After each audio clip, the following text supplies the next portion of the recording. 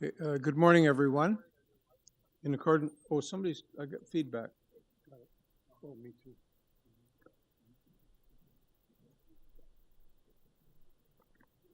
Sorry about that. No problem. Testing, testing, good. Good morning, everyone. In accordance with sections 45 and 53 of the Planning Act 1990 as amended, this meeting of the Committee of Adjustment of the City of Toronto is called to order. Before I continue with my remarks, I'll just take a moment and introduce the people in front of you today. First, our panel. On my far left is Natalia Popovic. On my immediate left is Mr. Stan Komorik. On my immediate right is Mr. Rick Ross, and on my far right is Ms. Sophia Ruddick. And our staff, we have our Acting Deputy Secretary Treasurer Philip Carvalino on my left, slightly below me. And we have a number of other support staff with us today. And my name's Don Taylor. I'm chairing the meeting today. The Committee of Adjustment considers applications for variances from the provisions of the zoning that applies to property, permission to extend or alter lawful non-conforming uses, and consent to sever property to create new lots. We acknowledge that the land we're meeting on is the traditional territory of many nations, including the Mississaugas of the Credit, the Anishinaabe, the Chippewa, the Haudenosaunee, and the Wendat peoples, and is now home to many diverse First Nations, Inuit, and Métis peoples. We also acknowledge that Toronto is covered by Treaty 13 with the Mississaugas of the Credit. Committee of Adjustment public hearings are now conducted in a hybrid, in-person, and virtual format. Some applicants and participants will make their submissions in person, and others will participate virtually by electronic means through WebEx, an online digital platform. The meetings are also streamed on the Toronto City Planning YouTube channel, and anyone wishing to view the hearing may watch on YouTube. Those who want to participate virtually and have registered in advance will be connecting with their computer, tablet, smartphone, or telephone and have the option of participating via video or audio only. All virtual participants will automatically be muted on entry. When your item is called, you will be unmuted by the moderator, one person at a time. We ask that you also mute your devices until you're called on to speak. Those participating by video appearance will be temporarily upgraded to panelist when your item is being held. During this time, your camera will be enabled. You will only be visible during your 5 minutes allotted speaking time. At all other times, your video will be disabled and you will be reinstated as an attendee.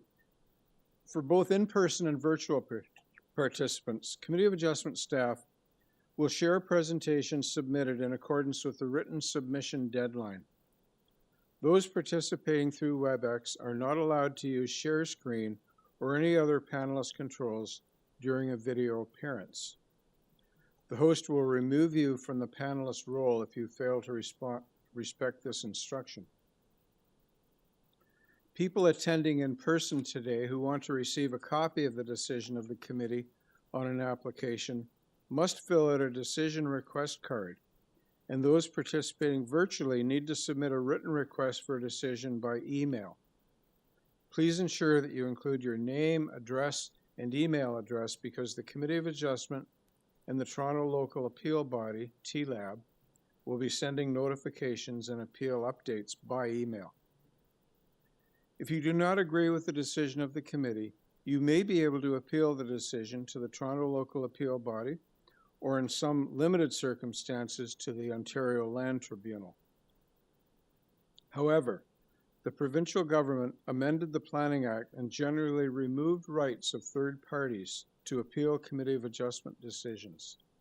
Only the applicant, the Minister of Municipal Affairs and Housing, specified persons and public bodies, as those terms are defined in the Planning Act, are permitted to appeal decisions of the Committee of Adjustment.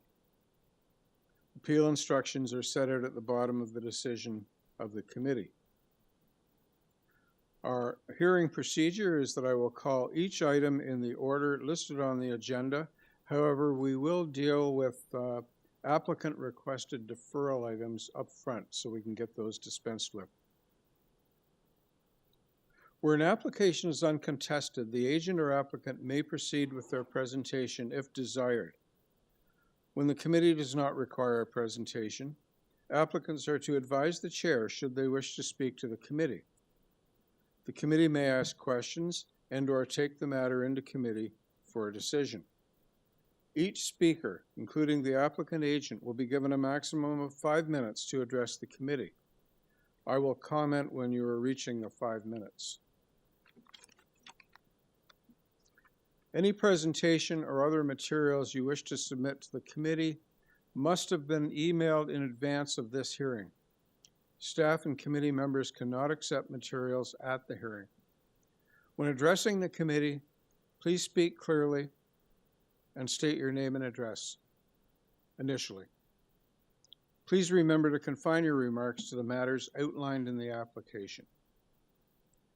The applicant or agent will proceed first and will make a presentation to the committee on the application. Please note that the committee may not entertain revisions to proposals at the hearing today. The committee may decide to defer the application if substantially revised to ensure that the revised application is accurate and that all those entitled to the notice of the application are informed of the changes. Then individuals, either in support or opposed to the application, will be invited to speak. Generally, we first call on speakers in the hearing room and then those participating through WebEx. Committee members may ask questions of each speaker after they've finished their presentation.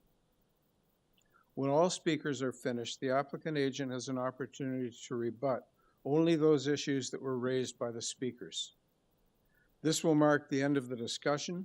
The application will then be taken into committee for a decision. Before hearing our first item today, I will ask for a confirmation of the minutes of the last meeting, which I believe was on April 3rd. Can I have a motion to adopt those minutes? Yes, Mr. Chair, I would like to move a motion to adopt the April 3rd minutes. Thank you, Mr. Kamoric. Thank you, Mr. Ross. All in favor? Okay, the minutes of the meeting held on April 3rd have been adopted. I have a question first for panel and then staff. Panel, do any of you have declarations of interest for items this morning? No? Thank you. Staff, same question. Any declarations of interest? No. Mr. Deputy Secretary Treasurer, have you received any requests for deferral? Mr. Chair, the first item is item 5176 Donald Avenue. Okay.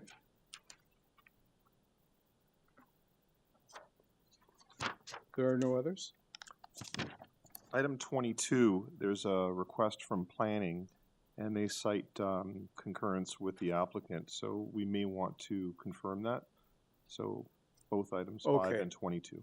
Okay, so we'll start then with first number 5, 176 Donald Avenue. And my note here says this is an automatic deferral because there were missed variances. Do we have the agent?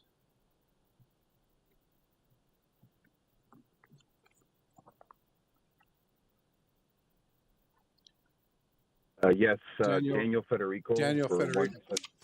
Yeah, hi, Mr. Federico. Could you confirm that you morning. request deferral today, or I guess that you have to?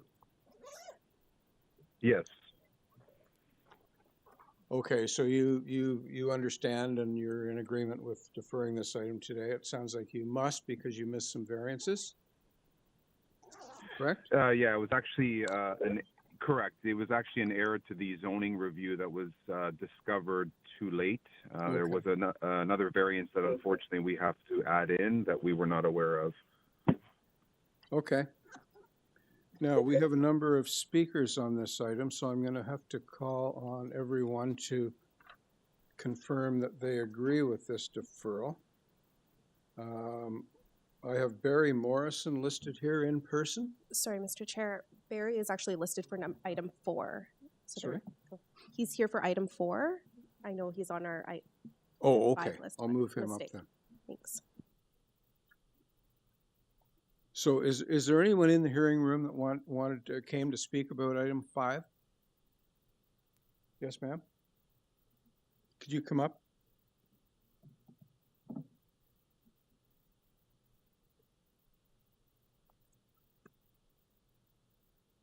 Hi, could you give us your name and address?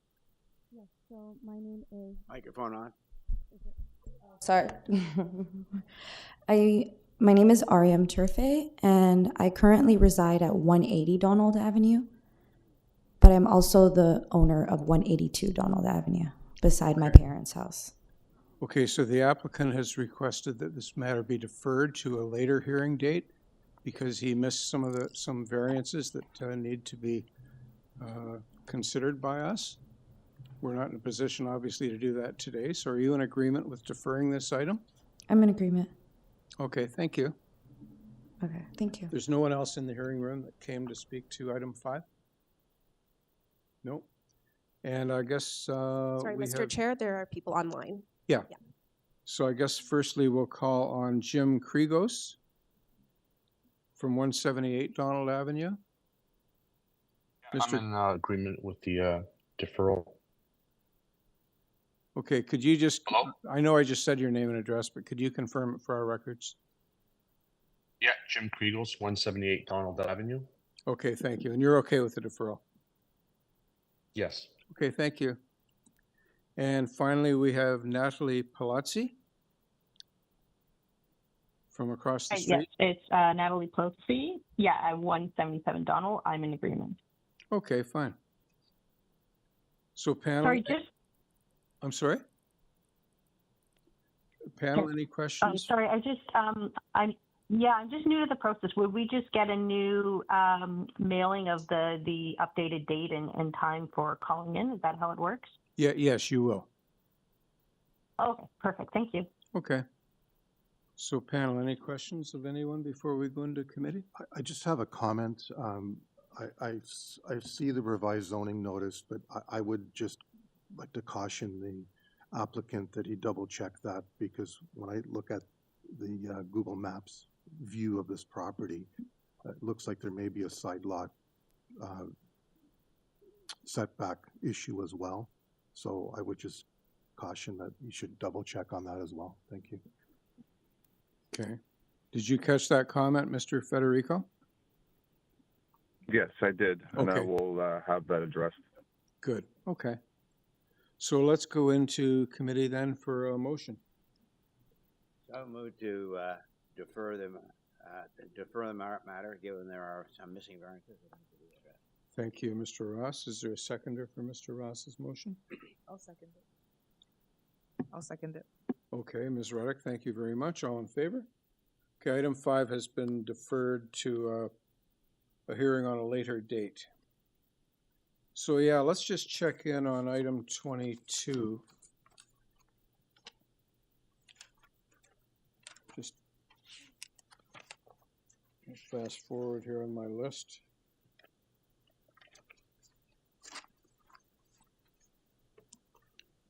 This is 109 Rexdale Boulevard, and we have a request for deferral from the Community Planning Department and the applicant. Steve Giancoulis is the agent. Yes, good morning. Good morning. Good morning, Mr. Giancoulis. Are you, in fact, desiring a deferral here, and if so, for what purpose? Yes, we would like to request a deferral as we're working closely with planning staff to address their concerns and provide additional information. Okay, thank you. Is there anyone in the hearing room that came to speak about item 22? 109 Rexdale Boulevard, no? And I don't have anybody listed online. Camille, is that correct? No, Mr. Chair, there's nobody online. Okay, then let's go into committee for a motion on this one, for a deferral. I will move to defer this item to give the applicant more time to communicate with planning. Thank you, Mr. Ross. Is there a seconder for Mr. Ross's motion? I will second that, Mr. Chair. Thank you, Ms. Popovic. All in favor? Okay, unanimous approval to defer item 22. So now we can go back to the agenda, and we will proceed starting with item number 1, which is 58 Corbett Avenue. And we have Salvatore Creamy is the agent. Good morning. Good morning, Participating Mr. virtually. Chair. Yeah, this is a pretty straightforward item. There's one amendment for a 2 3/4 inch encroachment. I'm just going to ask my panel colleagues if anyone desires a presentation from you or needs one. No, we're all okay. So, Mr. Creamy, are you okay with proceeding with questions if we have any? Or is there anything that you wish to say to enhance our understanding of this application? Thank you. Through you, Mr. Chair, very quickly. It's a newly constructed dwelling, duplex actually, a unit in the basement, and then units above on the first, second, and third floor, all one. Upon construction, the owner changed mindset on utilizing, we'll call them roof spaces above the front, above the front porch roof and above the second story roof for the extent of the addition, and wanted to turn those into balcony spaces. And that is the impetus of this application before you today for your review. It's for the newly constructed balconies. And the one variance is the one at the front, at the second floor for its encroachment, which you referenced, Mr. Chair. Okay, thank you. Panel, any questions or comments for Mr. Creamy? Then let's go into committee for a motion. Yeah, I'll move a motion, Mr. Chair. I find the application to meet the Fort test and be very minor in nature, and therefore I'd like to move approval. Thank you, Mr. Komorek. Is there a seconder for Mr. Komorek's motion? Mr. Ross, thank you. All in favor? That application is approved unanimously. Thank you, Mr. Creamy. Moving on to item 2, 16 Alden Avenue. Purpose of the application is to construct a 1-story rear addition and a 2nd-story addition above the existing dwelling. There are 7 variances. There's a Metrolinx advisory. Does anyone on the panel request a presentation on this relatively straightforward application? We okay? Shahid Nanavati is the agent. name is Shahid Dhanavati, and my address is 1304 Woodbine Avenue, Toronto. Okay, thank you. The panel has decided that it does not need a full presentation from you. Is there anything by way of highlight that you wish to let us know about, or are you prepared to answer any questions that we may have for you? Sure, I'll answer any question that you have. Thank you. Okay, so panel, any questions, comments? None? Okay, let's go into committee then for a motion.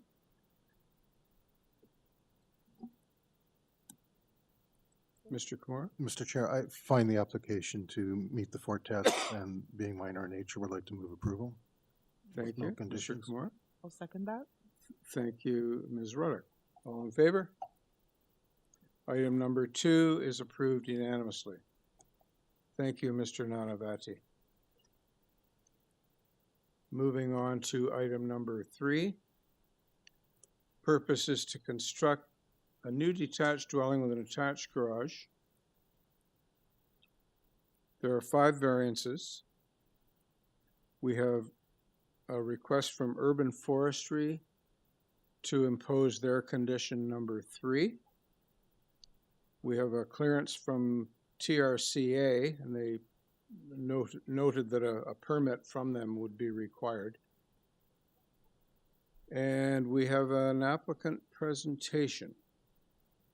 Nadeem Irfan.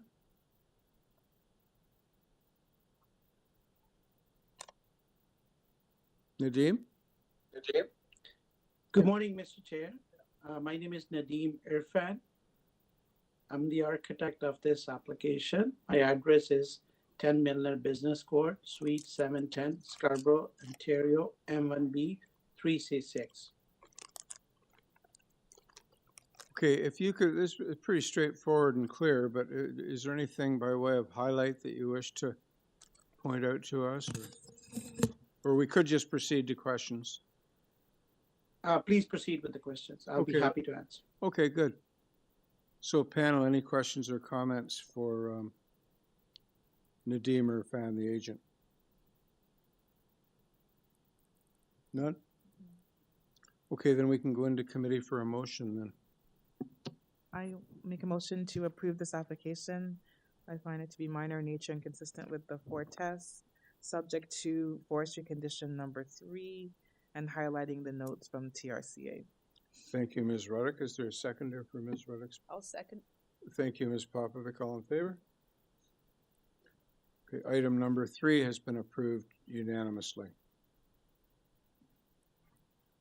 Next up is item 4.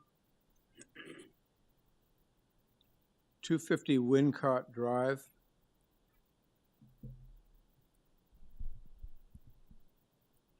The purpose is to adjust the parking standards for the proposed buildings.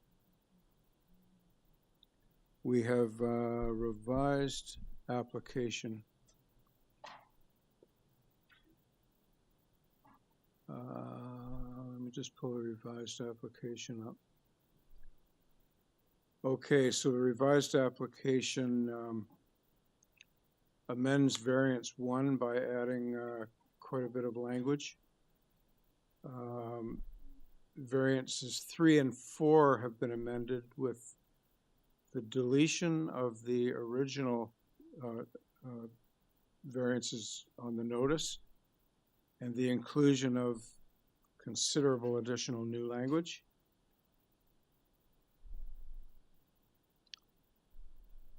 So there are, what, 5 variances in total. We have considerable opposition. We have a presentation. And we have the ward councillor requesting 2 conditions of approval. So with us today, presumably, we have Ryan Doherty. Mr. Doherty, welcome, and could you please make a presentation? Mr. Chair, before we get into that, if I can interject, perhaps we should have the discussion about whether this item should be deferred or not due to a potential notice issue. Sure. Thank you, that makes sense. So yes, with your indulgence, Mr. Doherty, for a few minutes or whatever we require as a panel, we do have some issues about moving forward on this, principally because I'll say that this is in my mind, principally because the amendments to your variances are quite considerable. We have some concerns that they may be very difficult for the affected members of the public and this panel to fully comprehend what was proposed and what is now proposed, because it appears to be considerably different. So we're just going to have a little bit of a discussion about that before we proceed. And as Mr. Komorek pointed out, we may have an inclination to defer this to enable you to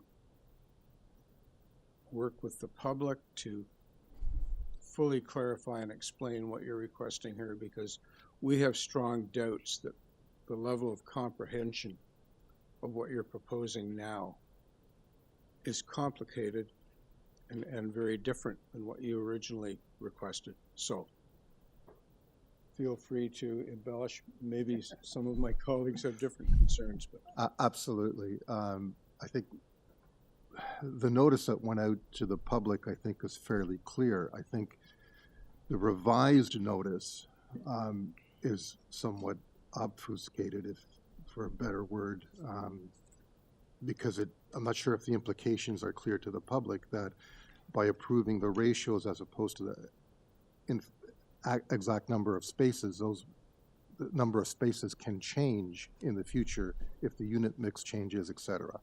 I also have issue, just as a footnote, that this is probably,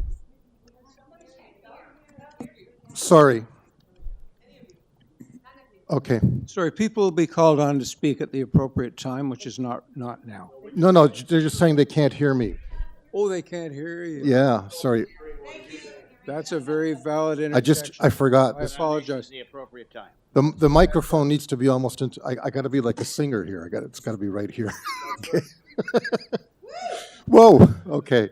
So I'm just going to reiterate a little bit of my previous song, just saying that there are implications to the way it's being reworded, and I think the public needs to understand those implications.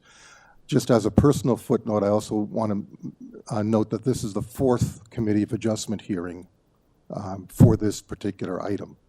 And we were not given, our panel was not given the benefit of the information from the previous three decisions. And given the complexity of this item, I think it's unfair for us to be able to take that information into account within the 10 minutes prior to the hearing. So from my comfort, I don't feel comfortable voting or judging this application right now. And for what it's worth, if I'm forced to make a motion on this, I'd be forcing to refuse it. So I think it'd be in everyone's interest to revisit this. Okay, thank you, Mr. Komorek. Panel, any other comments? Ms. Popovic? Thank you, Mr. Chair. I will I echo my colleagues' comments. In addition, I note that there is, thank you. I note that there is considerable interest, considerable opposition, so it would, in my personal view, speaking for myself, behoove the parties to have additional time for communications and to discuss the issues. I would also be inclined to say that it is an appropriate deferral matter on the notice perspective, looking at the detailed changes to the revised notice on the screen. Thank you, Ms. Popovic. Ms. Ruddock, Mr. Ross, anything to add? No, I think they summed it up pretty well. Okay. Now, I guess the first question, Mr. Doherty, for you is, are you agreeable, based on what you've just heard from us, to agree to deferring this item to a future date? Yes, sorry, I feel like I'm too loud now. Never too loud. if the committee's not comfortable hearing this application today, we are okay with deferring. If I may, I can provide some background for the committee's benefit on these changes, if that would be helpful. Well, I think if you're agreeable to a deferral, we won't get into the merits today. Okay. We'll put that off until a future date. Sure. Okay. Okay, so I'm going to, if you could maybe just take a seat, because I think there's a number of people here that may want to come up to the podium. Before I invite folks up, just a couple of cautionary comments. Number one, we're not going to be dealing with the merits. We're dealing with a request agreed to by the applicant to defer this to a later date. So we're not going to get into what you don't like or like about this application. I'm going to ask you a simple question. Do you agree or not to deferring this item to a later date? The second caution is to remember that the purpose of this application is to adjust the parking standards for the proposed buildings. It has nothing to do with density, height, or anything else. It has to do solely with adjusting parking standards. And I don't expect or want you to comment on that, but I'm just stating that. So I'll put the invitation out first to people in the hearing room that came to speak to 250 Wincott Drive. Can I get somebody to put their hand up? Sorry, repeat the question, please. Yes, if you wish to speak to this item, please let me know and I'll invite you up to the podium. But you would be speaking to the request for deferral, not the merits of the applicant. Are there any interested people in this application? Oh, yeah. Okay. All right, thank you. Oh, wow, okay. I would take that as they're okay with it being deferred. I'm going to take that exactly that way. Now, we do have, I guess, one person registered to participate virtually, Camille, Catalina Moyano, is that correct? Yes, Mr. Chair, she's online. Ms. Moyano? Yes. Hi, So, if you could this is just Catalina Moyano. Yes. give us your name and address, please, and tell us whether or not you agree with the deferral of this item. We're not getting into the merits. My name's Catalina. Yep. My name's Catalina Moyano. Address is 95 St. Clair Avenue West. And yes, I agree with the deferral of this item. Okay, thank you very much. Part of the applicant. Oh.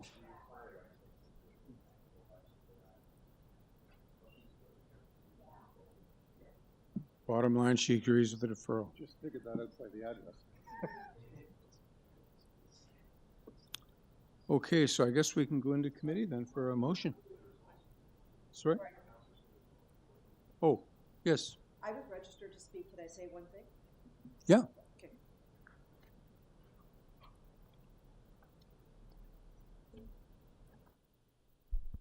Is my song going to be loud? Are we on? Okay. All right. Yeah. So thank you, Louisa Gerardo, 84 Waterford Drive. I came prepared to speak on behalf of the Richmond Gardens Residents and Ratepayers Association. All of our documentation was there for your review. We absolutely accept the motion to defer. That's great. Thank you very much. I think the community being aware of the if and when this comes back is very important. And I will note that there was no sign at 250 Wincott. There was a sign on Whitacombe Hill, but this is 4620 Eglinton and Wincott Avenue. The sign should have been on Wincott. And I don't know what role you or your staff have in ensuring that the sign for the next committee of adjustment meeting be on Wincott so people understand that there's a change for that address. Okay, thank you. Thank you. So I will ask staff right now to work with the applicant to make sure that the notice is appropriate and adequate. Mr. Carvalino? Mr. Chair, I would suggest as part of the purpose of the deferral should be to provide appropriate signage on all street frontages, including Wincott. And to Mr. Komarek's point as well, if you can also include and provide the committee with all previous decisions and related material so that we address that as well. Okay, thank you for that excellent advice. And if we could incorporate that into our motion, then I'll invite a motion. I love that. Could I also say, because I am the fifth driveway on Waterford that abuts onto Wincott, I was outside of a 67-meter notice. And I understand that might apply to a building. The plaza services the community. So is there a way to extend the 67-meter notice to realize that the plaza actually serves a much broader geographic base? And the notice, we kind of stumbled over ourselves and we had 5 days to get organized.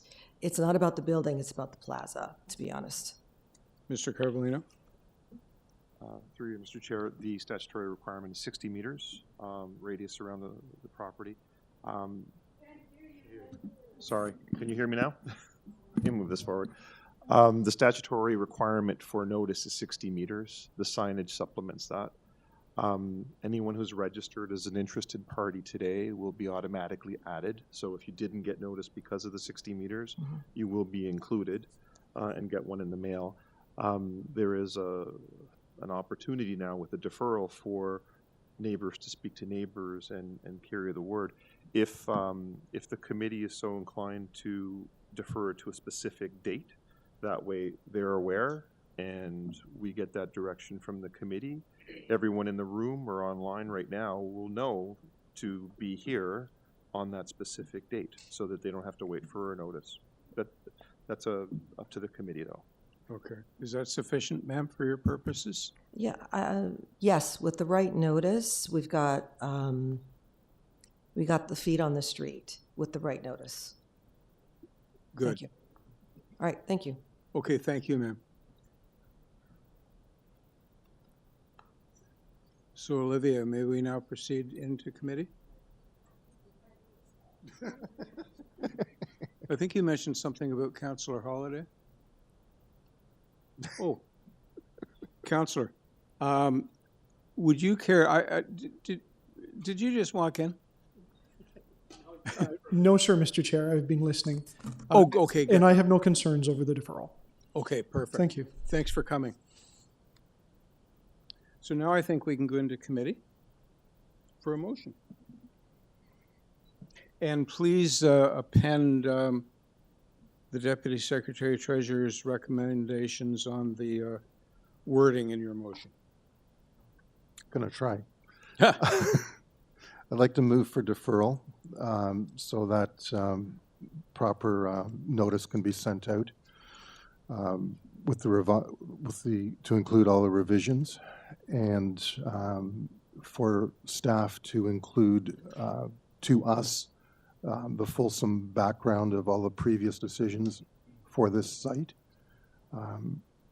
and to ensure that proper notice is posted in an appropriate manner, including on, well, I mean, it's on Wincott, so it should be posted on Wincott and should be posted on Eglinton. Do you want to set the hearing date? I have a problem with that because we generally don't schedule the hearings until such time as the application has been resubmitted. And I don't really see the benefit of that because I think the public has an opportunity now for an extended period of time. We know it's going to come back, so you've got some extra time now to get things together. Okay, so we have a motion from Mr. Komarek. Is there a seconder? I'll second that. Okay, thank you, Ms. Ruddock. All in favor? Okay, the application has been deferred unanimously. Thank you, Mr. Doherty. Thank you, neighbors. And we will see you again, I'm sure.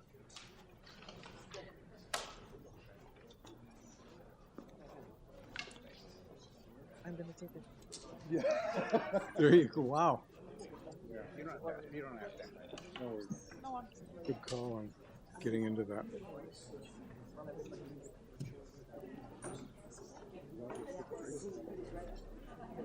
Yeah. Let's have a short break, eh? Well, Yeah, just a copy of the decision. Camille, or we'd like to take a little break, maybe 10:30.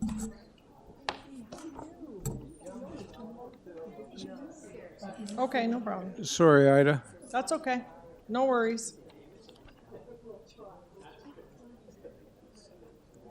See you at 10:30. Okay.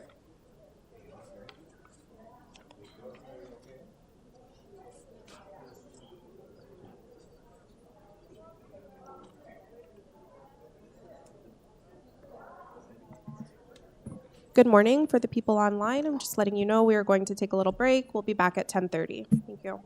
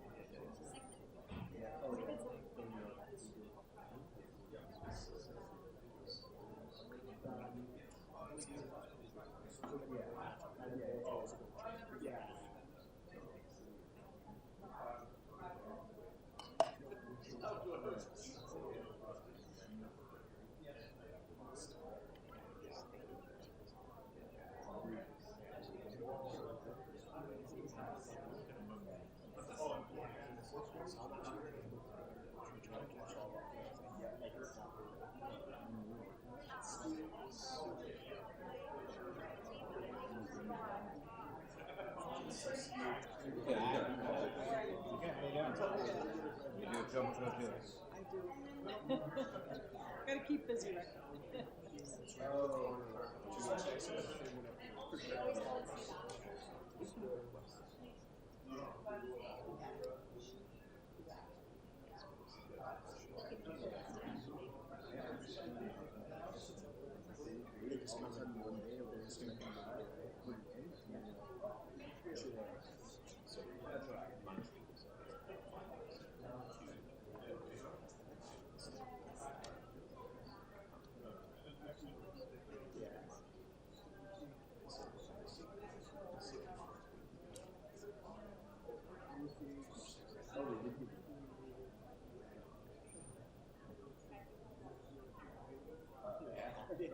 Maybe some people don't respond to it.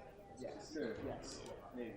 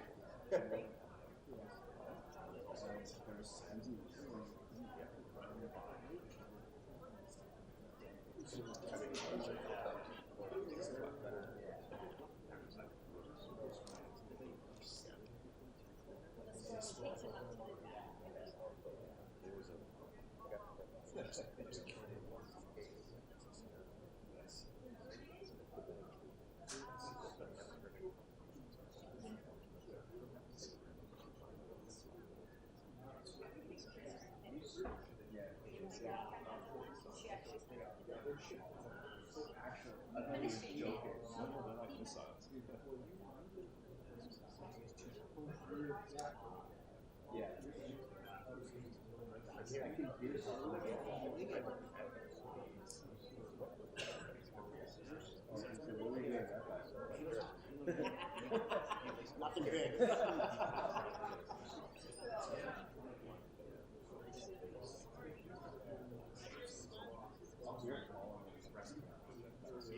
Yeah. They're too old.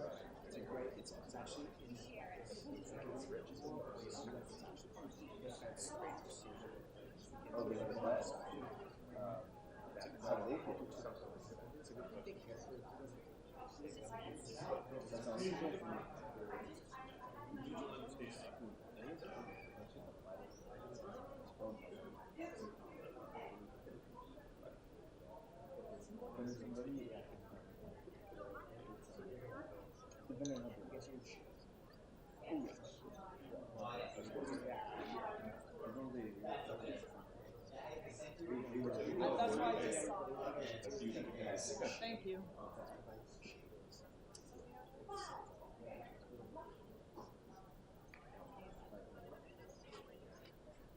Well done.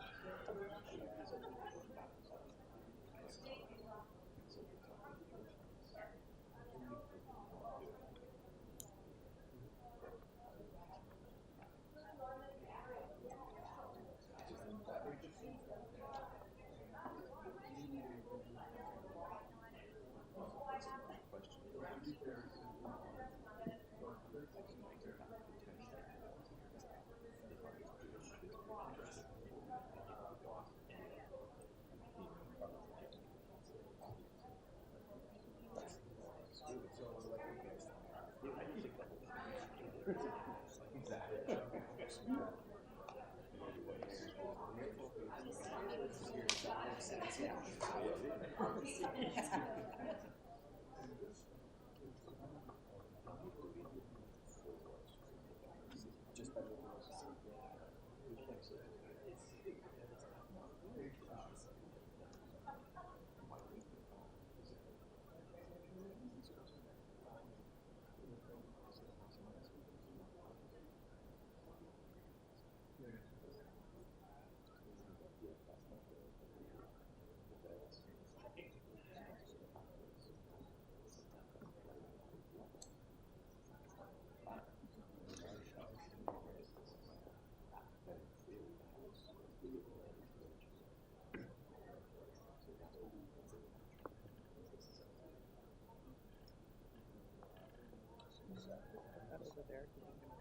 Yeah, sure. I've already checked.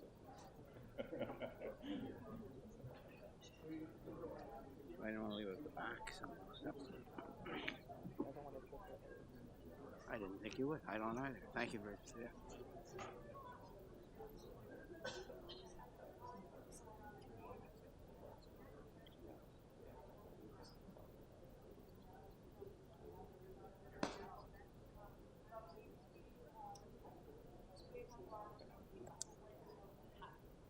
Oh, yeah?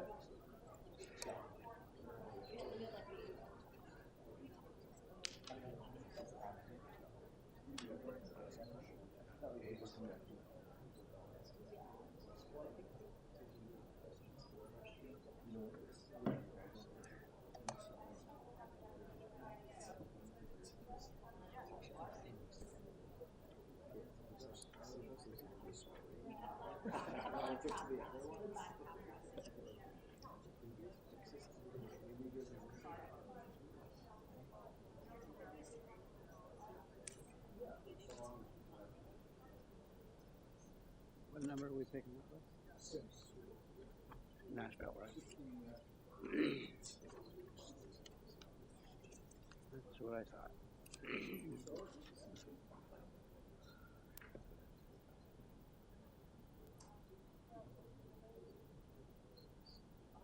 And it is 10:30.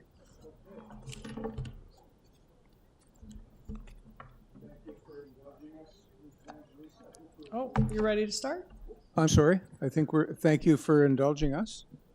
And I believe we're ready to proceed with 16 Nashville Avenue. I'll just do a quick little summary here of what's being requested. The purpose is to construct a 3-story west side addition and a 3rd floor addition above the existing building. There is one variance regarding the provision of parking spaces. We have a Metrolinx advisory. We have a clearance from Ravine and Natural Features. We have a clearance from TRCA with a note that a permit from them is required. No, I'm sorry. Yes, everything I said is correct. Yeah, and Transportation Review has given their approval of this application subject to justification provided to their satisfaction for the deficiency of 9 parking spaces. So I guess if you haven't covered this off, Ms. Evangelista, in your presentation, could you tell us whether or not you would be agreeable to us imposing that condition and having you acknowledge that it could result in no approval if that deficiency justification was not to the satisfaction of that department? So please proceed. Give us your name and address. Ida Evangelista, 53 Wentworth Avenue, Toronto. This is for a 3rd floor addition to the existing building at 16 Nashville. I am aware of the transportation report, and we are amenable to having that as a condition because we do feel this is still under the old bylaw 183, which dates back to 1983, under the new bylaw 569, because these lands do border lands that are zoned under the new bylaw, employment industrial, and under the new bylaw 569/2013, no parking requirements are needed. So for that reason, I believe that what we are proposing today is minor in nature, because we do have, it is an area that's well serviced by no less than 14 TTC stops. We have parking on Nashville, which transportation has acknowledged that there are a total of 16 spaces and only 4 spaces have been used. They've also informed us that there's 16 spaces available on Gilpin and only 4 have been used. So that, if you refer back to their memorandum, they do state that this is under the old bylaw, and if it was under the new bylaw, no parking would be required. And to the fact that, you know, there are many different measures via TTC, Metrolinx is within 300 meters. There are many other avenues how you can access these lands. So can I ask you, why then did you cite the 42-year-old bylaw in your variance? I'm sorry, sir? Why did you cite the 1983 bylaw? Because these lands are zoned under the old York 1-83.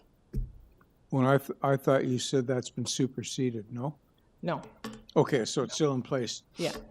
But you're just going to make the comment under the new standards it would be allowed. Correct. Okay, fine. Sorry to interrupt.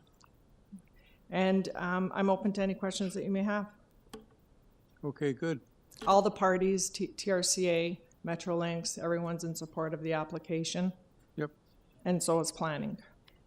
Yep, okay, thank you. Panel, any questions for Ms. Evangelista? Yeah, I just want to clarify something in my own mind. The proposed expansion is for commercial, not for residential, correct? Correct. And there's parking requirements have been eliminated in Toronto for commercial uses? Transportation Department have stated that under the new bylaw 569, which is then... Because I thought that only related to residential. Which is then amended 89/2022. It states that there's no minimum parking requirements for commercial establishments. Oh. As they've stated in their memorandum. Is there not a requirement to maintain whatever parking you already have? We are maintaining the parking we have. I understand that. Yeah. I'm just... We are maintaining the parking that we have. They've recognized that. And that's why they're in agreement to that. And they realize that there are 3 parking spaces provided in the building. Okay, but they're still asking you for a justification report. And that's why, as Mr. Chair has stated, we are amenable to have that as a condition. Okay. Panel, any other questions or comments? No? Is there anyone in the hearing room that came to speak about 16 Nashville? No? I have a registered speaker online. So we'll call on Morgan St. Marie. Good morning. Yes, it's Morgan St. Marie from 25 Nashville Avenue, the property across the street. It's a residential apartment building. Okay. Off the top, Mr. Chair, I'm generally in favor of this improvement to the property. Happy to see more commercial uses in this mixed-use area rather than more industrial uses. But on the question of parking, I'm just curious, 2 questions really. Is the property currently using boulevard parking at the front of the property? And I'm not sure whether that counts as part of the parking allotment, if they are, or if they would be required to also add, I think they could accommodate 3 more boulevard parking spaces at the front of the property. Okay, will Ms. Evangelista address that question? Yes, through you, Mr. Chair. There is, that would be one of the avenues that we would be discussing with transportation. The parking that we do have, the 3 parking spaces, are in the rear of the building, inside the building. And the boulevard parking would most likely only be able to have 1 or 2 parking spots. But it is an option. Okay, thank you. Thank you for the, may I follow up? No, you had your opportunity to express yourself, and you can accept or reject the response, but that's where we're going to leave it. Thank you. Okay. So any final questions of Ms. Evangelista before we go into committee? No? Okay. Then let's go into committee and make a motion.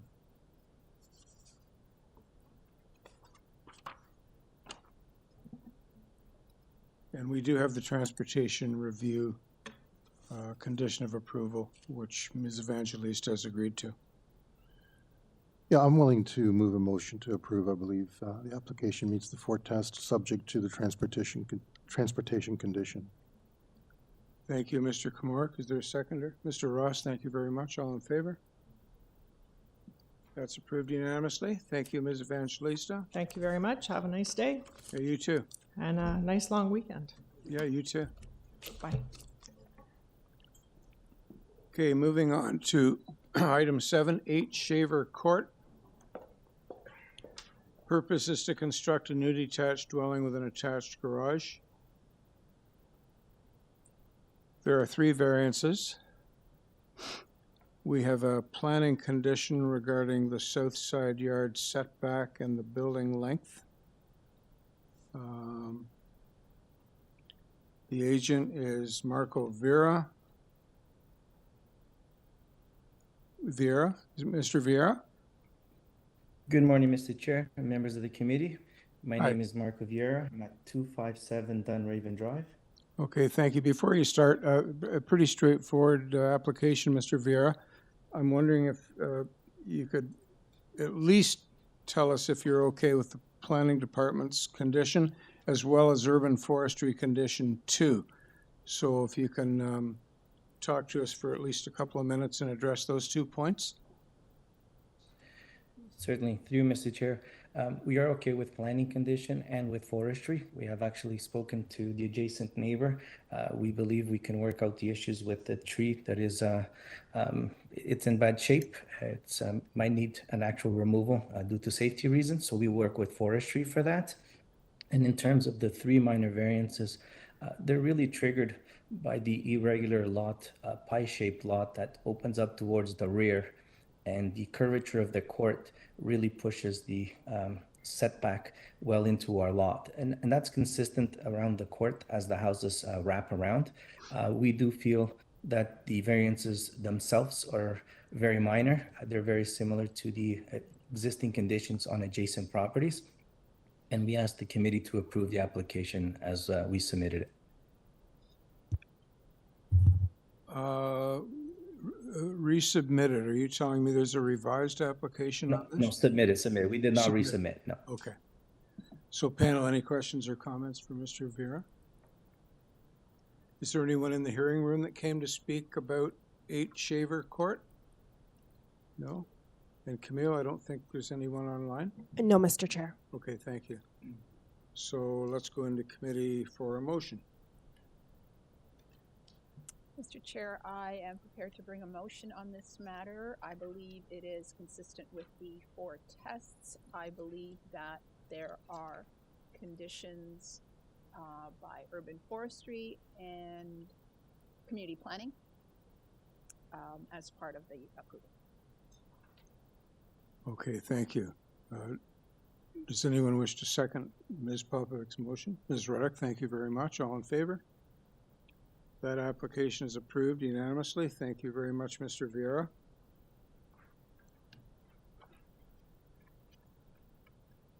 Okay. Moving on to item 8. 6 Norfolk Avenue. Purpose is to construct a new detached dwelling with an attached garage.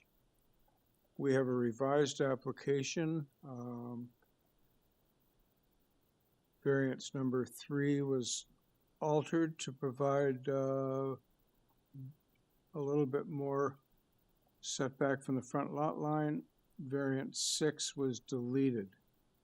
6, 7, and 8 were deleted.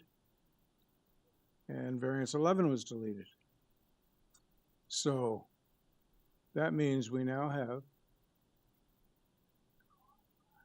7 variances.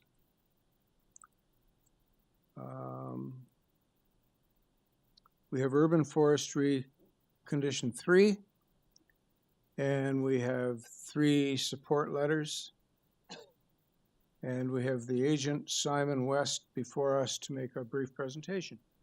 Mr. West. Yes, good morning. My name is Simon West, J&W Architecture. We're proposing to do a 2-story residence. Sorry, your address? We're proposing to do a 2-story residence. Oh, sorry, my address. Your corporate address. 382 Indian Grove, Okay, Toronto. Please carry on. So we're planning to do a detached 2-story home with an attached garage, a 1-story attached garage. We've been in discussions with the planning department. We had to move the house back based on the average front yard setback between the 2 houses that exist. So we came to an agreement, and that gives us a new front yard setback of 8.65 meters. The city initially wanted 9.7 meters, but we were able to work on the setback, which was also related to the tree in the rear yard. So we wanted to protect the tree in the rear yard. So moving the house back by the 8.65 meters pleased the planning department, and it also allowed the tree in the rear not to be damaged during construction. There are a number of other items, mostly length of house, lot coverage. The FSI has been increased as well. And then there's a width regarding the driveway. Because the house is only considered to be a one-car garage, we're only allowed a 3.2 meter driveway, but we've done a wider driveway, which allows for future visitors. It allows for a wider pathway towards the front of the house as well, and it causes no landscaping issues. Thank you. Panel, any questions or comments for Mr. West? No? Is there anyone in the hearing room that came to speak to or ask questions about 6 Norfolk Avenue? No? Camille, anyone online? No, Mr. Chair. Okay, then let's go into committee for a motion. Okay, Mr. Chair, I'm prepared to move a motion on this item. I believe the application meets the 4 tests. I also am comfortable with the fact that both immediate neighbors are in support of the application. Glad the applicant worked with the planning department to come up with something that's acceptable. I would like to move approval as revised with urban forestry condition 3. Thank you, Mr. Kamorek. Is there a seconder for Mr. Kamorek's motion? Mr. Ross, thank you. All in favor? That's approved unanimously. Thank you, Mr. West. Thank you. Thank you. Moving on to item number 9, 57 Summerfield Crescent.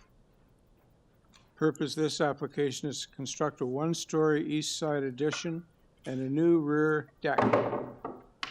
There are 2 variances. We have, the only things we have on file are 2 support letters. Can I suggest to my panel colleagues that this is straightforward and not requiring a presentation? We have Lena Rodriguez online. Camille, do we? Ms. Rodriguez? Good morning, Mr. Chair. Good morning.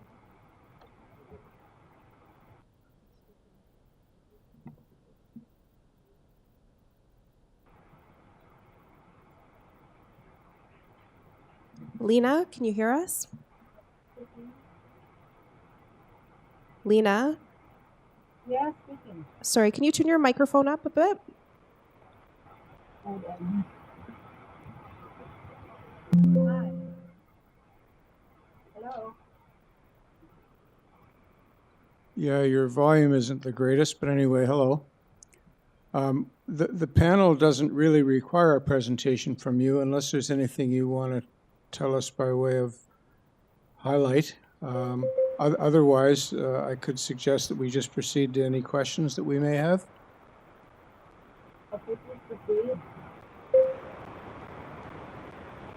Can you translate? Please proceed.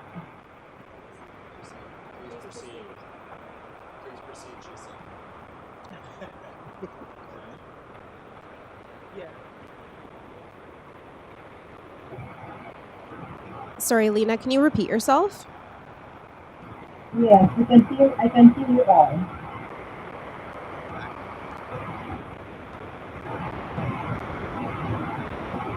Are you on the Gardner Expressway? No, I'm actually in the front of the desktop and I can hear you all. Okay, I'm just going to ask you the question. The panel sees your application as very clear and straightforward. We do not require a presentation. You're entitled to make any comments if you wish, but the other alternative is that we just proceed to asking any questions if we have any.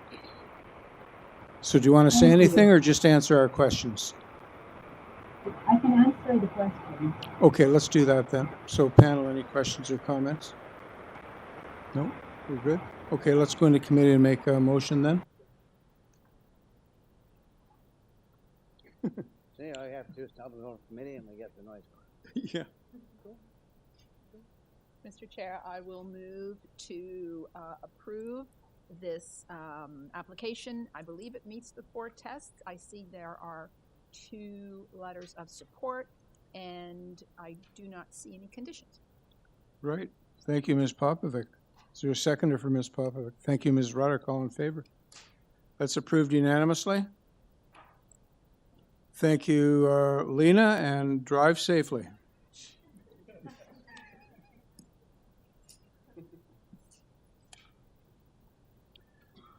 Now moving on to item 10.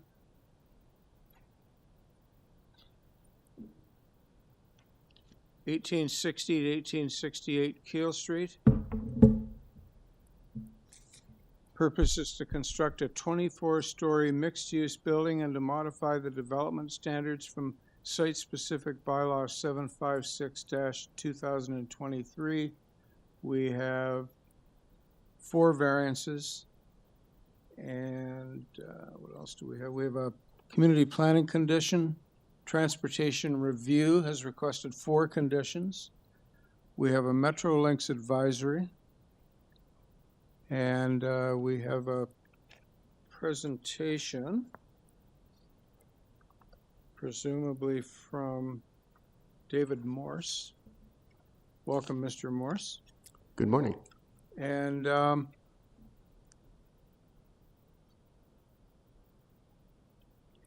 yeah, if you could present, I'm just going to ask you a couple of questions that maybe you can discuss or address in your presentation. One of them has to do with the notice which says 24 stories, and your presentation says 26. So maybe you can clarify that. Apologies, this is for a 24-story building. Okay, so somehow one of us picked up 26. There's a chart that indicates that site as 26 in your presentation material. Does that refer to the mechanical components, or is it just an error? That's just an error. This is a 24-story building plus mechanical penthouse. Okay. And I guess the other question that we had in our pre-hearing staff meeting is, would you be agreeable to tying approval, if we move to approve this, to ensure that construction is in accordance with your diagram number 3?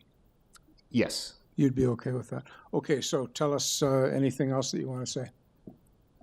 So just very briefly, I won't go into my long presentation, but just wanted to note that Originally, this site was the subject of an approval for a 19-story building in 2023. We've been working with community planning staff and transportation to revise the proposal to include additional housing units within a City Council adopted protected major transit station area.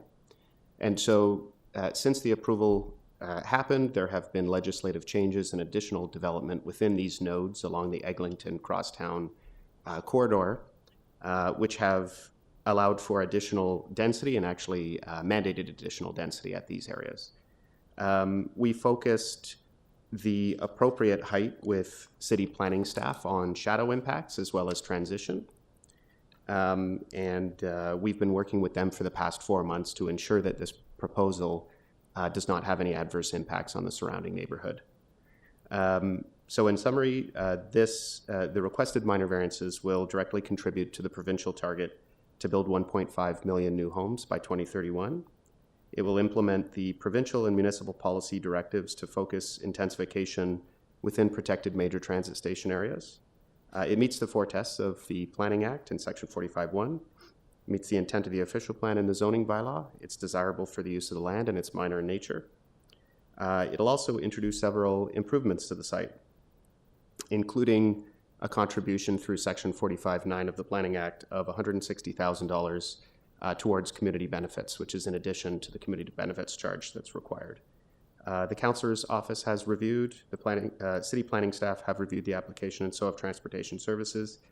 All of them have no objections and all have written letters of support. We're aware of the conditions of approval and agree with those conditions. Happy to answer any questions you may have. Thank you. Panel, any questions or comments for Mr. Morse? Sure. You give examples of similar complexes to justify your increase to 24 stories, but I would argue that most of those examples are in apartment neighborhoods, and where you're located is not an apartment neighborhood. Could you address that? Yes. So the subject site is located within a protected major transit station area. It's actually right beside the Keelsdale bus terminal, and it's right beside the entrance to the Keelsdale station. These areas have, if it ever opens. If it ever opens, yeah. So the province has mandated intensification at these locations with minimum density targets. And so all of the different examples that I was giving at Fairbanks Station, Caledonia, and Keelsdale, all of those are PMTSAs, and all of them have been mandated for growth. In addition, the subject site is located within the mixed-use areas designation in the official plan, which is one of the designations that's meant to absorb most of the new residential and commercial growth in the city, as identified by the red color on this diagram. In your original proposal, would you not already be meeting the minimum density standards for that area? Yes, but it's very important to note that that is a minimum density, and the province has made it clear that intensification should be focused at these areas, and those densities. No, I understand that, but you're going back for another kick at the can after already having agreed to a certain density.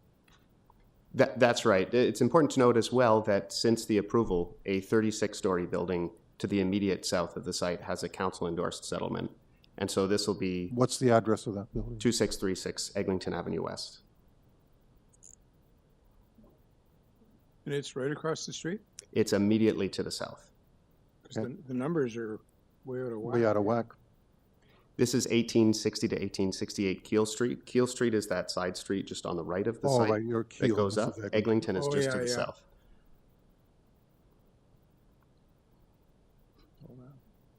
You okay, Mr. Kumar? Yeah, I'm just going to see where that is on the map. Okay, thank you.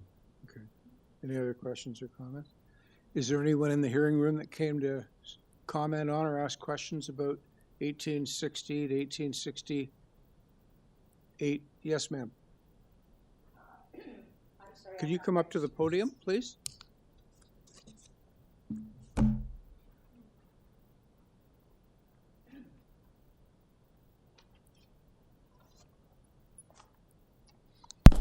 Good morning. My name is Cheryl Jessen. I'm at 110 Your Road. I am not registered to speak, but I've been away and I just got this letter. My concern is on your road, the way that Keele goes down and curves onto your road. there is a cement divider, if you will, on that curve. And it's not really showing well there. But the roadway is down to one lane on either side.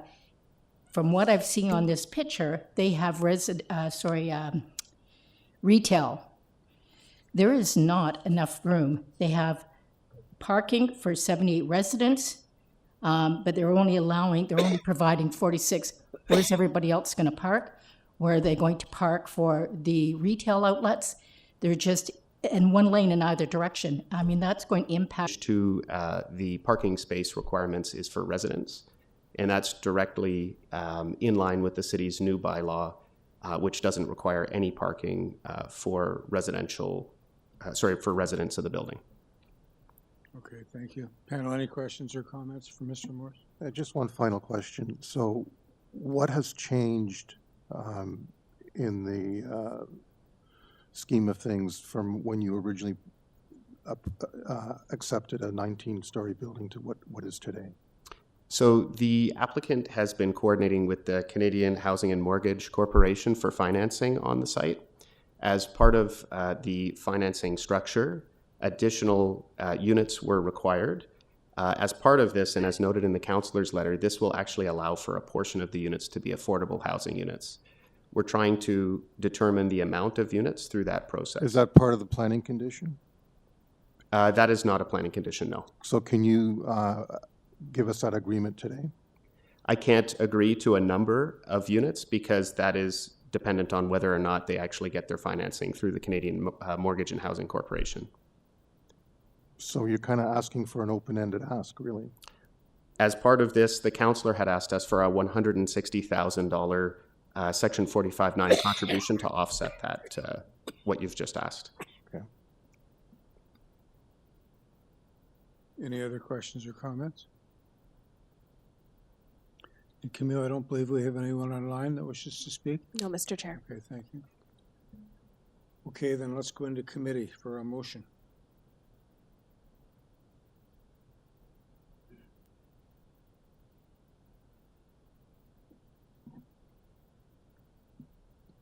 I'm just going to put a little bit of discussion out there. Sure. This site is subject to a site-specific zoning bylaw, and the appropriateness for dealing with that is probably through the rezoning process.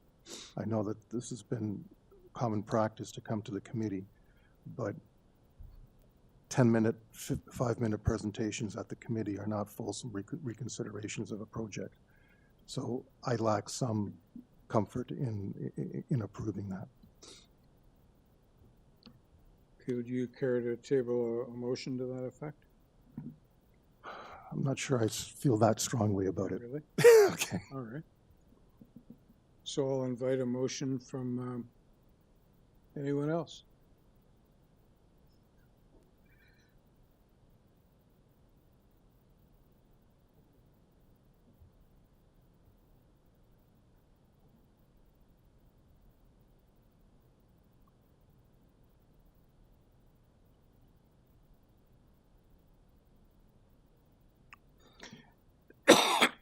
You know, I think if the councillor felt that strongly about this development, we would have had a letter of support. I don't see. Do you have a letter of support from the councillor? Yes, through you, Mr. Chair. There's a letter of support from the councillor and a request for the contribution. Where is it? Because I haven't seen it. It's part of the submission. It should be on the Application Information Center. Phil, do you know if that's been included with our information? There's also a letter of support from the planning department, and there's another. No, I understand that. Yeah.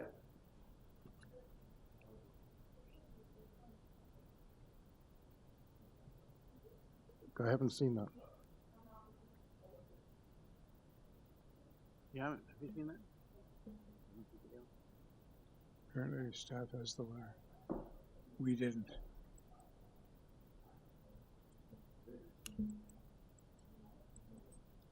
No, so we didn't get it.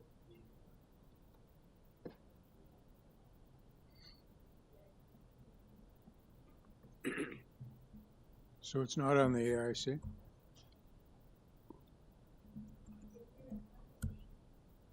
Can someone put it on screen then?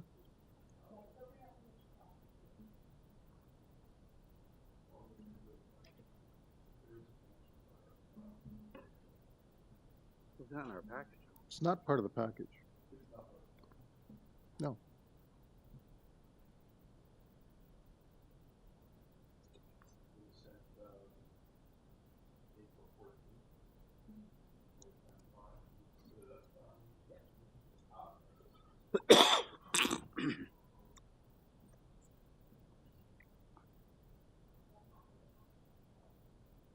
So it could have been, it should have been in the added materials then.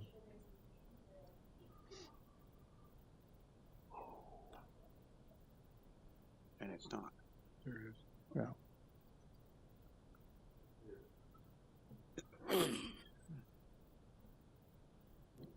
That would have been helpful.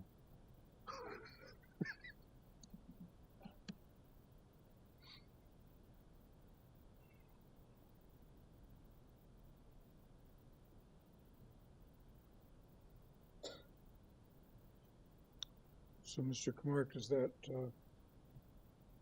soften or remove your concern? Well, yeah, it's, my concern has been incrementally softened throughout the day, because at first I thought that we're asking for 26 floors. Yeah, yeah. And then we're down to 24. And now I have some rationale for that ask, which I didn't have prior to coming to this meeting. It's, again, it's one of these situations where, like the previous one, I'm tempted to defer it to properly digest it, but I think we're there. I would, should we approve, I would like to see some kind of tie to the affordable housing.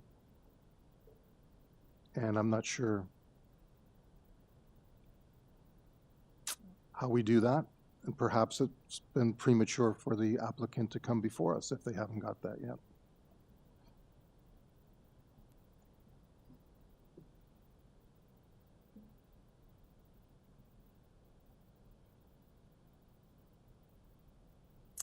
So my inclination to do a motion to approve would be tying that there be some component of affordable housing in this development.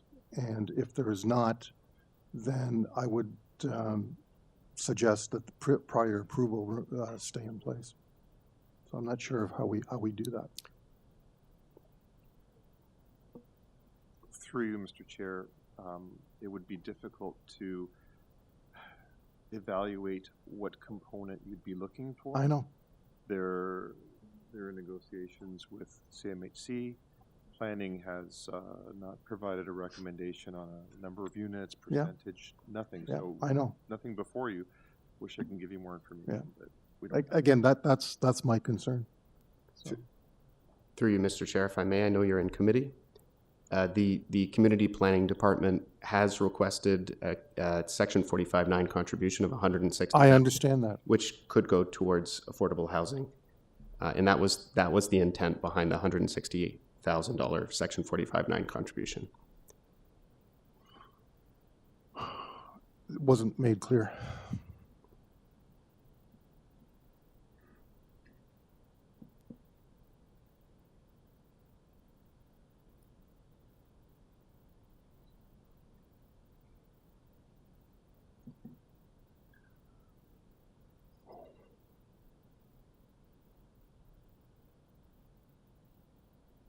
Okay, we're back in committee.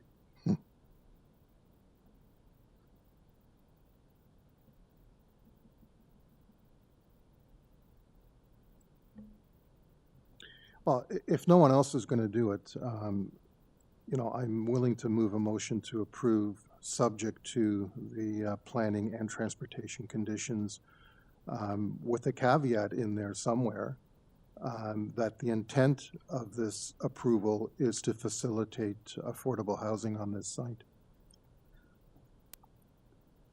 Without specifying how many units. Yeah. Yeah. Without that caveat, I don't feel comfortable moving that motion. I would be moving an alternate motion. Okay, so we have a motion to approve with conditions and a caveat from Mr. Komarek. Is there a seconder for that motion? I'll second it. Thank you, Ms. Rudder. All in favor? That's unanimously approved. Thank you, Mr. Morse. Thank you. Mr. Chair, just a question. How is that caveat being imposed by the committee by way of the condition? Because the Section 34.9 agreement was for capital investment in the area. And it's difficult for us to condition on the fly without having some kind of mechanism to clear afterwards. So just a question. No, I understand, and that's my dilemma, and that's why I think that bringing this application to us today was probably premature. Because we're going forward on someone's good faith at this point as opposed to something concrete. And I don't know how to concretize it, if that's a word. Yeah, my rationale in supporting the motion was just we understand that it can't necessarily be a condition, but it's noted as a kind of part of our rationale in approving it, because I would have been easy either way too. I mean, a caveat is not, it wasn't stated as it's not binding. So just to clarify, the caveat, not condition, is a notation in the minutes not to be included in the decision, which would be consistent with a condition. So the committee and its desire to address the affordable housing component, which hasn't been finalized, is putting its desire that, or its position that the decision is being based on the notion that in the future some form of affordable housing will be secured, but it's not a condition. I think so. Okay. But there's nothing quantitative. No. On how much affordable No, housing. So just to be clear, staff will not include that in the condition of any approval. We will note in the minutes that it would be the desire of the committee to, the clarification of their decision. It's to secure affordable housing as a component in this development. Correct? Correct. Fair enough. Thank you. We'll take that direction. Thank you, Mr. Chair.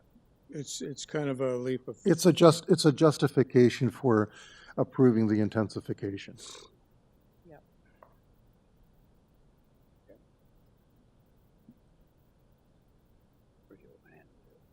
Okay, so we're done. With this one.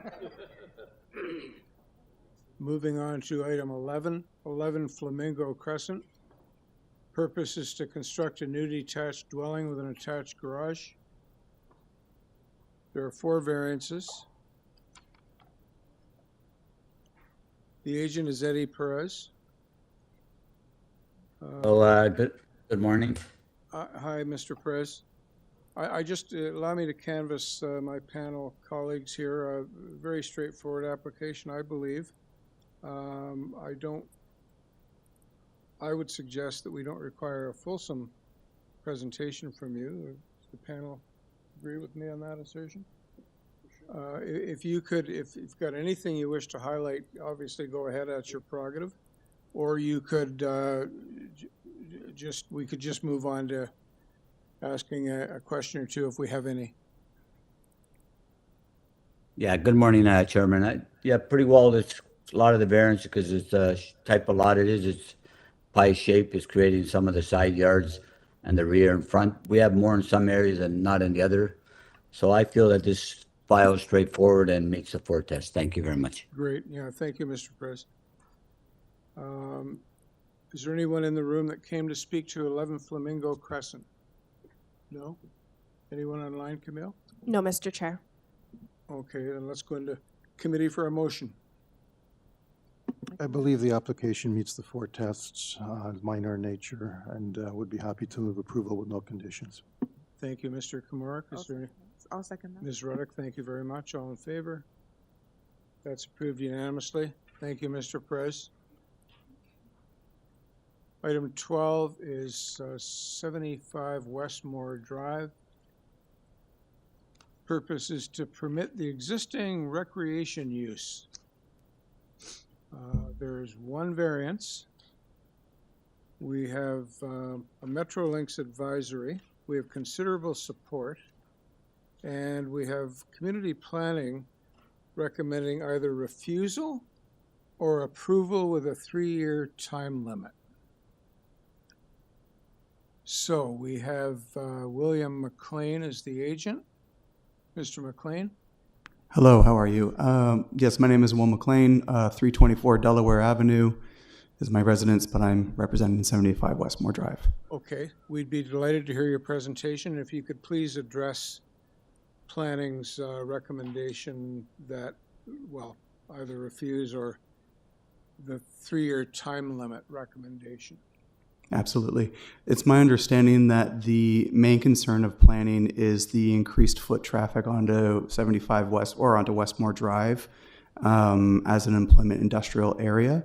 My notes to that are that we have been at this location since 2018 with no substantial increase of foot traffic to our neighboring properties or neighboring areas. We're directly across the street from one of the largest gurdwaras in the city that empties out onto Westmore directly in front of our building as well.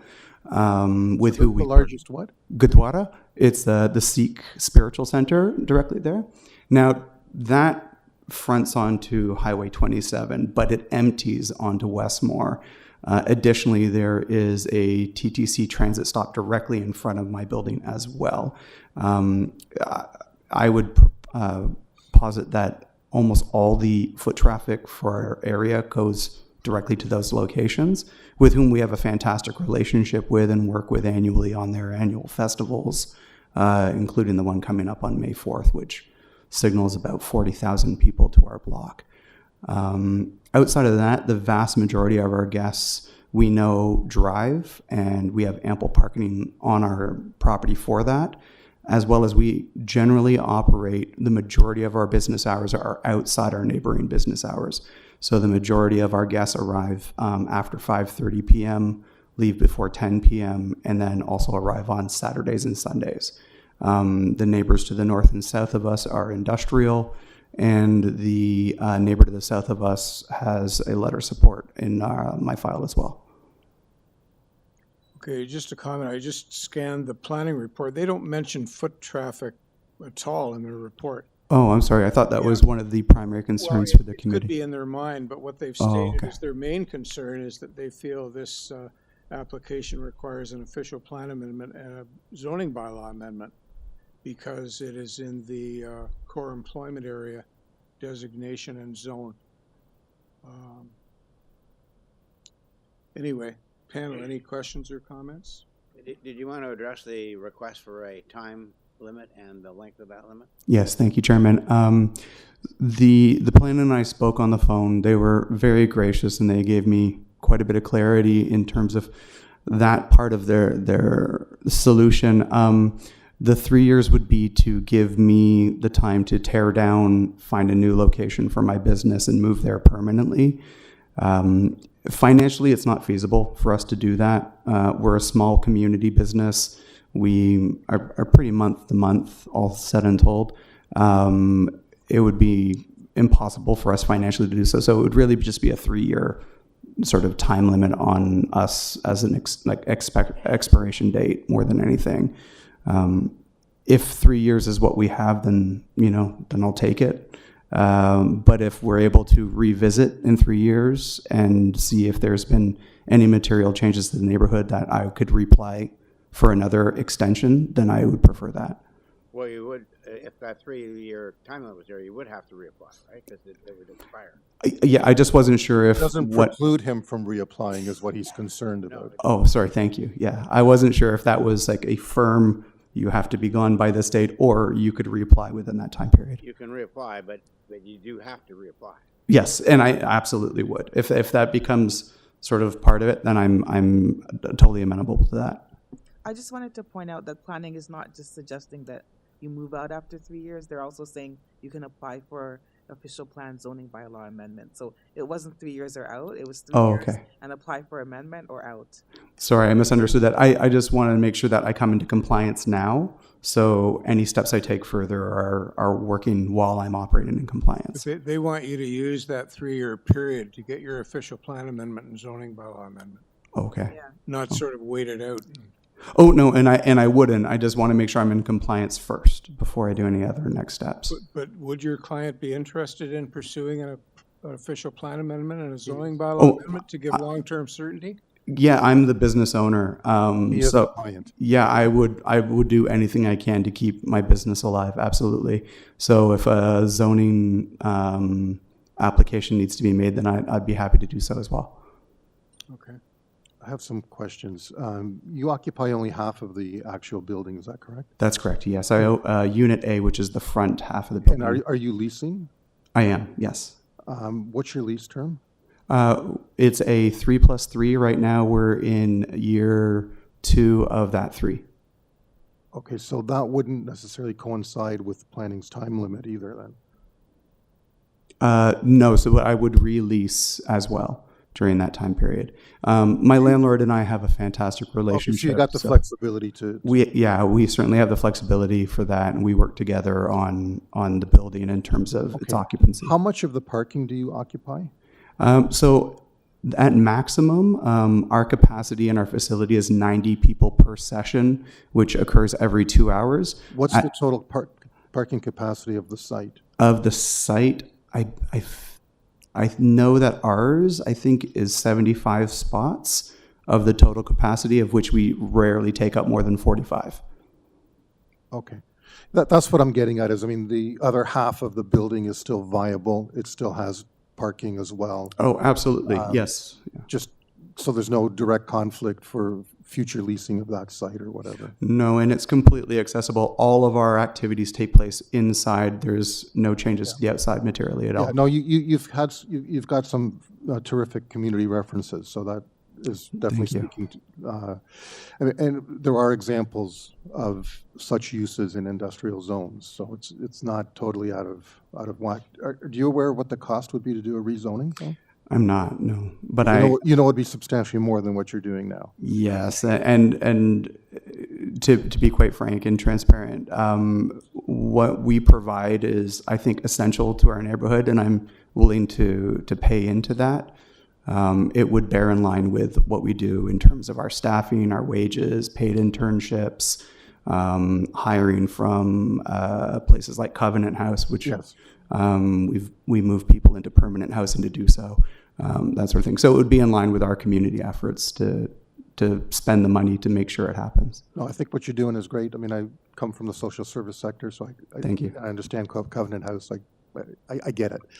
Yeah, we work really hard, but to be what we are and to be affordable and a sober, safe third place that provides recreation. Okay, just another option to alternate to rezoning. You could always come back to this committee if it's before that 3-year period and ask for the use to be permanent. So that is an option too. Sorry, if you could clarify, how does that differ from the rezoning for permanent use? It'd be a lot cheaper. It'd be a lot cheaper. Mr. Carvalino's been very gracious with his time with me, so I'll probably task him with explaining that a little I bit. shouldn't be getting into all of that with you right now, but fair enough. You'll hear from me. We'll talk. Yeah, he's been very patient with explaining process for me. This has been new to me. Very good. Thank you. I'll stop my questioning there. No problem. No problem. Are there any other questions or comments? Is there anyone in the hearing room that came here to speak about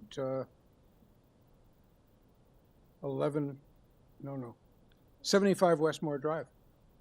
No? No one online, Camille? No, Mr. Chair. Okay, then let's go into committee for a motion. Okay, thank you, sir. Thank you. I'm inclined to approve this. I think the only issue is the 3-year term. So, I mean, we've done numerous of these approvals, and I think this one given the community benefit, is more than justifiable.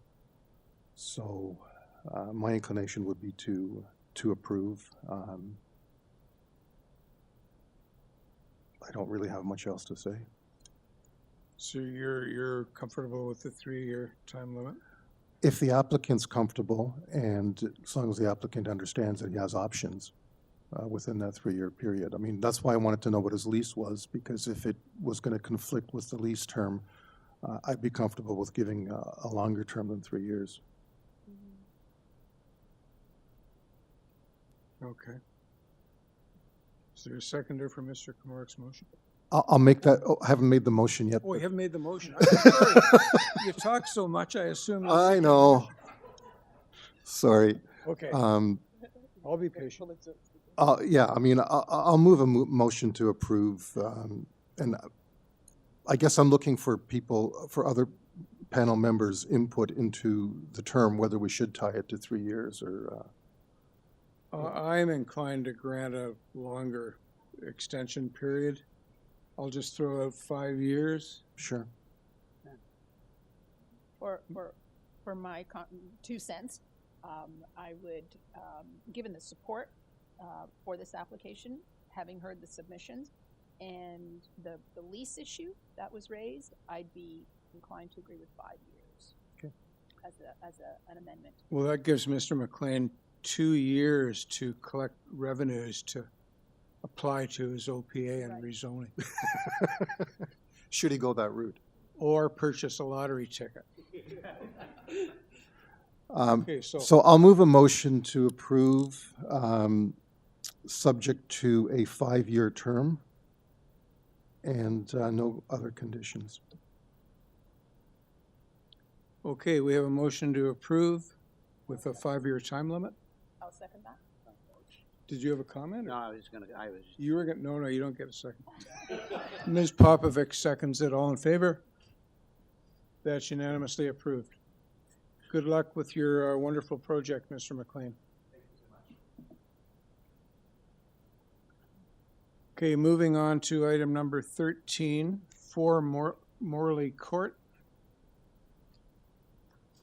Purpose of the application is to construct a new rear yard deck and to maintain the existing ancillary building, a pool house, in the rear yard. We have 4 variances.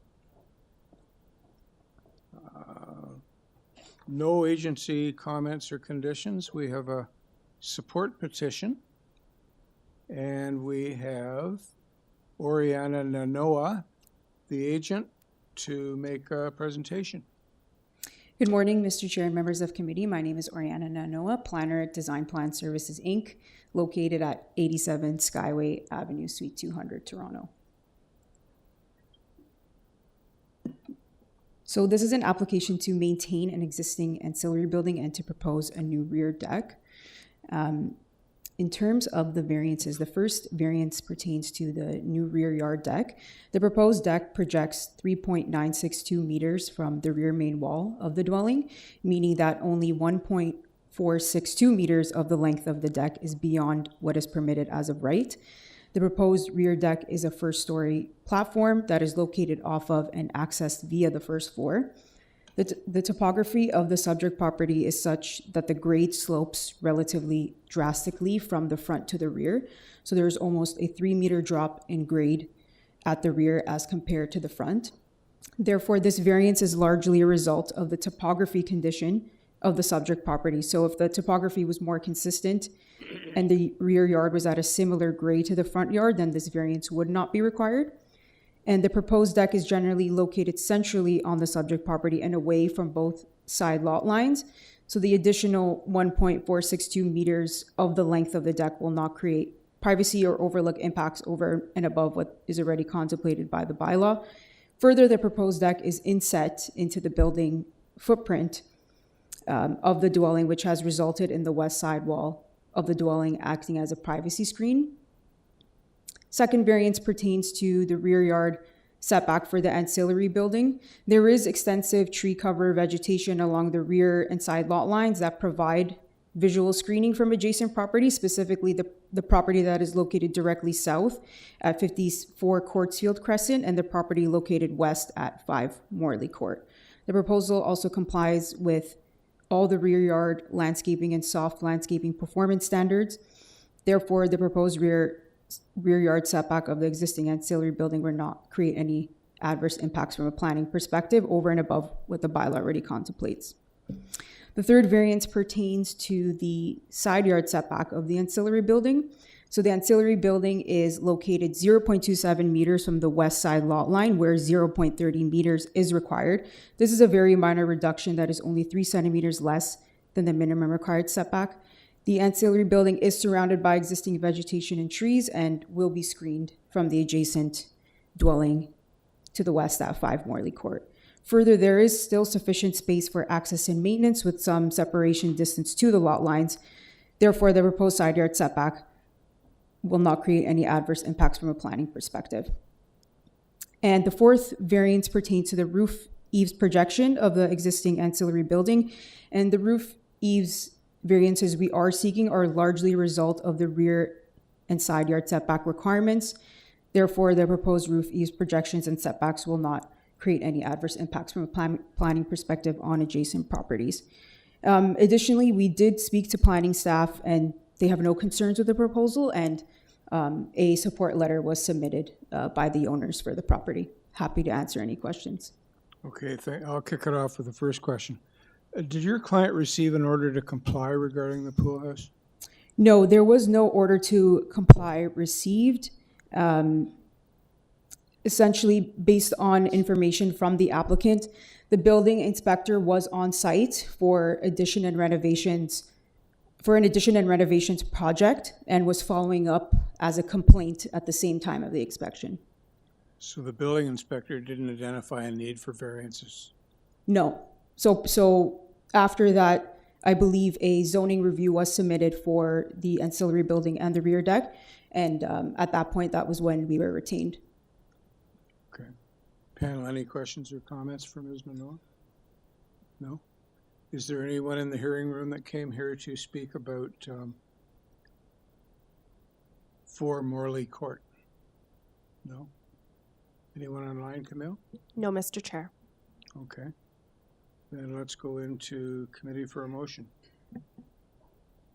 There are no conditions if we proceed to approval. Mr. Chair, I will bring a motion for approval, having heard the submissions and in consideration of the support for this item. I do not see any conditions on the approval. Thank you, Ms. Popovic. Is there a seconder for Ms. Popovic's motion? Mr. Ross, thank you. All in favor? That's approved unanimously. Thank you, Ms. Thank you. Moving on to item 14, 76 Greendale Avenue. Purpose is to construct a new 4-plex dwelling with second floor front and rear balconies and a front basement walkout entrance. There are 5 variances. We have urban forestry recommendation to either refuse or impose their condition number 2 regarding private tree. There are no other comments on file. I notice we have a neighbor who wishes to participate. Camille, Gino Marks. Yes, Mr. Chair, and there are a few people in person, I believe. You're Mr. Vincani? Oh, you're Mr. Marks? Who are you? Okay. So, Mr. Vincani is the agent? Yes, Mr. Chair, he's online. Hello, good morning, Mr. Chair and committee members. My name is Daniel Vinciani. My address is 3 Belvedere Place, M9B2H4, Toronto, Ontario, and I'm the agent representing the owner. Okay, if you could make it's pretty straightforward application, but maybe highlight a thing or two if you wish, or we could just. Yeah. I would like it to. You'd like, okay, yeah, please present. Sure. Thank you for allowing me to speak here today. First, I would like to point out that the lot on this property is very shallow, and the encroachment variances for the front and rear platforms are as a result of this condition. Currently, the existing house is located between two lots. To the south, we have number 78 Greendale, a 3-story detached house with an exterior sidewall height of 10.46 meters. And to the north, number 74 Greendale, a 2-story detached house with a side exterior wall height of 9.98 meters. This also can be seen better in the photo of the posted sign that was uploaded on file. Our proposal is in line with the two adjacent properties with a proposed wall height of 10.13 meters. And it is worth mentioning that our proposal is very efficient and provides increased density within the same footprint when compared to our neighbors, thus providing rental and affordable housing that is much needed in our city. I am of the opinion that the variances presented here today are minor in nature, desirable, and keep the intent of the zoning bylaw and planning act, and respectfully request approval of this application. Thank you. Thank you, Mr. Vincani. Panel, questions or comments? Yeah, if I can just get what's the height of the property to the south? You mentioned it, but I didn't catch it, sorry. So number 78 has an approved wall height of 10.46 and ours is 10.13, and the property to the north is 9.98 meters. Okay, thank you. I have a question, Mr. Chair. Yes, Mr. Pavlovic. Mr. Agent, can you please clarify your comment? I believe you said you made reference to affordable housing. Can you expand on what your submission is on that issue? So this is being proposed as a fourplex. So the intent is for the owner to provide rental housing to the market.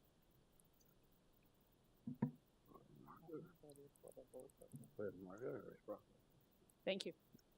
Okay, I have a question with regards to rear yard setback as well. I just noticed on the site plan that your proposal would project to the rear more than either of the two immediate neighbors. Can you justify that? It's merely to provide sufficient area for the units, and because the lot is slightly on an angle, we're proposing the house to be parallel to the property line. So in order for me to avoid having a front yard variance at the front, we kind of chose to have a slight rear yard variance in the back. Okay, and the adjacent properties, are they multiplexes or single-family dwellings? I believe they are single-family dwelling. Okay, thank you. Yeah. Any other questions or comments, panel? No? So I understand there's people in the hearing room that may wish to speak to this. Come on up to the podium, please, sir. Give us your name and address. Hi, check, perfect. Hi, my name is Gregory Pasternak. I live at 74 Greendale Avenue. Thank you for the opportunity to speak, first and foremost. Let me begin by saying I'm not anti-development. I support multiplex housing and understand the city's push to gentle density. In fact, my own home, as stated by the agent, is 9.8 meters tall, and the homes on either side are similar in size, well, on the south side. What I'm here to object is to unnecessary overbuilding, enabling by a cluster of 5 variances that cumulatively push this project beyond what this street and this site can comfortably sustain. height pushing from 8.5 to 10.13, the proposed building asks to go to 10.13 meters, even though my home at 9.8 already demonstrates that it's possible to build a large, livable, multi-story home well within the existing zoning framework. If 9.8 meters supports a full family home, why push for more? The additional height isn't essential, it feels excessive. And when paired with a taller rear wall, it creates a boxy, overbearing structure that dominates the skyline and changes the rhythm of the block. Balconies encroaching into the front and rear setbacks. The proposed balconies extend nearly 2 meters in both the front and rear setbacks with no privacy screening. And let's not forget, this isn't a single family home, it's a fourplex, housing for up to 4 families. Meaning there's going to be an increase in noise, visibility, and disruption, all happening closer to property lines than the bylaws allow. It's not the density that's the issue, it's the lack of respect for shared space. The rear yard reduction, shrinking the rear setback from 7.5 to 7.24 meters might seem minor on its own, but in combination with taller walls and balcony encroachments, it means the structure is maximizing lot coverage at the expense of green space and privacy. Our homes, including mine, manage full use without resorting to these kinds of compromises. That proves the design is a choice, not a necessity. Environmental and drainage risks with minimal green space and extensive balcony and wall coverage, the potential for stormwater runoff and drainage issues affecting neighboring properties is real. And it's a longer term issue than this specific date, and it's not accounted for. And then my last point is the cumulative overbuild. The applicant isn't just asking for a slightly bigger home. They're asking for more height, more reach, and more mass on a lot where neighboring homes already demonstrate what can be done within the rules. Approving all 5 variances would signal that zoning limits are more of a suggestion than a boundary. It would set a precedent that future builds that ignore the context of this street. In closing, I ask the committee to consider denying the requested variances, or at the very least require the applicant to match the proportional precedent already established by homes like mine. Thank you, sir. Panel, any questions or comments for the gentleman? Yeah, I'm just trying to understand your rationale for challenging the height. It's really within inches of either of the 2 homes on either side. The height becomes part of the whole, right? It's the 5th issue, and it makes all of them contextually that much bigger, right? It's them taking an extra meter 6, right? 1.6 meters to fit as much people into that space as possible. They're trying to maximize that space as much as possible for up to 4 families, which, you know, if there's 4 families of 4, I have a family of 4, I have 2 little kids, it becomes 16 people that become my neighbor. Okay, but that's not addressing the height. The height is... The height is a visual issue, which, you know, if both of the adjacent houses were within the height limit, I could understand this looking at a place.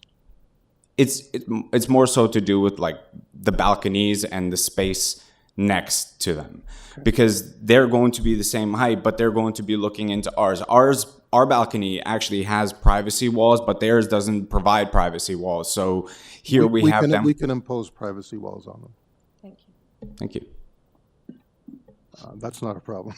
Yeah. Well, then the question becomes the space and the size of balconies as Understood. Okay. Thanks. Thank you very much. Thank you. Anything else, panel? No? Okay, we'll call back Mr. Vincani for... Sorry, Mr. Chair, there is somebody online. Oh, yes, sorry. Gino Marks?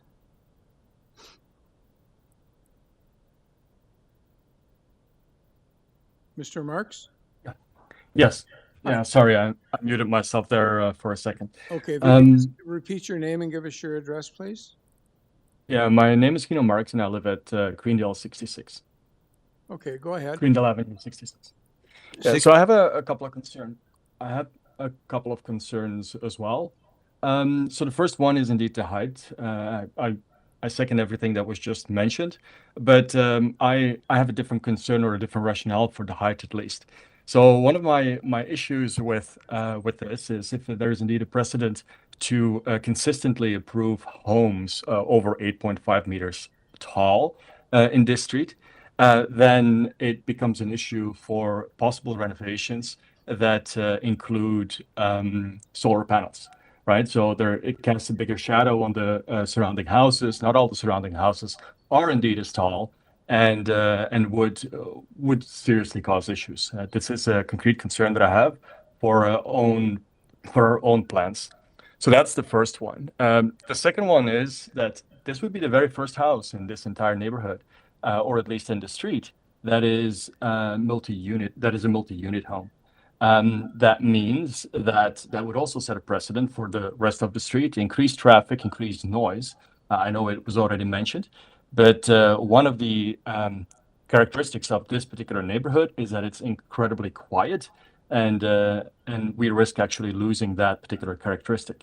At the same time, a lot of homes, or at least mine and a couple of others in the neighborhood, are not even allowed to park their car on the property in front of their homes because that property is still part of city property. That means that people need to park their cars on the street, and visitors need to park their cars on the street as well. If we're adding an additional 4 units instead of 1 unit to the street, that will increase the requirement for parking spaces. So that's a second point. Third point is purely aesthetic. More and more buildings seem to be approved that indeed look overbearing and are like pretty much a rectangular shape in nature, and it kind of changes the look and the aesthetic of the entire neighborhood, which is now rich in variety of dwellings. One of the characteristics is indeed that there's a variety of styles across the entire street that have been built over the years, and we risk losing that characteristic. Then there's also a question related to the presentation that we just heard.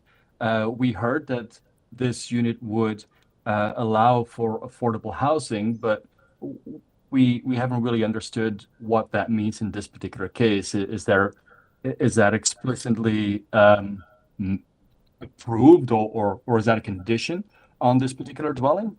What will the rent be? Because it's not because they're rental units that they're necessarily affordable housing. So we have a couple of concerns, and as a result, ask the commission to not approve this application.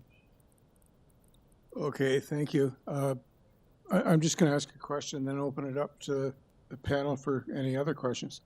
I just wanted to say that I don't see shadowing as an issue here, given the existing height of the houses at 74 and 78 Greendale. I think 74 is 10.46 meters, and 78, I think we heard, is 9.8. So I don't, just a minor point. I'm not being critical of your entire presentation. I'll just make that point.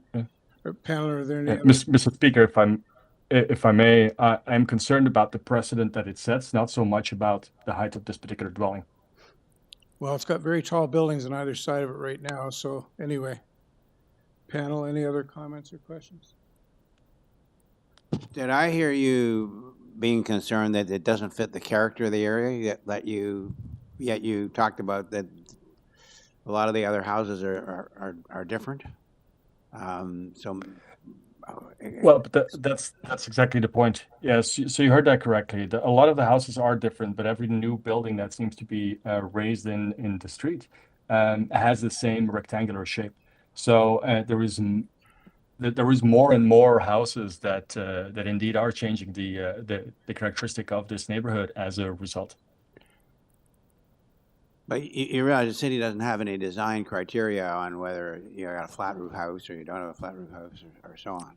I understand. I understand that. This is why I mentioned that this is this concern is aesthetic in nature. That's why there's a height variance. Right. Any other questions or comments, panel? Okay, we'll invite Mr. Vincani back to rebut what the two presenters have said today. Sure. So I would like to start, first of all, by saying that the fourplex is already a permitted use and under the zoning bylaw. That's not the issue. So I'm not sure why the neighbors are having an issue with that. And the precedent for wall height has already been set in the area, right? So if staff can please pull on the screen the picture of the posted sign, I would really appreciate that. Because at this point, we're really attacking the design of the house.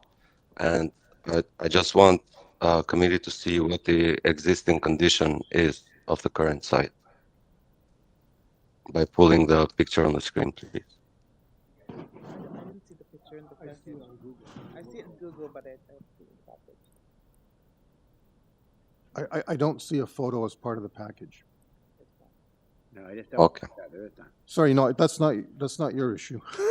That's a staff's issue. But we've seen it on Google. Okay.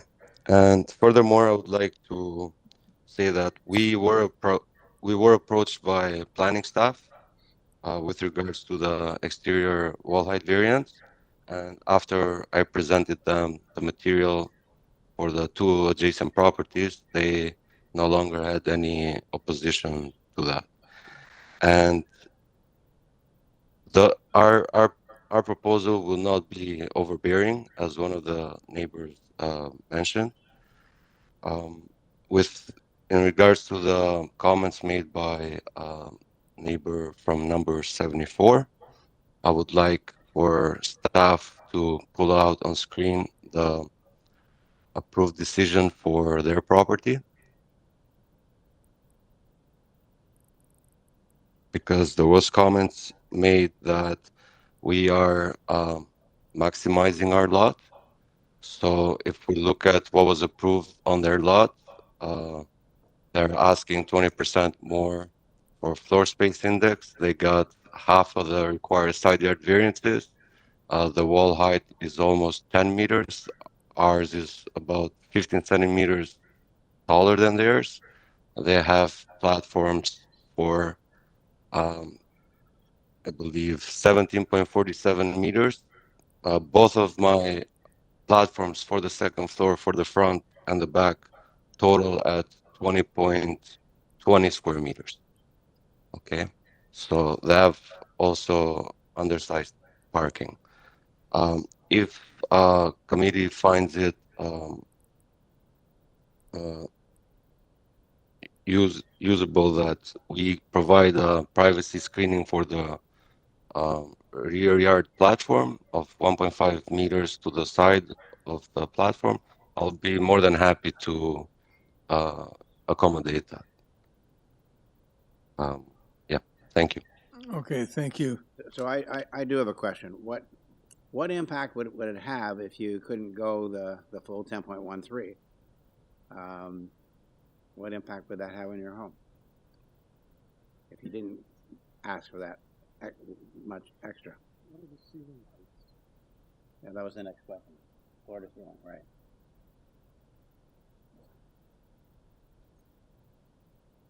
Can you answer those questions, Mr. Vincani? I think I'm sorry, I think the issue is what ceiling heights are you proposing? I believe they're 8-foot standard ceilings, are they not? I believe I have 9-foot ceilings. You have 9-foot ceilings? Yes. So if you went to 8-foot, you probably wouldn't need the height variance. See, the thing is, every unit will have their own kind of mechanical equipment in the house. So there will be bulkheads inside the house. So by reducing the ceilings to 8 feet will kind of will not be very likable from the client. Okay, understood. Yeah. Any other questions or comments, panel? If not, we can go into committee for a discussion if necessary, or a motion.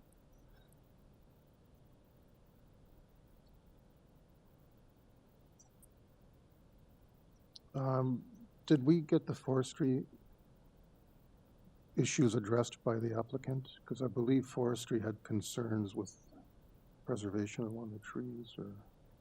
Yeah, they recommended refusal or condition 2 for a Okay. private tree.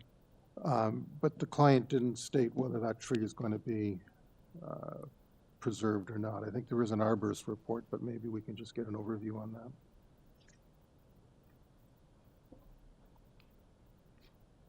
Trying to find 14.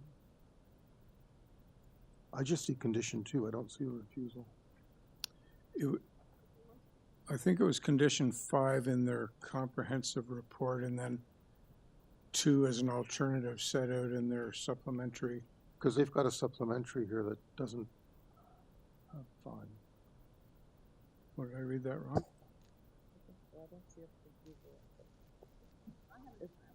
You do? Okay. Phil, what do you got? Seem to have some inconsistencies lately.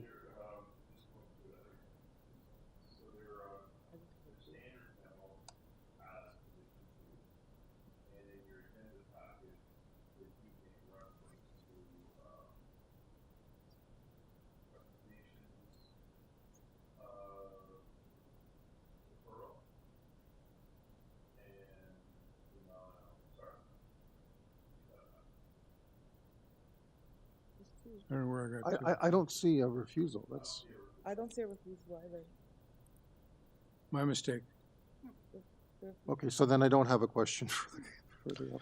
Okay. So I'm just pulling up this the memo. The refusal is 7 feet. It just says 2, does it? Yeah. Yeah, okay. So there's no forestry issue. Okay. Well, condition My mistake, sorry about that. Condition 2. It's condition 2, but it's not condition 5 with an alternative to. No, condition no, 2. I blew that. I don't know. No, it's okay. I just a little skittish this morning. It's just condition 2. Okay. Okay, so are we in committee, or are we still asking questions? Yeah, we're in committee. Okay, so Unless you want to go to committee. You want to ask another question? I think I know what the answer is, so I'm not even going to bother asking it. My only concern is a rear yard setback, but it's fairly minor. It's less than a foot. You know, my issue is, yeah, fourplexes are permitted as of right everywhere, but there are performance standards which require those housing types to try to meet the character of the neighborhood. And when you get into a rear yard setback, I don't think you're meeting the character of the neighborhood, particularly when the other two houses comply with that rear yard setback. So that's my only concern, but it is fairly minor in that it is less than 1 foot. So, sorry, you're done. So you'll have to help me. Was that a motion? No. I didn't think so. No.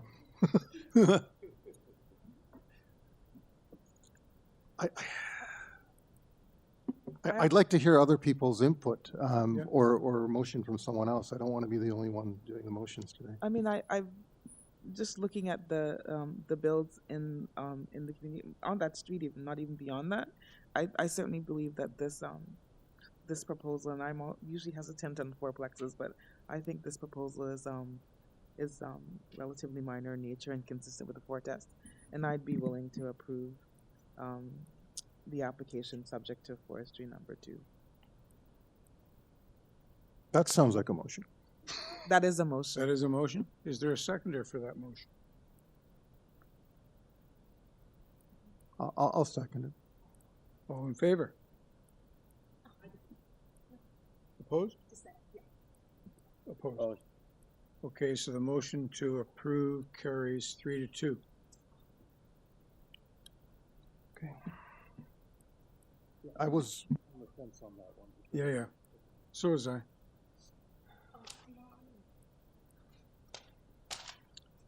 Moving on to item 15.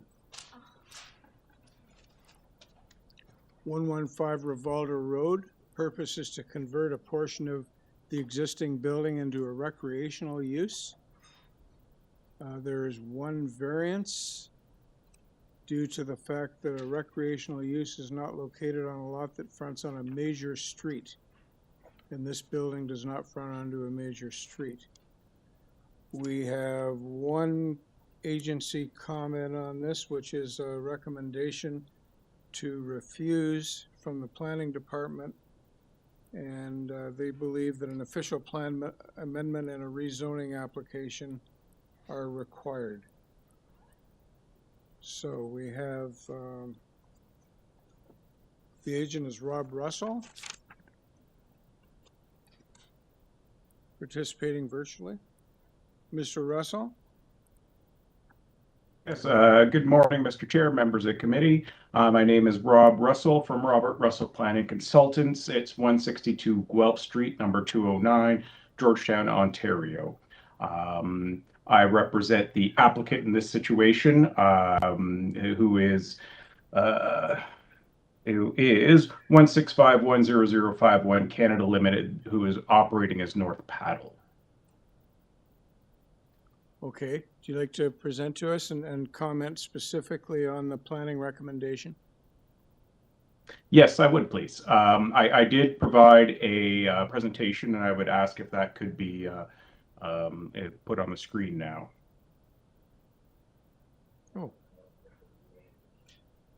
Oh, okay. Your presentation wasn't submitted within the deadline for submitting presentation, so we can't show it or consider it.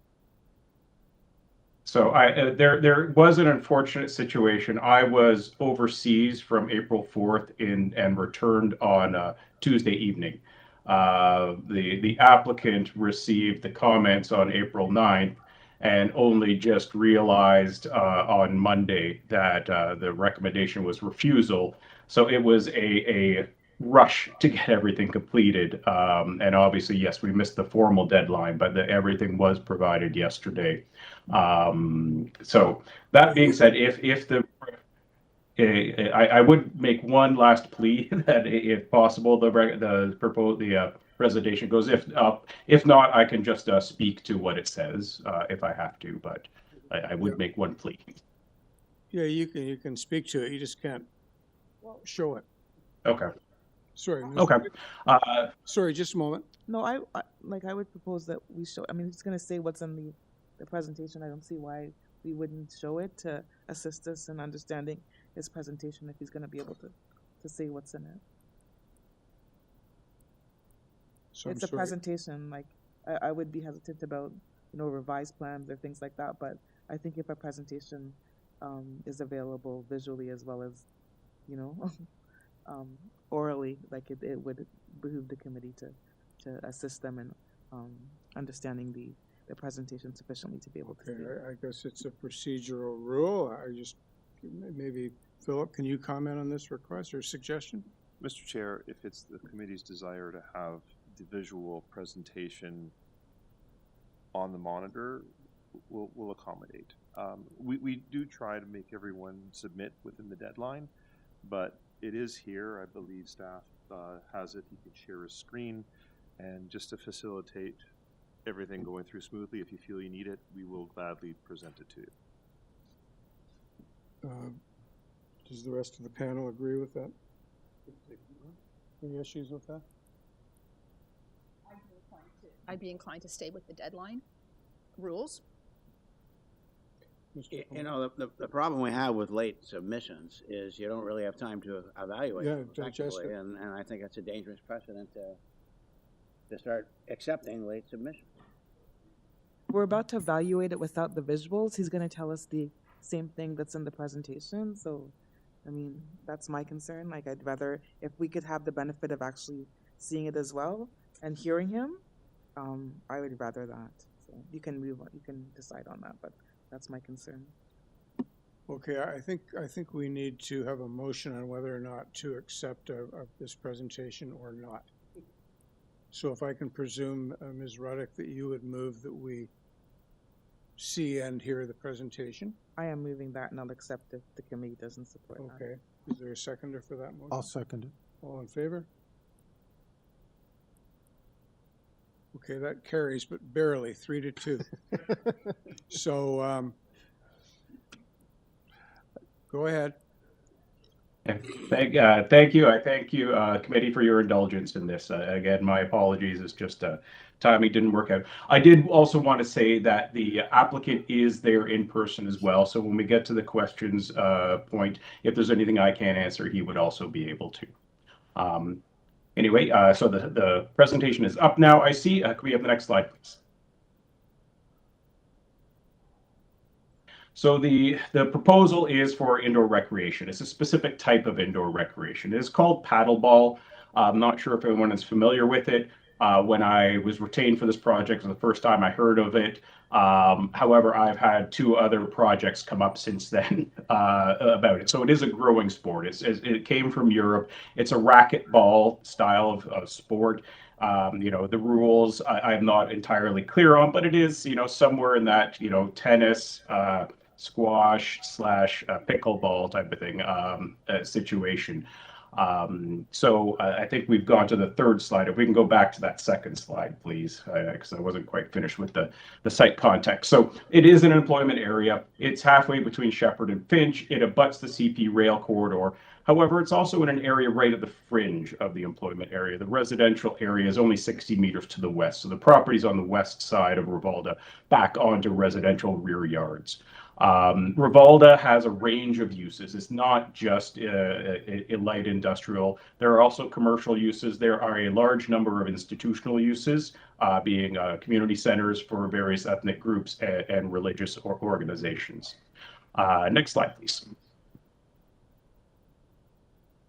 So the primary use is paddleball, but when the floor plan was laid out, there was a little bit of leftover space which had the opportunity to add in also 1 pickleball court. So there would be 3 paddleball courts, 1 pickleball court, change areas, washrooms, administration, and a mezzanine for some viewing. Both of these sports, indoor, because they're a ball sport, require a minimum height of 25 feet for the ceiling and large spaces unimpeded by structural columns. That's not available in a lot of commercial buildings. Next slide, please. The games are played 4 people at a time. So with 4 courts, there's only 16 patrons at a time.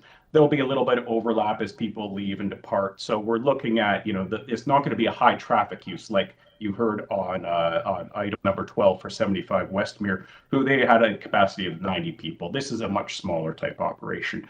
Similar hours of operation. It'll be, you know, in the evenings outside of the business hours of the rest of the businesses on RIVALDA.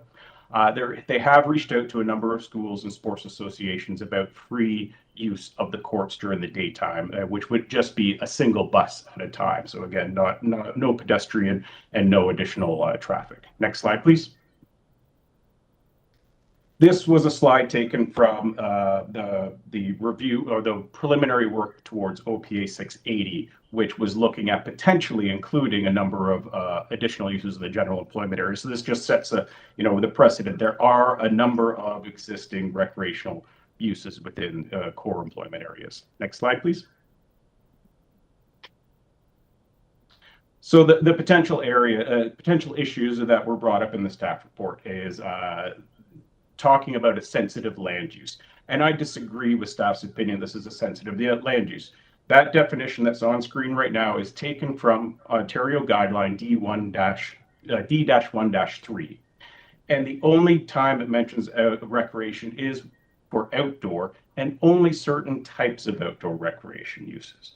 So an indoor recreation use is not sensitive in terms of when land use compatibility when looking at surrounding industrial. So there wouldn't be a compatibility issue according to the Ontario guidelines. Next slide, please. Staff have also indicated, and as opposed to for 75 Westmere, pedestrian traffic was noted in this staff report as an issue. This is on Rivalda Road right here is a dead end, low traffic volumes. One of the business owners occupies, I believe it's 5 or 6 of the parcels on Rivalda Road, almost half of the frontage on the east side. So there's not a large number of people. That this is already a low traffic area, and we're not expecting a lot of traffic given the small size of the use. Next slide, please.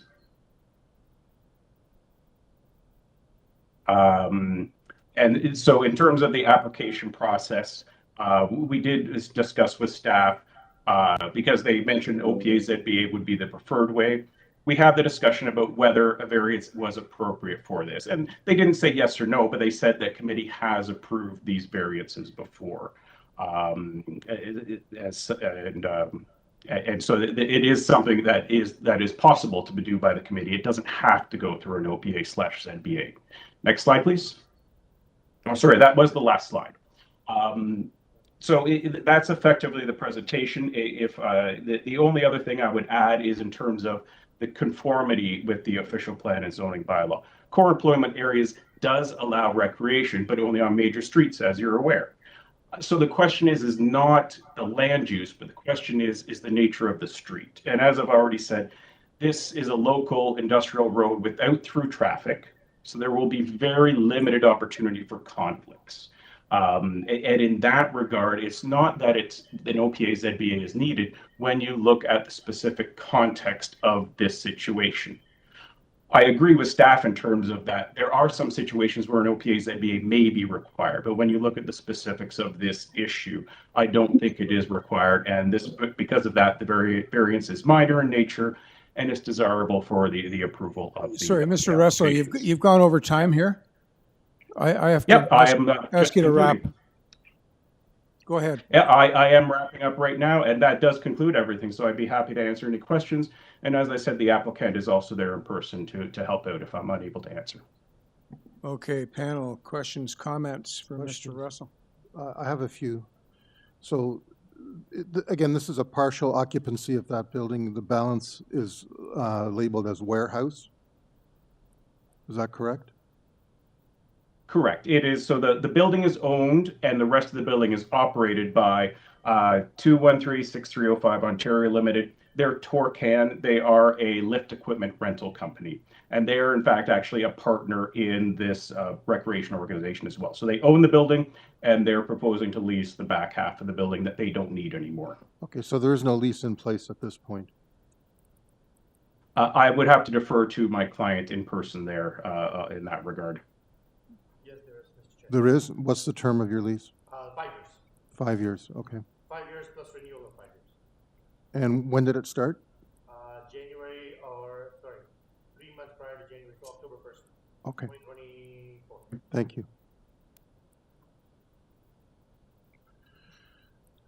Any other questions? And the parking distribution between the warehouse and this proposed use?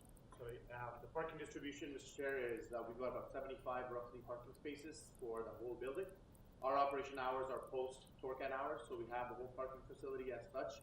But regardless, we have 35 dedicated parking facilities just for our, and we don't need more than 30 as such. Okay, thank you. We only have 16 patrons. Okay, and you're not in operation yet? We're basically an existing operation.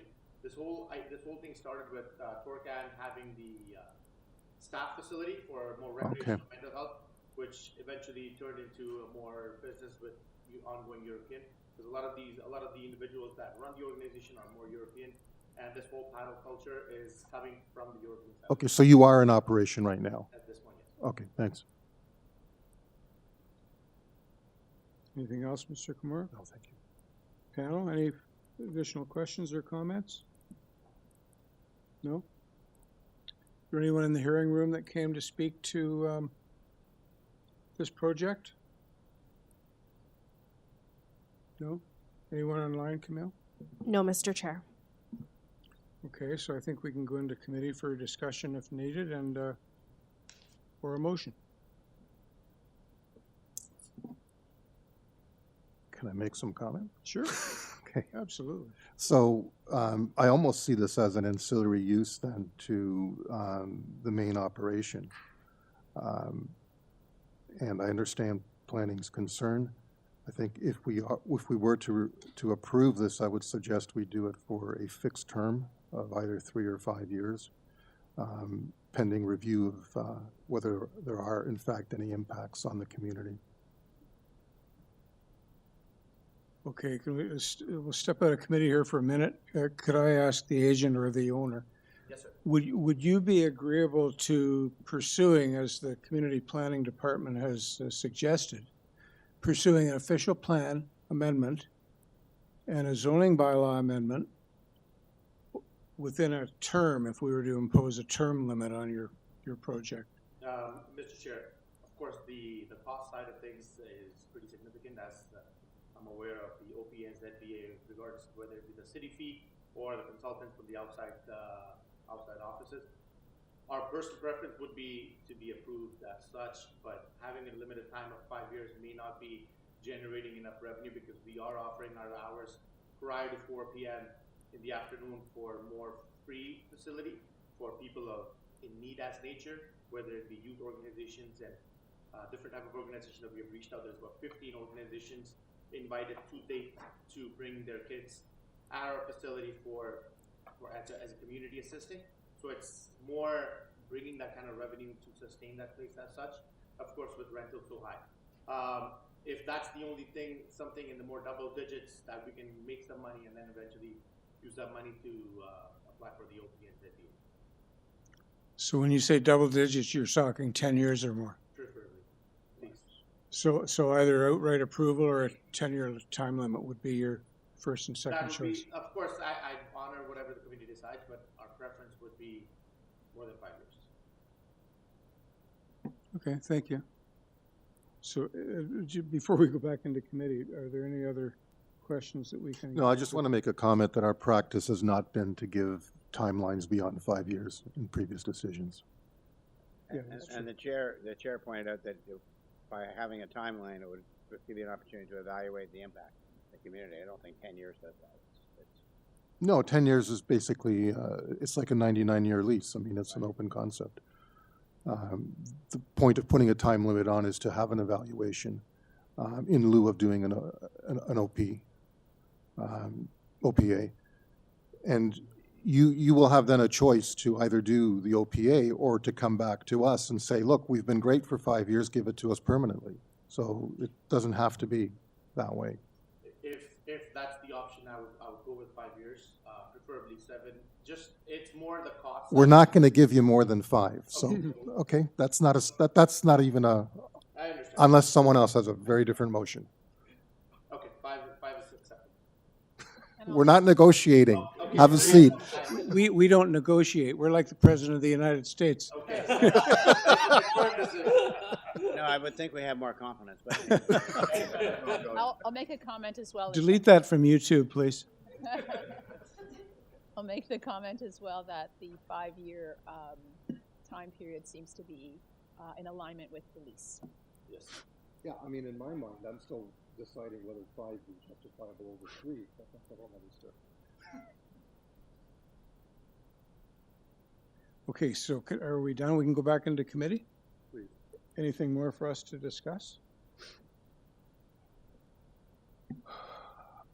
I think the issue is just the term, whether it's 3 years or 5 years.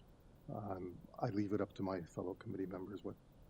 I can support 5 if you're going to make a motion for that. Okay, do you want to formulate that into a proper motion? I'll let you make the motion. Okay, I would move a motion to approve, subject to a 5-year term. And I'd second that. All in favor? That's approved unanimously. Thank you very much. Have a good 5 years.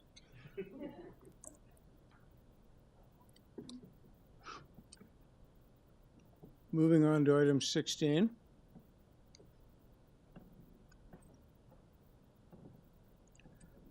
Purpose is to construct a new garden suite. There are 2 variances. We have a clearance from TRCA and a clearance from Ravina Natural Features. And we have a presentation from Brian Oliveira, who is participating virtually. Yes, thank you, Chairman, and thank you, Committee. Yeah, just if I may say, I think my panel can jump on me if I'm wrong, but this is pretty straightforward. I don't think we need a long, elaborate presentation from you. You could opt to answering any questions that we have in lieu of making a presentation if you wish, or if you want to highlight anything, that's your prerogative. I think if committee is ready to speak to the variances or move to motion, then I'm happy to do that. Okay. So panel, any questions or comments to the agent? No? Chair, in that case, unless there are any other comments or concerns, noting, as has been indicated, that Ravina Natural Feature Protection has no conditions, that TRCA is on board, and I see there is one support letter. I would move to approve with no conditions. Thank you, Ms. Pothvik. Is there a seconder for that motion? Mr. Ross, thank you. All in favor? Okay, that's approved by a vote of 4-1, and we have an abstention, I guess, one of our... Oh, 4 unanimous. There you go. Let's do that.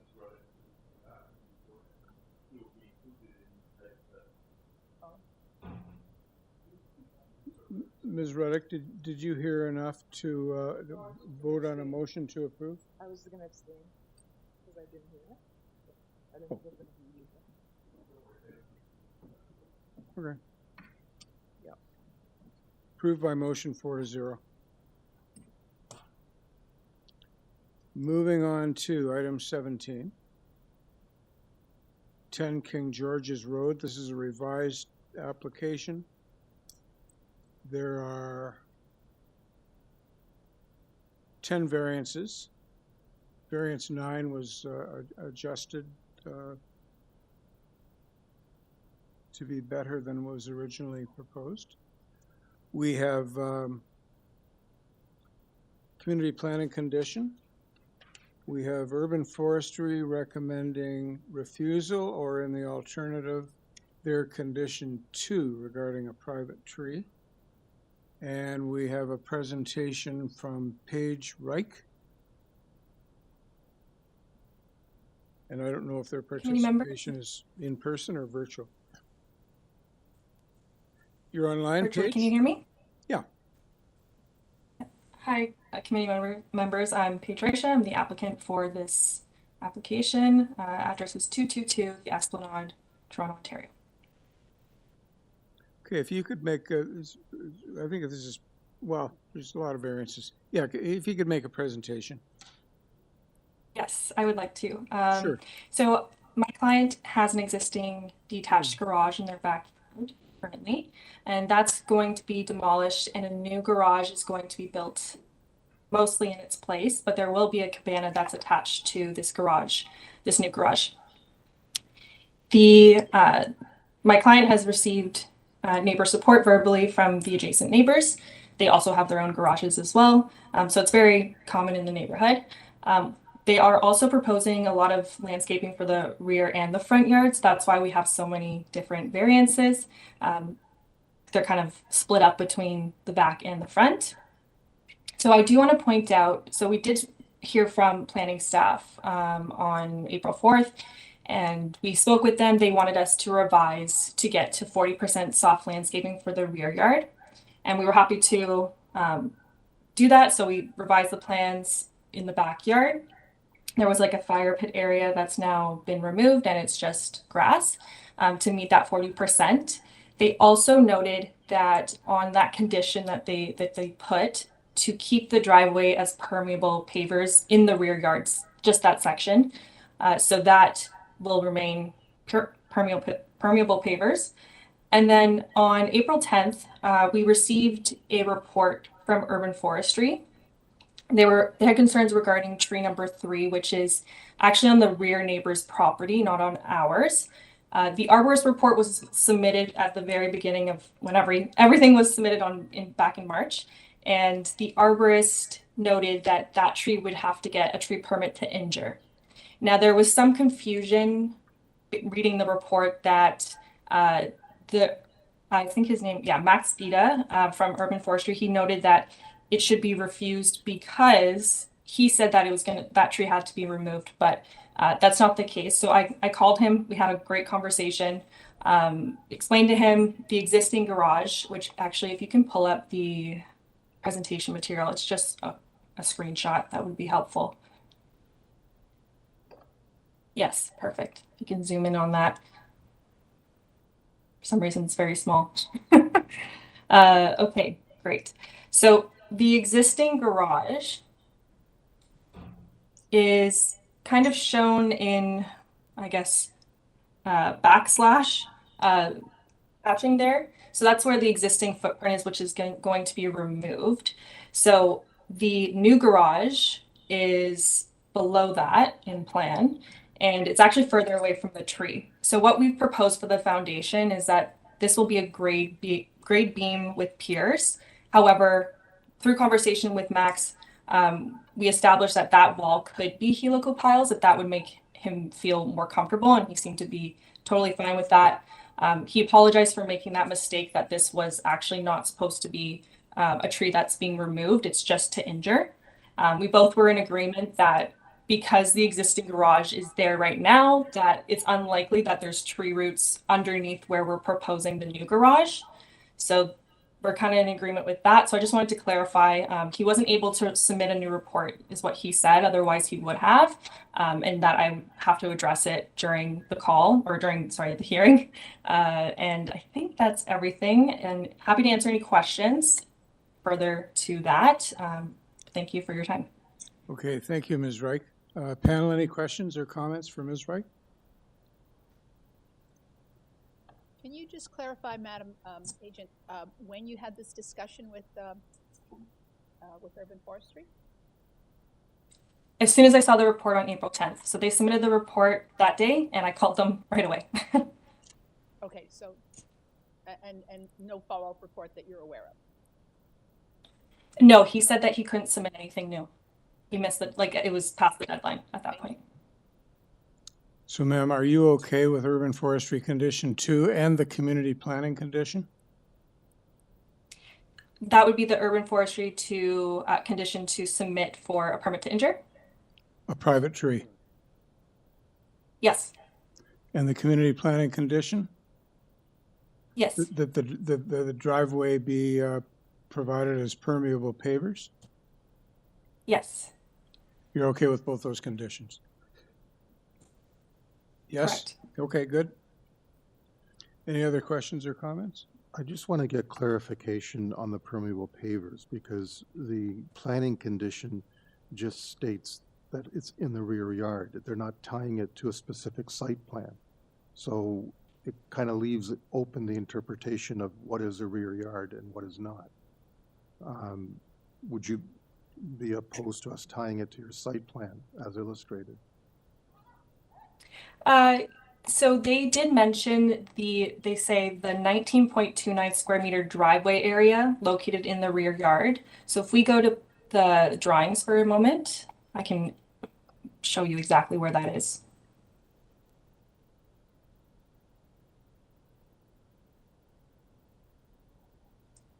So they've defined it by square meters.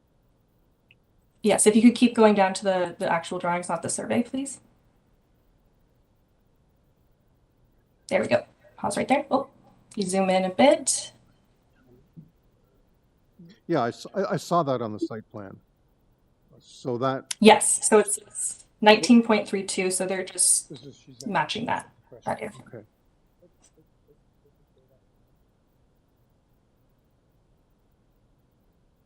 Anything else? Anybody on the panel wishes to raise? No? So, Phil, we don't think we need to tie it to the site plan then, just tie it to the numbers? Through you, Mr. Chair. The condition is quite specific. Okay. It would be belt and suspenders to do both. So if planning is comfortable with the text instead of the plan, then that's what they've submitted. Fair enough. Okay, is there anyone in the hearing room that came to speak to 10 King George's Road? No? Anyone online? Camille? No, Mr. Chair. Okay, then let's go into committee for discussion or a motion.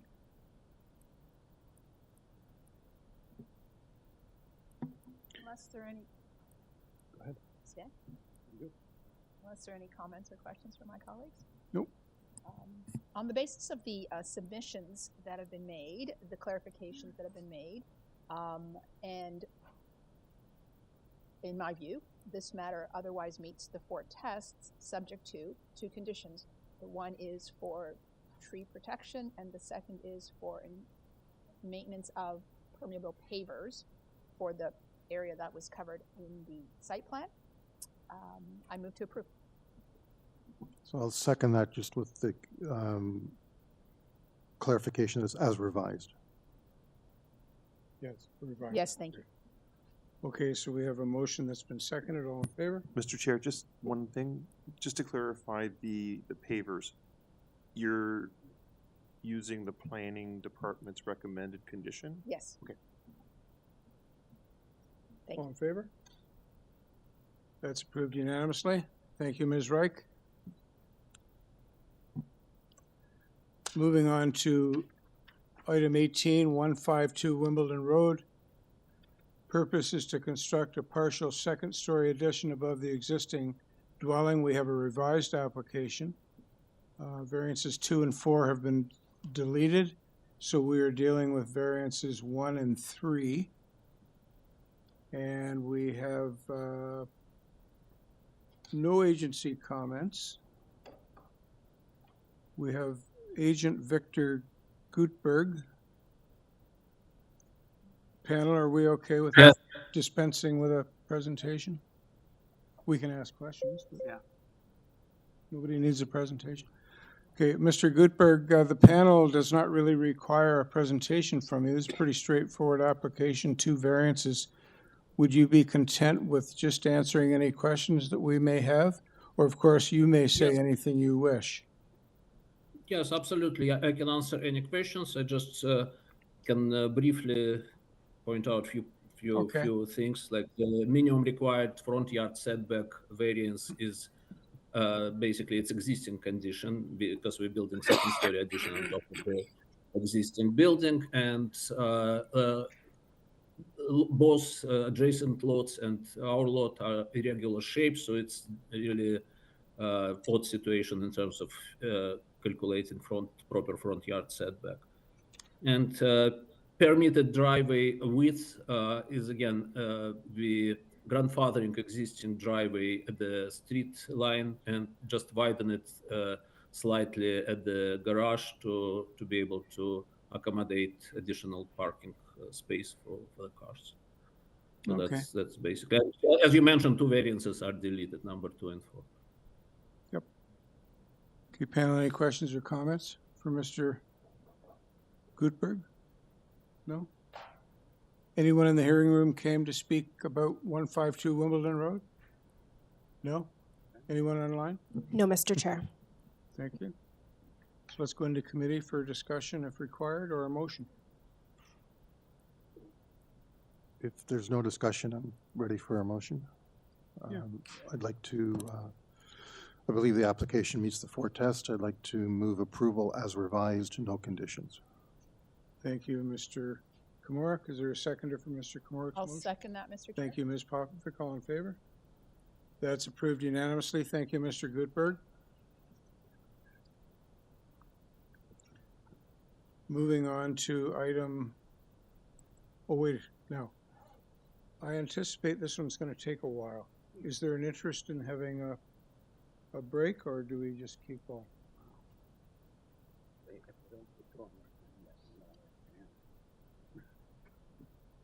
Just keep going. Keep going? Keep going? Okay, we'll keep going. Item 19, we have an application for consent and 2 applications for minor variance, 1 for each of the proposed parts subject to the consent. We have Urban Forestry recommended refusal, but on April 4th offered condition 1 regarding a city-owned tree as an alternative. We have engineering, construction services, and transportation review conditions. We have considerable opposition. We have no planning report, but they're okay to proceed with hearing today. And in additional submissions, we have 3 more opposition letters and a letter of opposition from the councillor. And we have a presentation from Morgan Dundas. That's me. Mr. Dundas. Yes, if you could please give us your address and make your presentation. My address is 227 Pape Avenue in the East End. I'll try and keep my presentation short and through you, Mr. Chair. And thank you, members of the committee, for your time today. As you know, my name is Morgan Dundas. I'm a senior planner with Sajecki Planning. May I ask that you please, oh, you already have it up. So you can go to the next slide if you'd like, which just shows some site context. So the property that I'm speaking on behalf of today is a key lot, rectangular in shape with frontage onto Romeo Street. It's located in the Maple Leaf neighborhood of Etobicoke. The site is currently occupied by a bungalow. The applications before you seek a consent and minor variance approval to construct 2 single detached dwellings. Associated with these applications are 12 variances per dwelling, all of which are minor in nature and are not significant in any way. This sentiment is shared by community planning, who we worked very closely with to revise the applications, and who are satisfied with the applications as per their memo to the committee dated March 13th, 2025. We would also like to note that the proposal is very similar to recent consent applications in the neighborhood. If you just pan down, you can go to, I think it's slide 4. Keep going. I mean, I'm not going to spend a whole lot of time on this. You can just keep going. There's a slide with the recent consent approvals. I'm sure this isn't news to anyone, but we're currently living in a housing crisis with not nearly enough dwelling units being built to match the demand that we're experiencing. The proposals align with the recent city directives to encourage gentle density within neighborhoods with the intent on creating more units in which people can live, raise families, etc. Based on this, it's my opinion that the proposals maintain the general intent and purpose of the official plan. The subject site is designated neighborhoods, which permits single detached dwellings. It also supports the city's recent initiatives for expanding housing options in neighborhoods, otherwise known as the EHON study, which I'm sure you're all aware of. The variances maintain the general intent and purpose of the zoning bylaw. Under the City of Toronto Bylaw 569/2013, the subject site is zoned residential detached, again, permitting the single detached use that's before you today. This aligns, again, with the recent changes for multiplexes and the intent to try and create more gentle density in neighborhoods.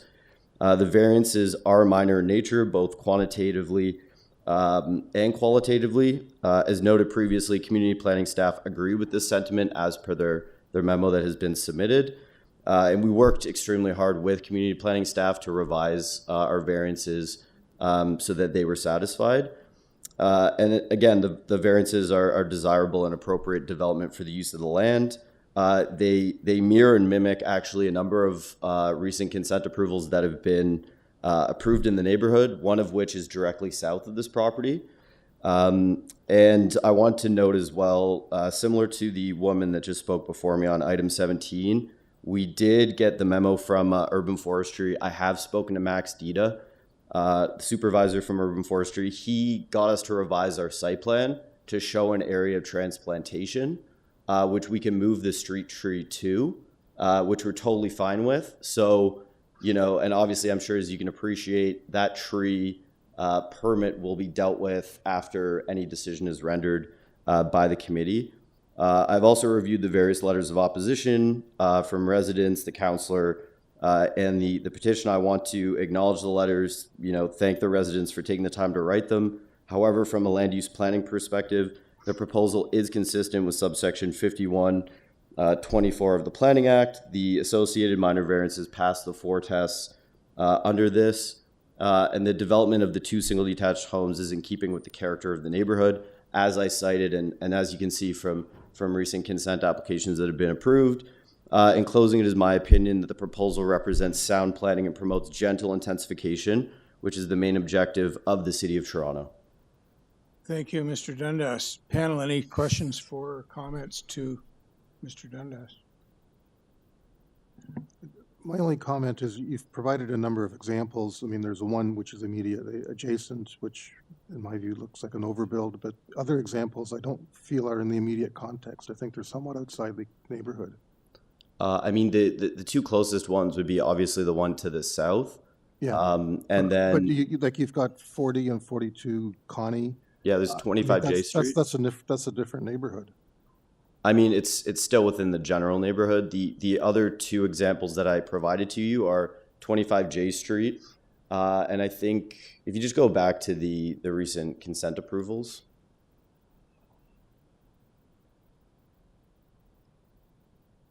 If you go, there's actually a slide with all 4 of them. It's higher up. But anyway, that being said, there are 2 recent approvals. Again, the one to the south, there's one on J Street, and then there's one on a corner lot. And just given the context of the corner lot and the way that it was, the consent was done, obviously I'm sure you can appreciate the frontage is wider because it was done widthwise as opposed to... Yeah, on a corner lot, you've got a perception of more space around the house anyway. Yeah, sure. Yeah, I would agree. Okay. Any other questions or comments from Mr. Dundas? Okay, let's move to the other interested parties then. I think we have at least one person that wishes to speak who's in person today.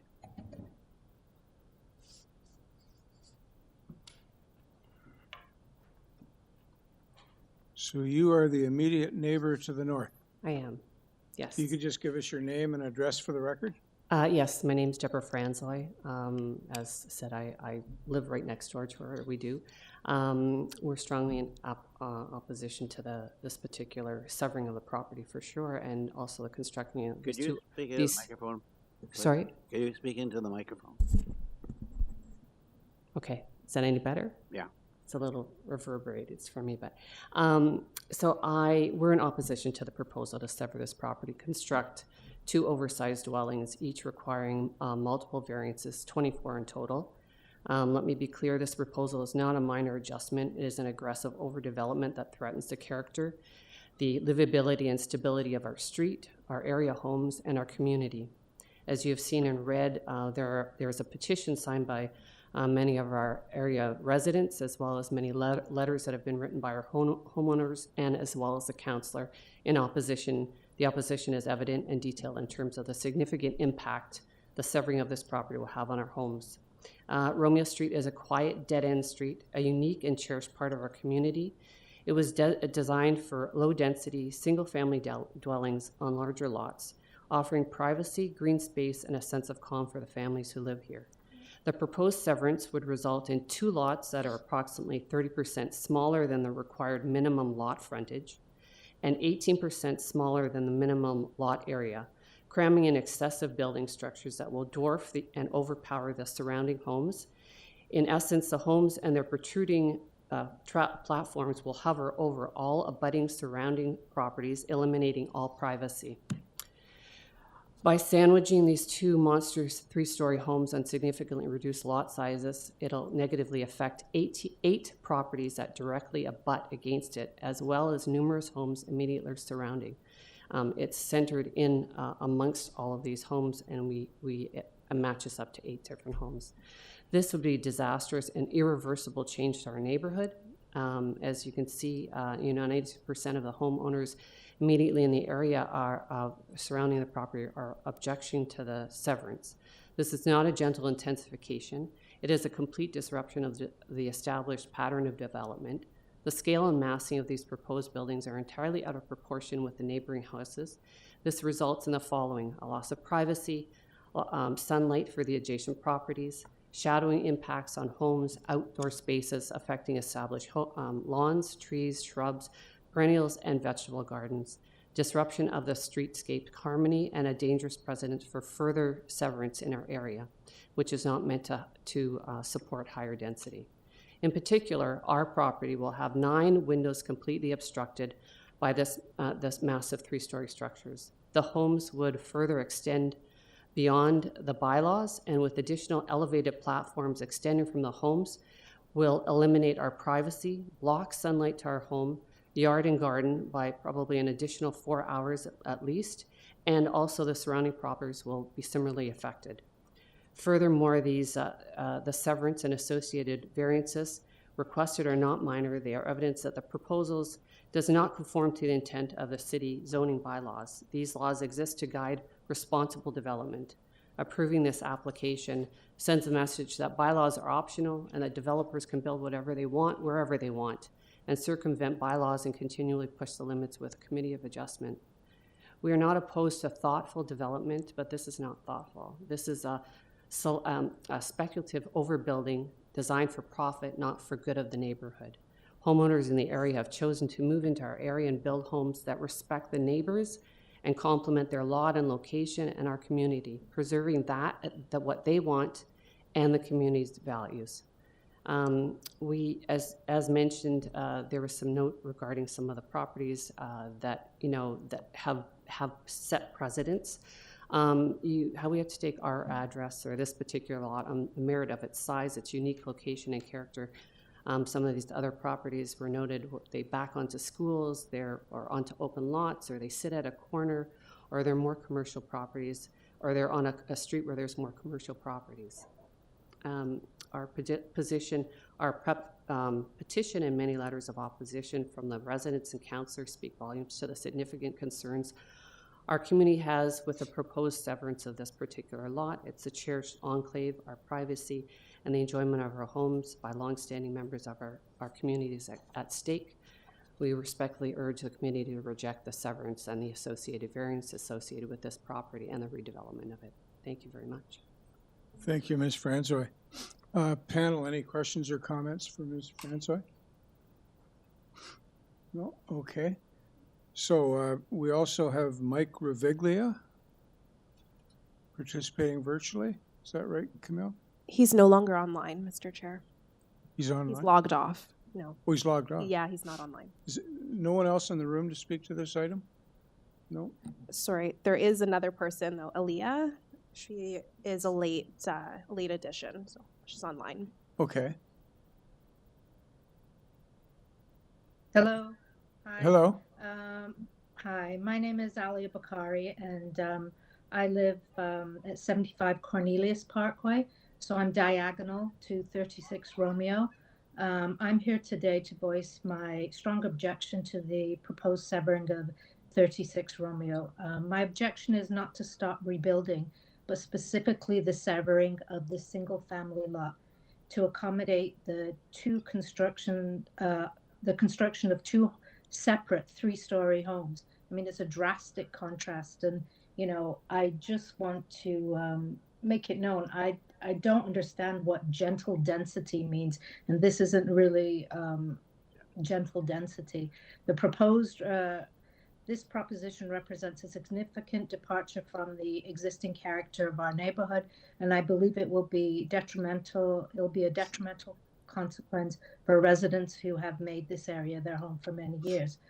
The proposed severance is in direct opposition to the city's stated goal of encouraging homeowners to minimize the concrete footprint and maximize green areas.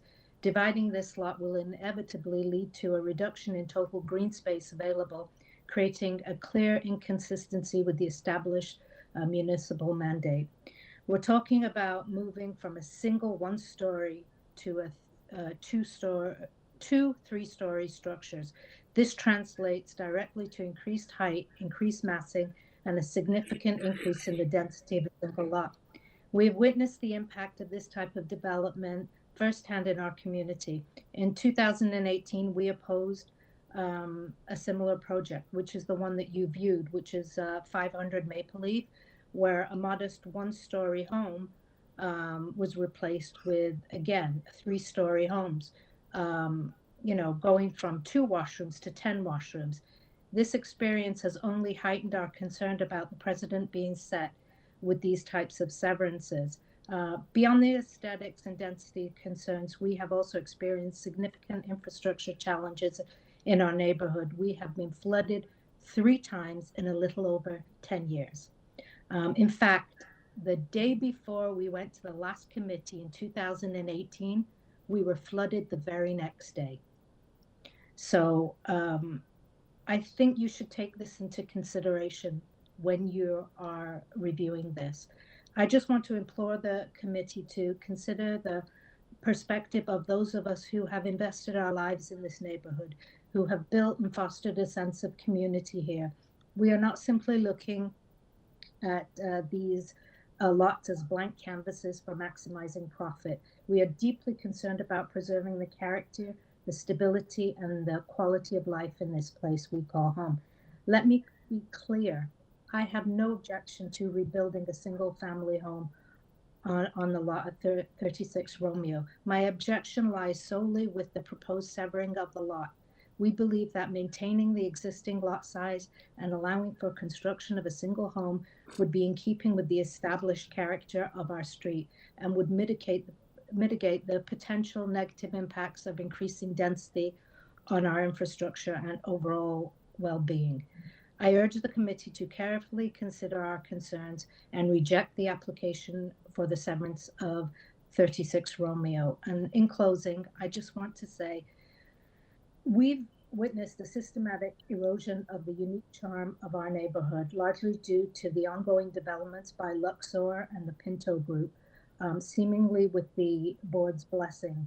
The increasing prevalence of these multi-story, high-mass homes is transforming our community into a concrete corridor, negatively affecting the established vista and the peaceful enjoyment of our property.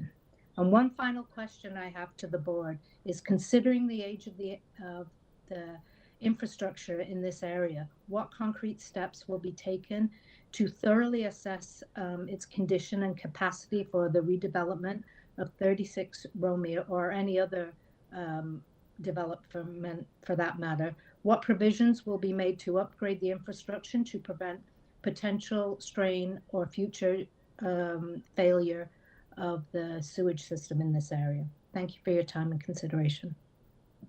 Thank you, ma'am. Panel, any questions or comments? No.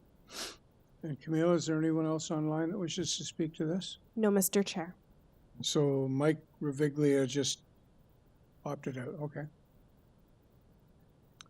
Okay, Mr. Dundas, if you can come and rebut what you've just heard from the 2 neighbors. Yeah, definitely.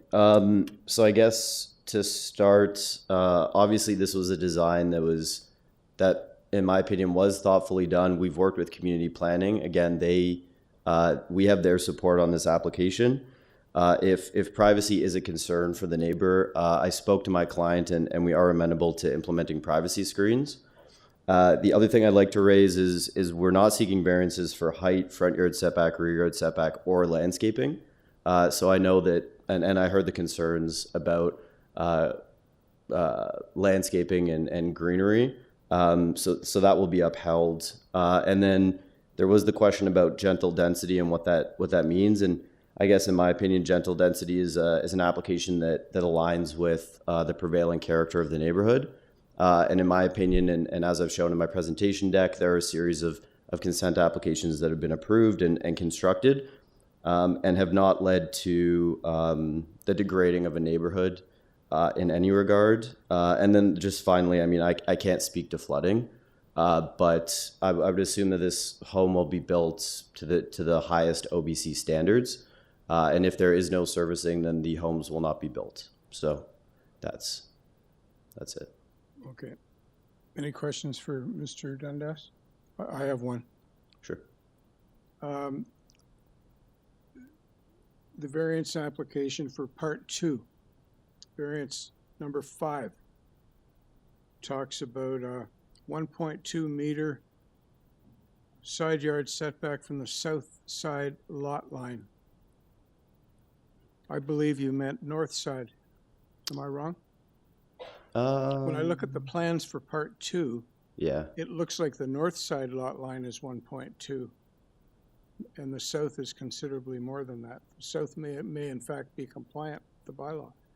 Yeah, that could be the case. I'll say that the exterior side yards, so the north and the south are 1.8, and the interior is 1.2.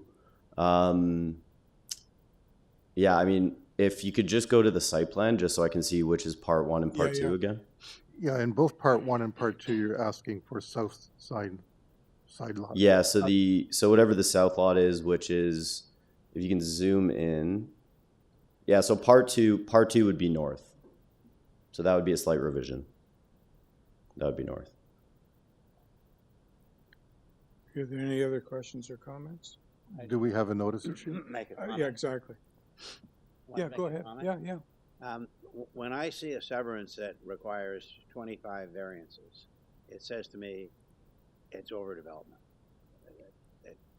It's just too much for the amount of space you got.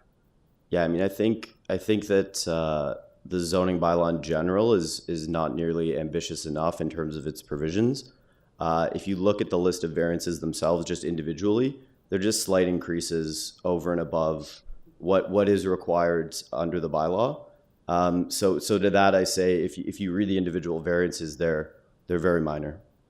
But you know as well as I do that variances, an individual variance may not be bad, but taken in their totality, it's a different issue in terms of looking at the impact. Yeah, I think in certain cases that's the case. I mean, again, it's both my opinion and that of community planning that the variances are minor. Okay, I apologize for raising this side yard setback issue until the end of this.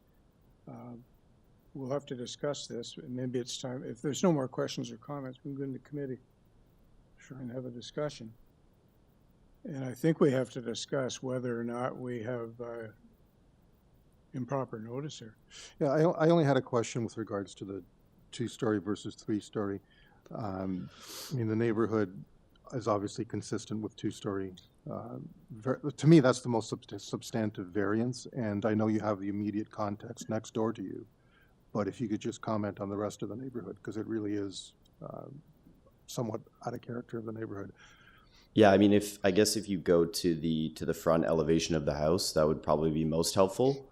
But again, it's the design of the garage itself. So because it's integral and it's on the first floor, right? It's a technicality and just a classification issue, which I'm sure you're very familiar with. So if you just zoom in, I mean, if you're looking at the left side of the house, it reads as 2 stories, but because you've got the integral garage, it reads as 3. And again, just in terms of height issues in relation to that, again, we're not seeking a variance for height. So the massing is it's quite reduced given the fact that there is an integral garage. Okay, fair enough. Yeah. Sorry, Don, I guess we're back to the... Yeah, I just, Mr. Carvalino, I know we have a rule to not adjust variances at the hearing.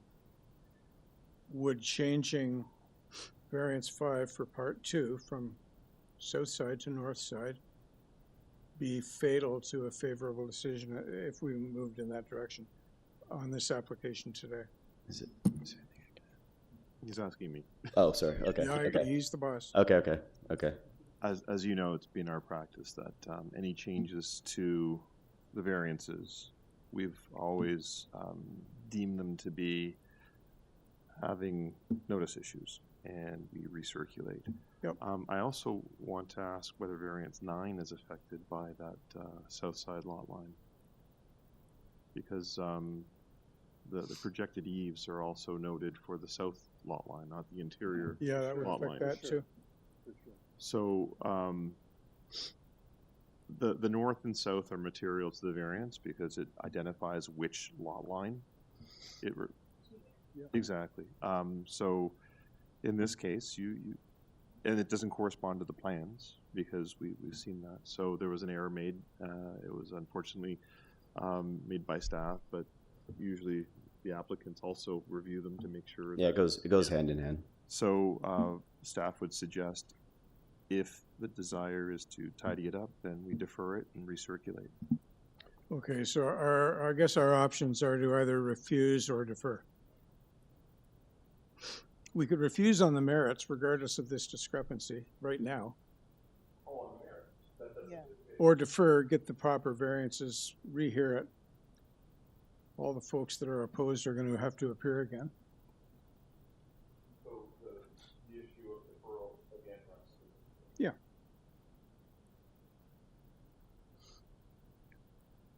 So how do we feel? Do we decide? I think that the applicants also want to tidy. Oh yeah, I was just gonna say as part of the circulation, you would have circulated the site plan and the variances, correct? Yeah. So I mean, it's not like it. The mail out is. It's not. Yeah, I know. But it's not like the materials weren't circulated, showing the correct setbacks. So I just wanted to add that. But I'm in your hands. Okay. So I think we're back to our two options, which would be to refuse on the merits or defer and allow the variances to be corrected and re-notified. I'm for refusing on the merits. I can't support this application even without the correction. So I would favor us refusing. That's a motion? I can make it a motion. Motion to refuse this application. Find it is not minor in nature nor consistent with the four test. Okay, is there a seconder for Ms. Reck? Just Mr. before. Ross? Okay. All in favor? Okay, that's refused unanimously. Thank you. Thank you. I didn't think it would be that close. No, I didn't either.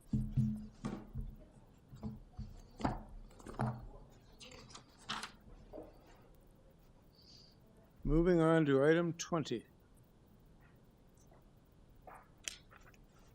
5365 Dundas Street West.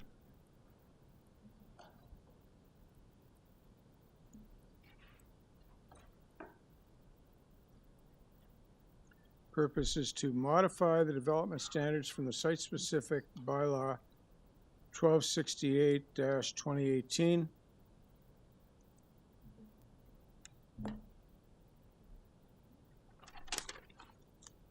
There are 12 variances. 11. We have, this application was deferred on January 16th to enable the correction of variances and to enable consultation with community planning. We have planning conditions A to E. We have 4 transportation review conditions, a Metrolinx advisory, a presentation, and that's it. Christopher Tanzola? That's me. Sorry? Yes. Yeah, I mentioned that. Yep. Okay, Mr. Tanzola. Am I on here? Thank you. Thank you very much. My name is Christopher Tanzola. I'm a lawyer with Overland. Our offices are in North York, 5255 Yonge Street, and I'm here on behalf of Concert Real Estate Corporation. This project is part of a much larger project, a master plan of 5 towers that's been developed over the last 15 years. Concert acquired the property in 2013 and has built out 3 of the 5 towers that are shown there. They have lettering because of an old approval, A, B, C, D, E. The 2 towers that are before you today are towers A and B.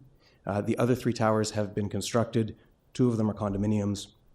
1 of them is a purpose-built rental building. There are some internal streets that have been dedicated by public easement to the city. There's an interior pop space that's been dedicated as an easement to the city. And this is the final phase of the development, the southern 2 buildings. It's important for the committee to understand that there are 11 variances before you. 7 of those variances were previously approved by the committee in 2021. So it's variances from number 4 to number 10. Those were previously approved. As my client has processed the site plan application over the last number of years, a couple of other variances sprang out of the site plan approval process, and they've been reviewed by the city, and you see there is a positive report from city planning, and there are a number of conditions that they've requested, and we're in accordance with all of the conditions that have been requested by planning staff and also by the transportation staff, and we're aware of the Metrolinx advisory comment. So sorry, why, if they've already been approved, variances 4 to 10, why are you applying for them today? Exactly, I was going to come to that point next.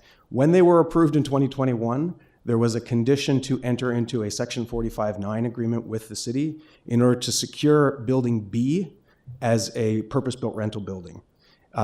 We did have lots of discussions with this. We were fully in support of that condition. It is going to be a second purpose-built rental building. We had lots of discussions with the city. We never got around to actually implementing and registering that agreement on title. So when these new variances came up, rather than confuse it and have one going forward under one decision and others coming forward under another decision, we said we'll come back, we will reapply for all of the variances.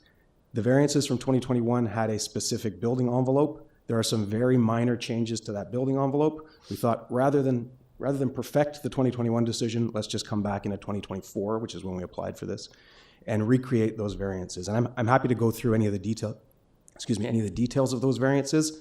They were approved. They are kind of the big ones, if I can say it that way. They were the ones that improved increased height. They improved an increased unit count and an increased amount of gross floor area. That was all done with the support of the city in 2021. The variances that have been added now, it's variances 1, 2, and 3, and now variance 11 as well. Number 1 is for the width of bike parking spaces. Number 2 is for the overhead clearance of certain bike parking spaces. Number 3 is for the permitted height of the elevator overrun. There is a permission in the site-specific bylaw for a 5-meter mechanical penthouse. The mechanical penthouse complies with that, but the elevator overrun for each of the buildings requires an additional 2 meters. And so that's why there's that variance for a 7-meter elevator overrun. And then the last variance that was added just at the beginning of this year, which is why we had to defer from the January committee, we received a zoning review back from the buildings department, and they identified that certain of the balconies exceeded the 1.5 meter permission, and they're at 1.9 meters. And certain terraces on the podium level of the building, they were being captured as projections from the building, even though they're really just terraces sitting on the roof of the building. And so rather than argue with the buildings department about whether they should or shouldn't be captured as variances, we have applied to regularize those as exceedances of the permitted projections for those terraces on the podium levels of the building. The conditions that are requested by city staff, you'll see the planning condition. One of them is to enter into the agreement, as I said, to secure the tenure of the building as rental for 20 years. My client is a rental housing provider and is quite content to enter that condition. Another condition requested by planning and again agreed to is to provide for some minimum unit sizes for certain of these units, which you don't often get. Often you have developers saying that they can't agree to minimum unit sizes. They can agree to a mix, but they can't agree to minimums. And here my client has worked with planning staff, and those conditions have all been worked on with planning staff. The transportation conditions, again, we've been working through the site plan. Transportation is pleased with the development. They just want to ensure that our traffic demand management solutions are being secured by proper letters of credit, and that's why one of the conditions has a dollar value attached to it. Again, we have no concern with securing that letter of credit. And the other is there is a variance for the total number of parking spaces, and Transportation Services has said that's fine as long as the ratios comply with what's showing on our current site plan drawings. And again, we're happy to agree to those conditions. The last one from Transportation Services had to do with the variances for bike parking. Because we are implementing a custom-built solution for bike parking in the building, which they have reviewed. They just want to make sure that they get to sign off on the specs for the bike parking racks. Okay. And I think their fourth condition was a very general one, that it has to be done to their satisfaction, and we're content with that as well. I've gone a little bit over time. Oh no, I had 8 seconds left. Sorry, I was at -8. 4 seconds to go if you want to fill them up. We've worked very hard on this with staff, including staff at the Committee of Adjustment. We've had to defer it and come back, so I'm hopeful that it meets with your approval, and I'm happy to answer any questions. It is a bit of a one-off application, so there may be questions. Okay, thanks, Mr. Tanzola. Panel, any questions or comments for Mr. Tanzola? So just to clarify, the original agreement you had with planning was for Building B, and that's the condition that they're putting in, is that correct? Correct, it's the identical condition. Perfect, okay. I'd just like to say thank you for the way you cleared it up. It's a lot clearer now in my mind than when I read this. We knew this was one we had to come and attend for. Okay.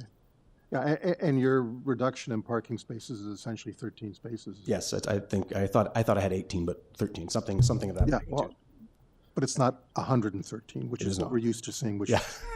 I'm not happy with. Okay. It is not. Okay, we ready to go into committee then for a motion or a discussion?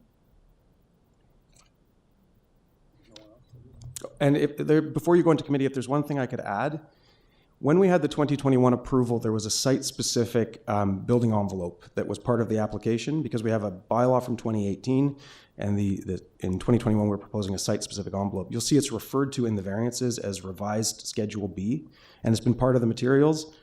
Our request would be, and some direction to Mr. Carvalino, if you're inclined to take us up on the request, is that the revised Schedule B be attached to the committee's decision, because what we found in 2021 was when it was not attached, we had people in the buildings department looking for it, and we had people in the planning department looking for it. And so if there could be an attachment to the decision that contains revised Schedule B, it would just avoid that confusion in the future.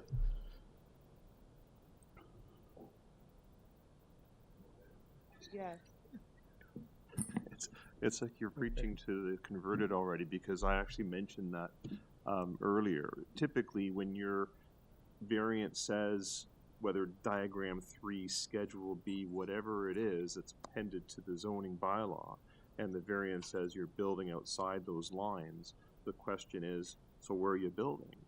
And the answer typically is, in this revised Schedule B or diagram 3, there's my new height map, and it becomes crystal clear to the zoning examiner, who will overlay that on the site plan to see where the heights are, and in relation to the setbacks from the lot lines, to know where height is permissive and where it's not. So it's up to the committee, but staff would concur that attaching the material Schedule B, which has been out there, it's been evaluated as part of the application, would serve to clarify. It's on the last page of our visuals, if it's just the committee to visualize what we're talking about. Yeah, before we go into committee, I neglected to ask if there was anyone in the hearing room that came to speak to 5365 Dundas Street West. No? Whew. Anyone online? No, Mr. Chair. Okay, good. So, we're in committee.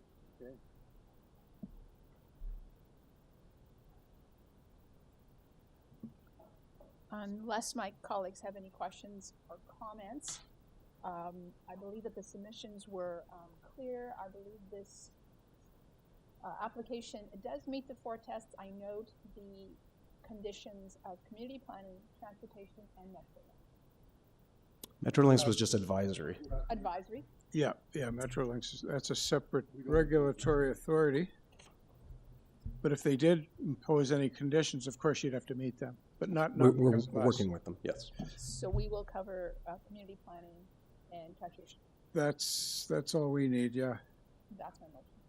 You want a note about attaching this revised Schedule B? Is that a condition, Mr. DSC? But it does provide clarity as to where you're going to be building in accordance with that variance. So I believe we do have the power to make that a condition. So you want to add that? I would add before that. it's- Okay, so that's been included, Ms. Reddick, if you're. With that inclusion, I'll second it. I don't think seconded. No one seconded it yet, unless you would like to. I was saying with that condition, I will second it. Was that not a motion? Yes. Yeah, okay. With that addition, I will second her motion. Okay, we have a motion that's been seconded. All in favor? That's approved. Thank you very much. Thank you. Thank you. Okay, our last application of the day. 54A Cannon Road.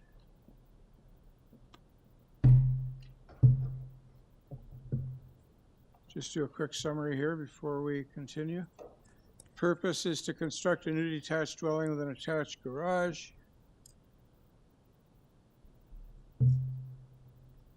There are 8 variances. This application was deferred on January the 23rd, 2025 to enable proper public notice and to enable consultation with community planning.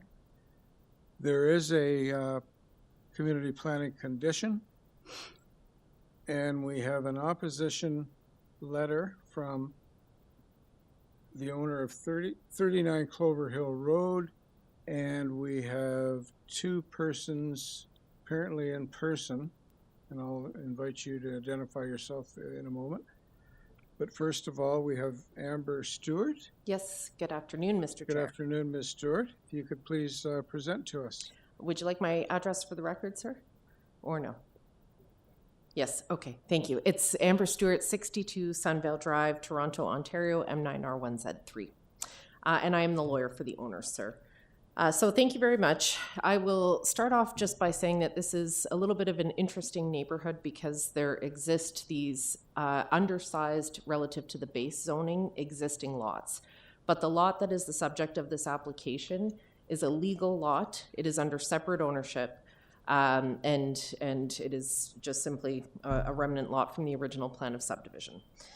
So, Mr. Chair, we were before the committee a year ago on this. Sorry, this isn't as a result of a severance? No, there was no severance required, sir. It's a whole registered lot on a registered plan of subdivision. So absent a deeming bylaw, which does not exist in this neighborhood, the lot can be conveyed separately without a severance. So the answer to that is no, no severance needed. Okay, so we were before the committee about a year ago on this site, and essentially the identical house was approved. The variance is required to construct the identical house was approved on this property by this committee. The only difference before the committee today in terms of form is that the owner reconsidered the site layout because the previous application, which was approved, had a west side yard setback of 0.3 meters and an east side yard setback of 0.9 meters. And honestly, I'm not sure exactly why they designed it that way in the first place, but after getting their approval, they reconsidered whether that was the best configuration for this site layout and decided to reapply. So all that is happening in this application is that the dwelling footprint is shifting to the east, so that the narrower side yard setback is on the east side, where it is beside the wider side yard setback for the new house that is built at 52. And the wider side yard setback of 0.9 meters is now on the west side, where it is beside the narrower side yard setback that exists at number 54. So essentially what this application is going to do is facilitate a better design with better spatial separation between the houses, which allows for all of the houses to have access on those sides. So I'm happy to go through the variances if you'd like more information about just before you go on. Yes, sir. Was your coverage in FSI previously approved? That's correct, Mr. They Chair. haven't changed, just shifted the building. They haven't changed at all. Okay, go. Okay, thank you. The only other thing that I will say is that there was one variance that was not identified in the last application, which has been identified now, but it is merely a side yard setback variance to permit the deck and the platform, which is the front porch. And that's obviously reflecting the existing side yard setbacks that are proposed on the dwelling. One was identified in the last application, but one was not. So that is a new variance, not today, but a new variance since the application was first approved. But regardless, this house, as it is configured, can be constructed under a building permit. In my respectful submission, this is a better configuration, better layout for the site. So I'm happy to answer any questions, and I see I have lots of time left, but I'm happy to answer any questions about the application itself, and I'm also available to respond to any concerns that are raised.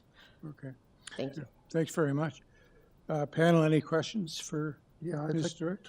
I want to come back to the side yard setbacks. I mean, that was what was confusing me initially. Yeah. So do you know the side yard setback for number 52? I do, Mr. Chair. Number 52 is the dwelling to the east, so that has a side yard setback of 0.91 meters. 91, okay. Yeah, 52 is the new house that is built right next door to the east. I don't know if there's, if I didn't ask for this earlier, but I did have a presentation attached to the letter I submitted in January of this year, and there's some photos that show, and it's essentially the identical design next door, so you'll be able to see what this That's house okay, I can pull it up on Google. Okay. So yes, so you asked the question, the side yard setback on the house to the east, so its west side yard setback is 0.91 meters. On the house to the west, which is the older house at number 54, Its side yard setback is 8 centimeters, 0.08.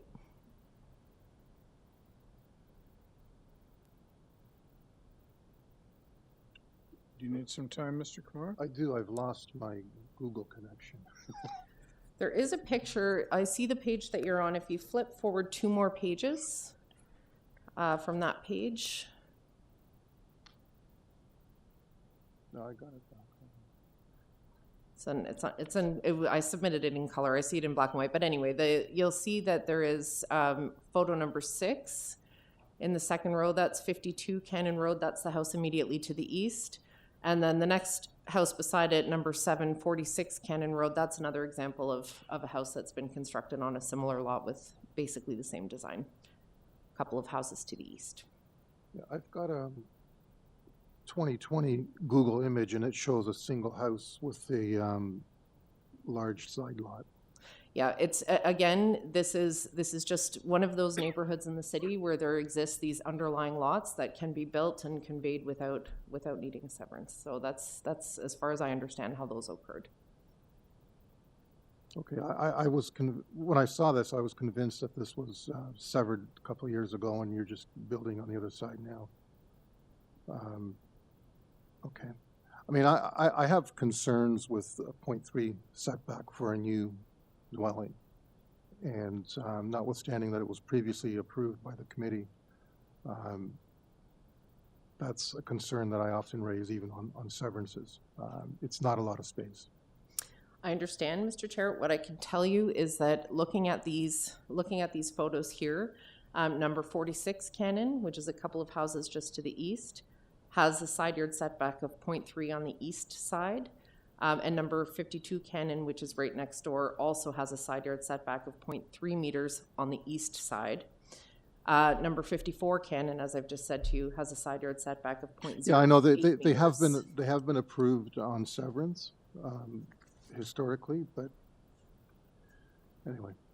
And if I may just make one more comment, I can appreciate the concern. What I will say is that because of the fact that the lots are existing but narrow lots, clearly a side yard setback variance is reasonable to expect in order to construct a new house. It's the issue of the degree of what is reasonable. I understand. And I understand that what you're proposing is in some ways better than what was originally approved.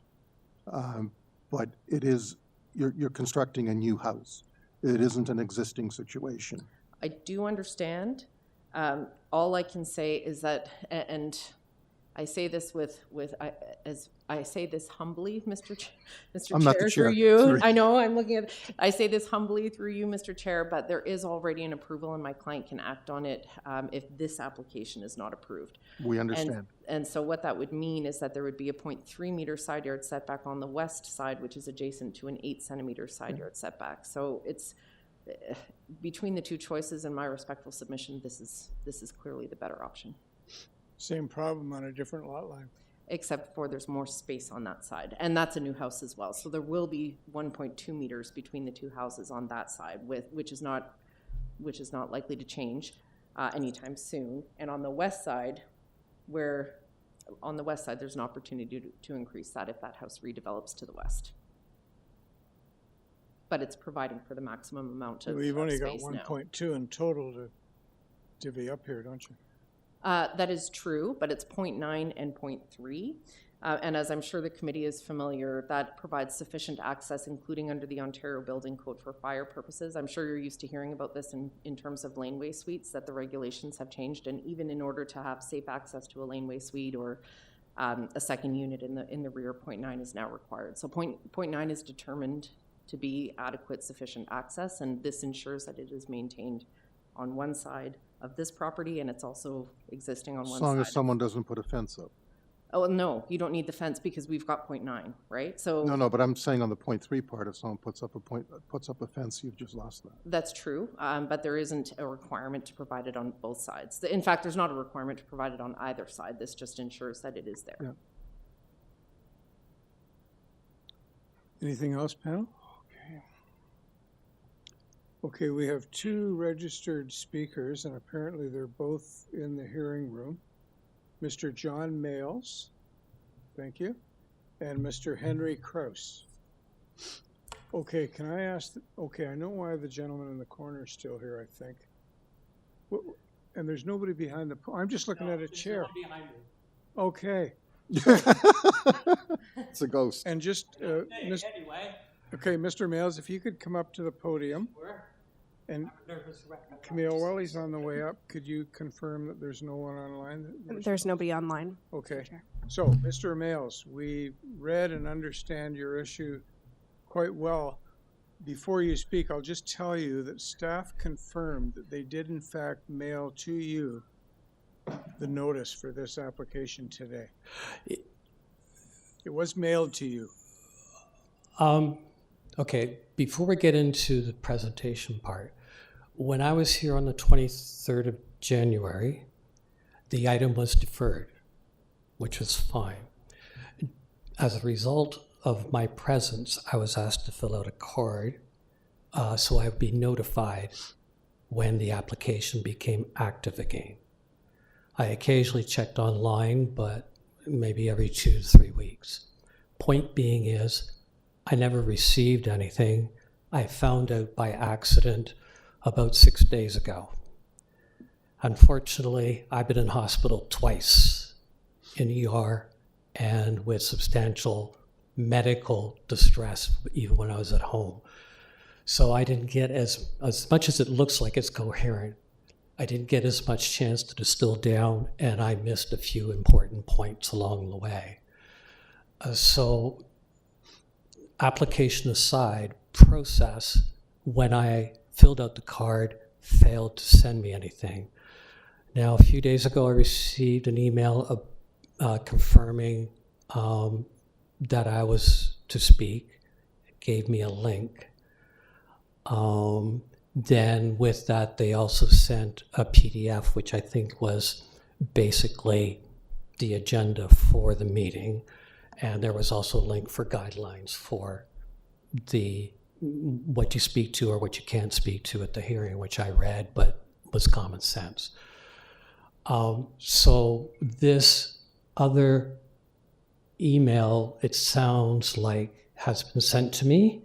Do you know when it was sent? Because the last I checked of my email was probably about 8 o'clock this morning for other reasons before I left to travel here for to speak to the application. Okay, this would have been, correct me if I'm wrong, Philip, but it would have been a paper notice actually mailed to the home. No. No. Now, let me put something into context for you. I live at 39 Clover Hill Road. I rent a room. I do not own the house. I had a work injury from 20 years ago that has complicated my life and continues to make further problems. So when I filled out the card, I did so with the address and my name. I received an email a couple days ago in response to me just simply giving a heads up that I had filled out the online application to speak to the matter at your committee. They sent an email back later that same day asking to confirm my address. So with that response, I told them I live at 39 Clover Hill Road, but I do not own the house. I rent a room, and I've lived there since December 2013. They responded back saying, that's fine, we just needed to know. They had the address correct to begin with, so they had to have some information from somewhere. But in terms of paper document, I would have expected, as a result of the information I filled out on the 23rd of January here, to receive a paper or email with the PDF of the information. Either would have been fine by me. I provided both email address and mailing address. I did not receive anything. Okay. Yep. Do you want to let the other gentleman speak to the committee while they do that? Sure. Okay, that would be fine, so we don't. if we don't infringe too much on your long weekend. And you're going to be commenting on the merits as well as this notice issue, correct? No, I'm going to actually, I am objecting. Yeah, okay. And I have some other information. And if you have questions after reading my submission, I'm more than happy to answer those first. And that may narrow the scope of what other items, pieces of information I wish to provide. Well, let's invite you to sit down for a moment, and we'll invite Mr. Kraus to speak to us.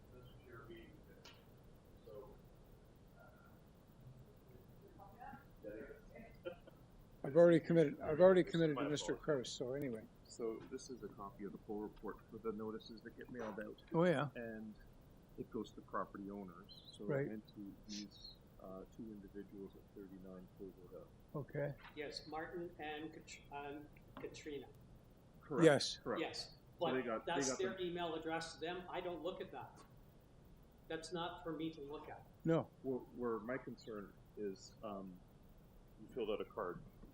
Yes. Yes. In January. Yes, Adam had me fill out the card. So that's my next thing. Yes. Okay, we're going to Well, let let them them figure that continue pursuing. Let's hear from Mr. Kraus in the meantime. Did you have a notification issue, sir? I got this one about 2 weeks ago. And that's the first one I've gotten. That's standard stuff, 2 weeks, right? Yeah. You have received adequate notice as far as I'm concerned. So, Okay. Anyway. It didn't seem too transparent in general, like the signage and stuff. I didn't know anything about it until this. So, okay, so I'm Henry Kraus. I'm at 58 Cannon Road. It's about 3 houses to the west. I'm not directly impacted, but having looked over this piece of paper, I couldn't help but see all sorts of problems and kind of felt for my neighbors and thought that I should say something. So this is really a very different kind of house being built in the neighborhood, or I should say what looks like 7 houses. Is it possible to put the street plan up for this that I can point to? I made some drawings, but I also didn't get them in time. So I guess I'll have to try and explain it. But is it possible for somebody to put those up? Okay. Do you want a map of the neighborhood or just the site plan? Pardon me? Do you want a map of the neighborhood? That's good. Oh, okay. That was good. So the one that was before that. Yeah, this one. Can you expand that? So the first thing I noticed here is it was hard to find the divisions between the houses to find out where the borders were relative to each other. And I kind of figured that out by looking at the right side, and it looks like there's 6.1 meters per subdivision lot, and which is not a lot. And the one that's being built here is being put on a single-car driveway. And so what should have been 1.2 meters from property line to building, I think has now gone to 0.9. And then here they're further asking for some of them to be made to 0.3. Yeah, one of them's 0.9, the other one's 0.3. That's what they're asking. Right. Well, actually, if you look at them and do the math, I think the distances between there right now are 0.9. And they are so at the expense of the neighbors, I think, at least the one on the bottom there. His property line now, his space there is going to be pretty much all his, and the rest will be taken up by the neighbors. So I don't think this is fair to that neighbor. And if all of these things are approved, I think it's going to be used as an exception to build where the top house is. That's also been divided into 2, so I think they'll use the same trick to put 2 there.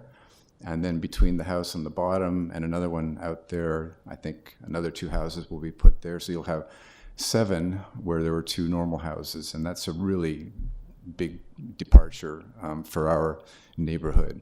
And I don't think it's gentle, whatever you call it, density. There's a house on my right that's being built, which is a 4-plex. And I think they're doing a great job. I think that will bring 4 families. And The good thing about it is, there was lots of transparency. The spaces between the houses are normal. The height is normal. The house looks like the other houses, so it fits really well. This, when they build that, and if they can, first of all, if they stick to the rules, I think the inside diameter is going to be about 5 feet, or literally a bowling alley. And in order to make it viable and marketable, I think these changes have to be made. And that will increase in about a 40% increase in the inside diameter. And even still, like my buddies used to be able to long jump about twice the width of that house when I was in high school. I think John has really laid out a lot of the other issues. I don't really have time to go into them all, but I don't think this fits in almost any way what you normally look for. Just minor variations, 1 or 2, not many. Here we've got 8. They're very major. They're really impacting the neighbors. I think it's going to be a precedent that sets kind of a slippery slope for the rest of that part of the neighborhood and maybe Toronto in general. So I would ask if you guys know this better, but if you look at where those property lines are and who's suffering by these changes, I think you'll see that there's going to be about the width of my shoulders between each building, and I think that's going to raise all sorts of dangers. We are on a side of a hill. There's lots of erosion, flooding, and so on, and I think that's going to cover up a lot of that land that you need to get that irrigation and so on. And having houses that close together is also a fire trap and stuff like that. So I'm speaking for my neighbors. Thanks. You're over time, Mr. Krause. So you've wrapped up? Sure. You've wrapped up, have you? Yes? Yeah, I got my 5 minutes. I guess. Well, you're out of time is what I'm saying. Yeah. Anyway, okay. I can ask. So just before you leave, Okay. panel, any questions or comments for Mr. Krause? No? Okay, Philip, have we resolved Mr. Mail's issue? Yes, Mr. Mails was cited in the minute from the January 23rd hearing in which this was deferred. However, and the property owners did get the mail at 39. Yes. I mean, I saw something, but didn't know what it was. Yes. However, he did register as an interested party by filling in the card, and a step was missed where we cite someone in the minute and we register them as an interested party in our internal software system that generates the notices.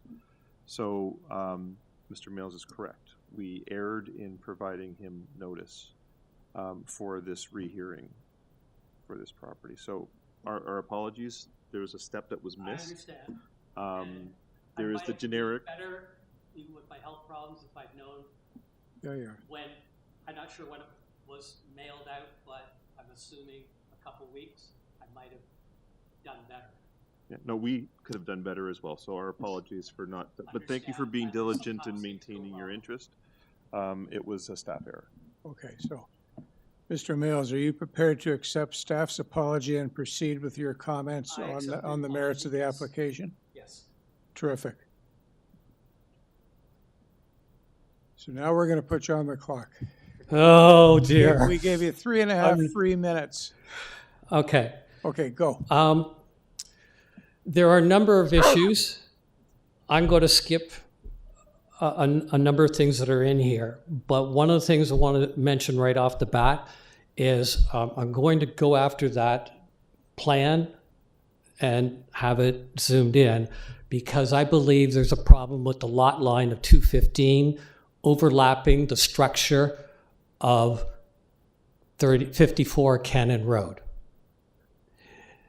And in addition to that, in order to complete the construction of this, permissions are going to be required from adjoining property owners because there is no way they can excavate within the lines of lot 215 for 54A. So if you would expand, zoom in, particularly on 54 Cannon Road, where the lot line crosses over.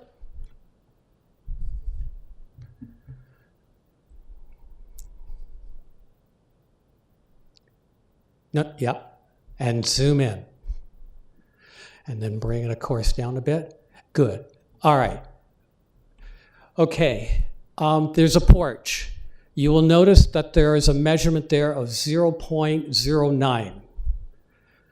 You will notice at the corner of the house that there is a measurement, if I can read it, even when I zoom in, that appears to be 0.08.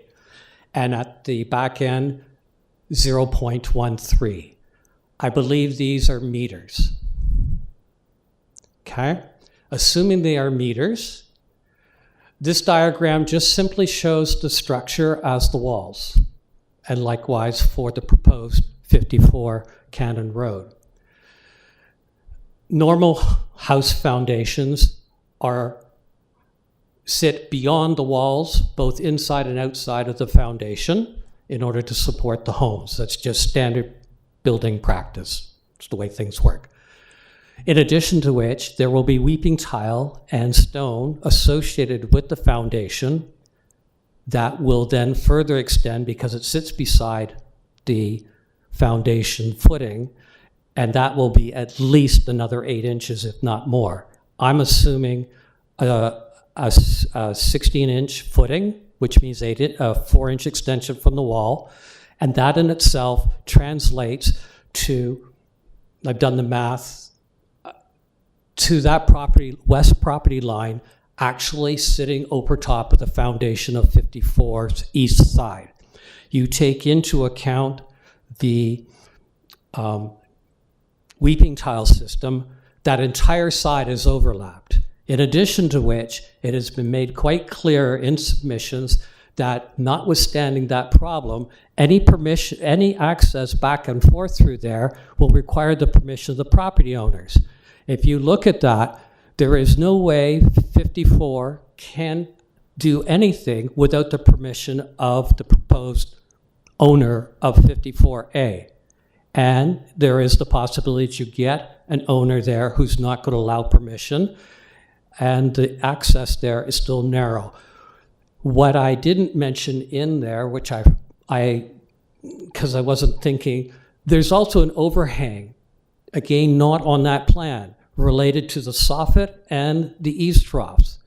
So taking that to account, that property line's crossing over there. So I know it's a legal lot, but those lots were set up a long time ago where people bought whatever number of parcels of land and then they built their homes on it. All the other homes there are not separating their properties. It's in my submission, but there was a situation where a lot was severed, or not severed, but broken apart at 238 and 240 Park Lawn Drive. That was done in a very tasteful manner, and there's lots of clearance, whatever else. What's also not mentioned in anything that's stated, but the other gentleman had mentioned, is there is space between 52 and 46 of the new types of homes. And there's a large space in between that says no trespassing because people thought it was a park. There is no way that you are going to be able to build 2 more homes in there, let alone the people now on 54 will have no access to anything on the side door. Technically, they can't open their windows. And then there's also flooding concerns that can also backwash down to 39A because behind the property areas there is a large retaining wall that sits at the back of 39 Clover Hill Road. And if water starts to accumulate there, it may put pressure, both, especially in the wintertime with freezing and thawing, to that retaining wall. So there's a whole bunch of things about trying to fit something in a size that doesn't fit. So that lumps it up mostly. Yeah, sorry, you're over time. Yes. But thanks for a very well-researched presentation. It took a lot of effort, and I missed it because it was so small. You just don't see it because it's marked so tiny.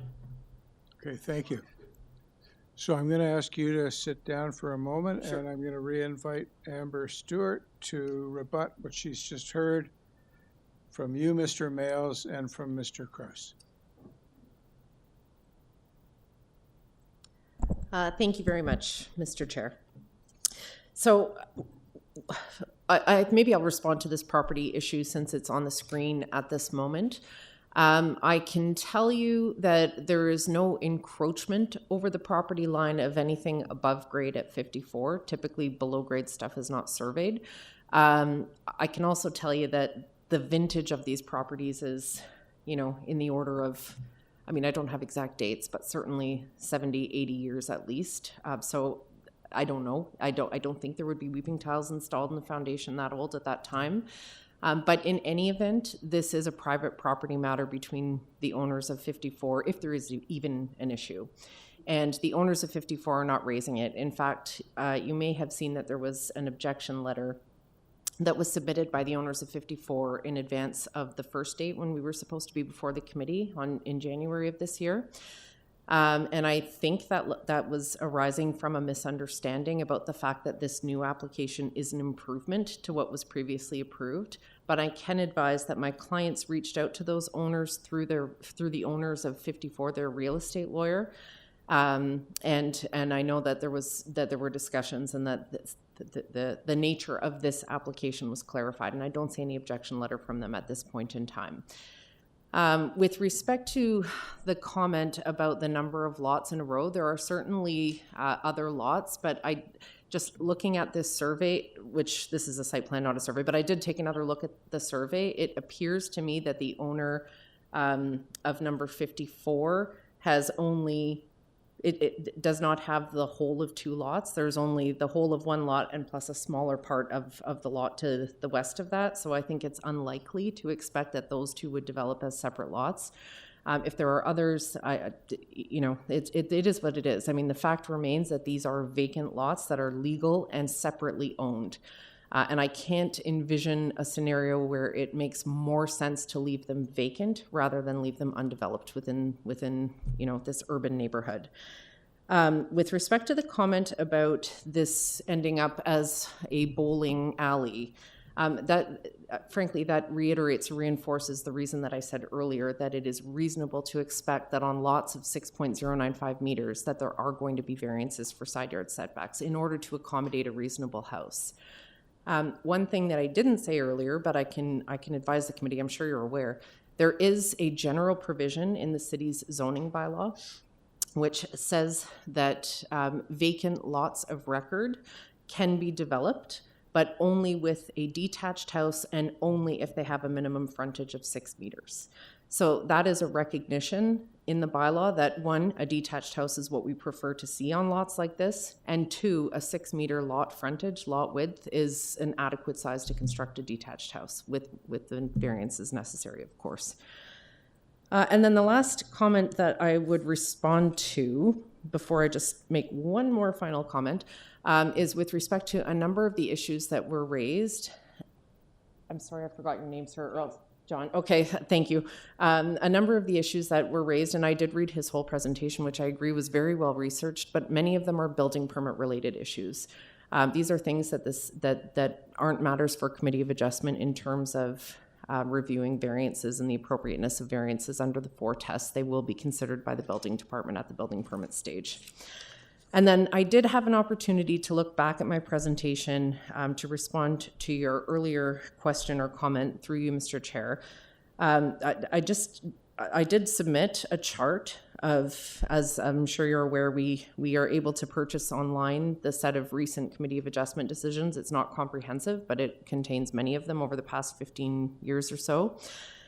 And there are a number of variances that have been approved within very close proximity for side yard setbacks that are similar to what's proposed, less than proposed, and that does include on new houses. And I've included some photographs, and just to give you a couple of quick examples, in addition to the new houses that have been constructed at 46 and 52 Cannon Road, there are variances approved on Guthrie. So there's 37 Guthrie, which looks to me to be a brand new house, of 0.82 meters and 0.21 meters. So those are narrower on both sides than what is proposed in this case.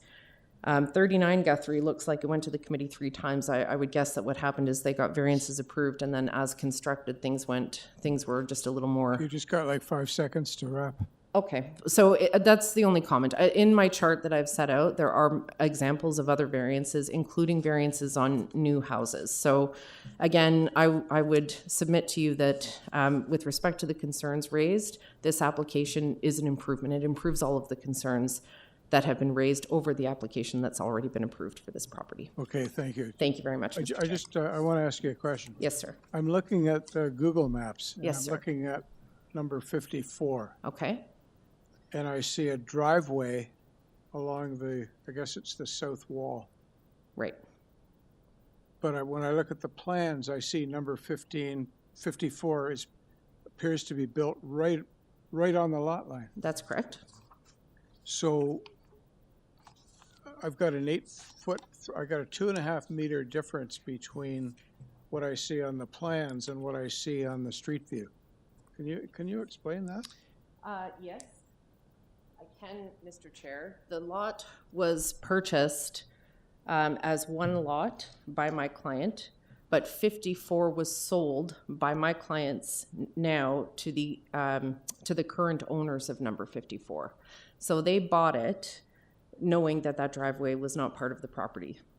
So they bought that as a separate lot. And I wanted to grab my computer so that I could see what the area is on the north side.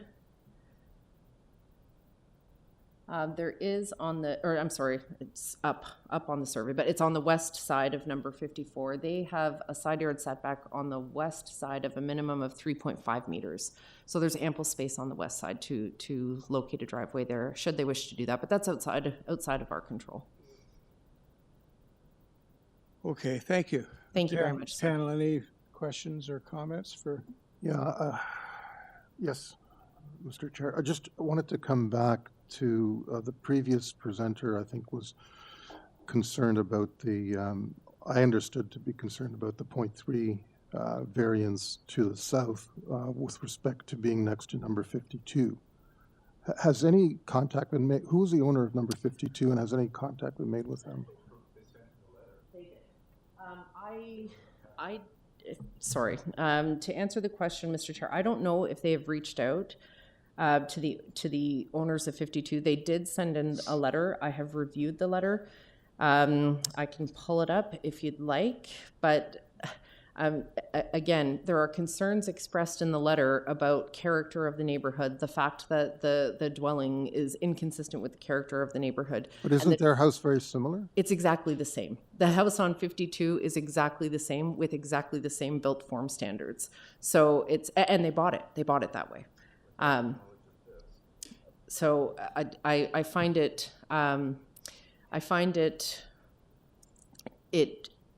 detracts from the merits of their concerns when they are living and purchased a house. But I would concur that during construction, you're going to have to access their property. There's no two ways about it. Not necessarily, through you, Mr. Chair. I mean, not necessarily. Sorry, I'm sorry. I think you might have been the chair when this was approved, sir. Probably. I think that's when it was approved. We alternate. Yeah, I should sit over here. I was here last year on this one, and I remember a comment about being here in person, and it had been the first time in a while. So through you, Mr. Chair. I don't necessarily agree that there will need to be access. As I'm sure you're aware, there is a bylaw in the city that allows for an application to obtain a permit to access for construction and maintenance purposes if needed.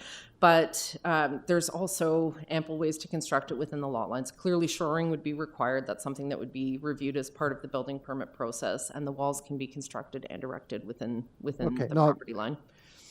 I understand your dilemma. I mean, you're proposing a 16-foot house.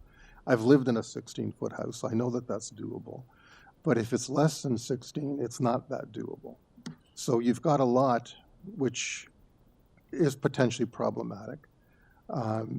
Your applicant is choosing to shift it quite dramatically in one direction. They could have split the difference. But it is what it is. And what we have before us is something that was previously approved, which I'd be reluctant to approve today, but it's been approved. So we're dealing with what's the better option. It's true. And the only thing I will say about the notion of splitting the difference, Mr. Chair, is that it certainly could have been a different way to look at it, but this way provides for a minimum 3-foot access way on one side. And that's ideal in terms of having access to the backyard for equipment and such in the future. So that's the reason, the rationale behind it. And again, I certainly agree with the way you've characterized it through your Mr. Chair, that it is, that if we're looking at the two applications, this one is clearly better. Okay, are there any other questions or comments for Ms. Stewart? No? I'm sorry, could I say one more thing, which I forgot to mention? But it's very quick. I forgot to mention that, and nobody's asked me, that we did review the condition requested by planning staff. I've had discussions with the staff planner since this application was here in January. His concerns have been resolved. We have no issue with that condition or with the urban forestry condition, which is standard, but there's no trees affected at all. So, thank you. Thank you. So let's go into committee for a discussion if we need, or a motion. Can I start by asking our Deputy Secretary Treasurer the status of the previous committee decision? So that's been approved, so can they go to building permit with that? February 24th. Yeah.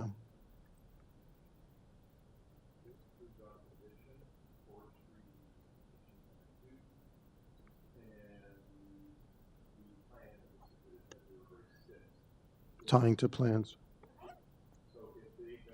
But tying to plans for what reason? Was it specified?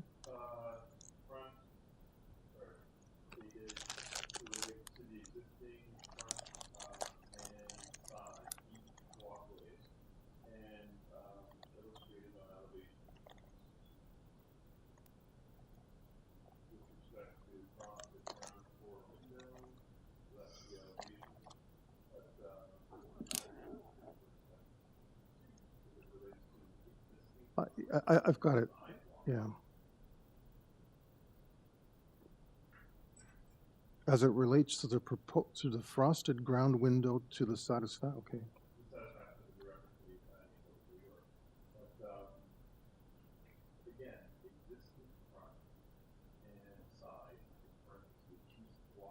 But there is no existing. That's why I'm trying to read this through again. As illustrated in elevation drawing west, submitted on file February 6th, as it relates to the frosted ground floor window. So that was the decision that we were bringing that up. Can you go to materials from the previous? So it's okay. I was more interested in that is a valid approval. It's still in place. So if we refuse today's application, they can still go forward with that one. I know that's what the applicant said, but I'm asking you. They have an approval from last year, subject to 3 conditions, as long as they satisfy Those conditions, okay. That's all I wanted to. How long do they have to satisfy those conditions? Oh, I thought there was a limit. You had to, oh, I see, okay. Learn something every day. Okay. Okay, so I just wanted to know the context that we're making this decision in, that's all. Okay, so can we go back into committee now? Discuss or decide? So I think panel members are aware of my pet peeve of 0.3 setbacks. But I think in this situation, we're faced with an existing decision which already reflects that. And I do believe that this proposal is better than the one that was previously approved. So those are my comments.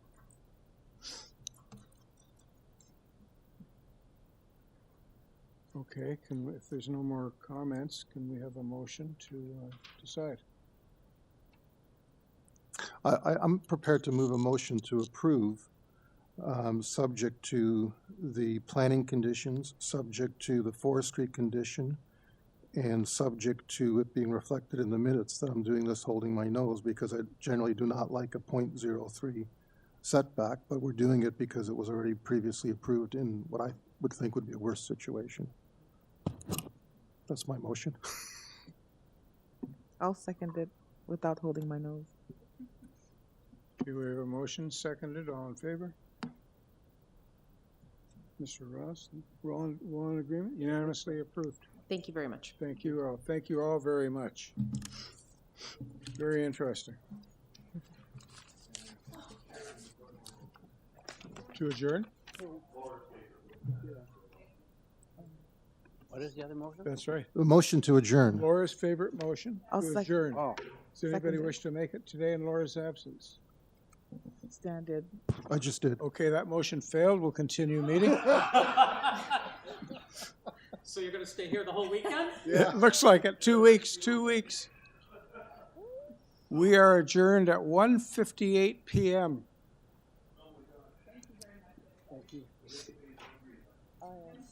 Bill? Is this considered a full day then? That's what I'm not gonna ask Bill. It should be. Is this a full day? Bill? Yeah. Talking to the guy. Okay. I don't think so either. It's ridiculous when they try and squeeze it in. Yeah. We're relying on his good graces. You too. Is this a full day? Is this a full day? Yes. Yeah. Yes, it was a full day at 1:30. At 1 o'clock, it was a full day. Bill? Bill? My stopper right now. What the hell is asking more than 3 years? What are they asking for? I'm gonna get a bunch of questions. Oh, come on. They're gonna show up. They're gonna be like, What is all of this? I know, and then afterwards. And I think I failed to add the private. yeah, no, they were really Just wanted to double check. Thank you. Thank you. That's why I stuck around. I mean, I'm gonna talk with Bill. He's been really, really awesome. He's been feeling multiple things. I know. Yeah, I want to kind of know where it was and said the application for maintenance. That's why I was reluctant to do the adjournment.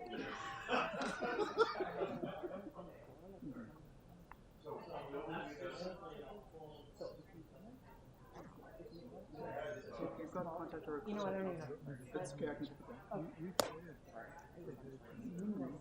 I don't. Here, let me text you my email. Is that right? At 1 o'clock? 1 o'clock is a full day. 3.5 hours. So 9:30 to 1 is a full day. And there was a lunch. We didn't take lunch. That's what I mean. So that they don't, that's exactly what I mean. If there's a phone call, you can go. Because we have a lunch break. I'm happy to just That's spend a right. few minutes, give you the. So Phil's gonna make sure he puts it in. You guys still having lunch? I'd appreciate it. And I'm exhausted. all about any knowledge I You want have. to go red card? Huh? Red card? No, I'm exhausted. I just want to go home. Yeah, same with me. Sorry. I just gotta go to the bathroom. Yeah, I'll get back up here. Yeah, happy Easter. Yeah, yeah. See you next time, whenever that is. Yeah. I just wasn't sure if I need to one of these things. So I get that notice.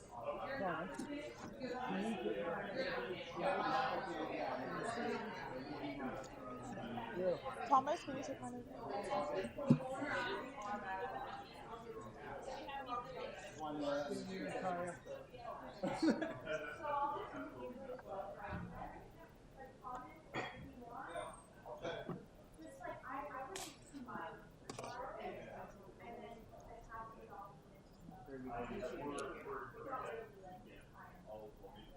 Olivia, have a nice Easter. Bye. Bye. Have a great long weekend. And you.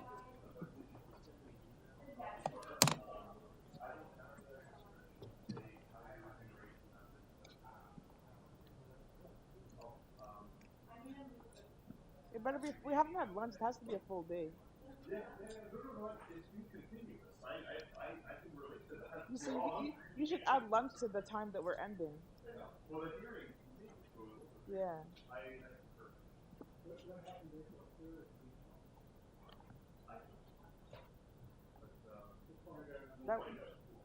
That was a bit crazy, those items, though. I kept flipping back looking for the bridge. I was like, oh, there is no bridge.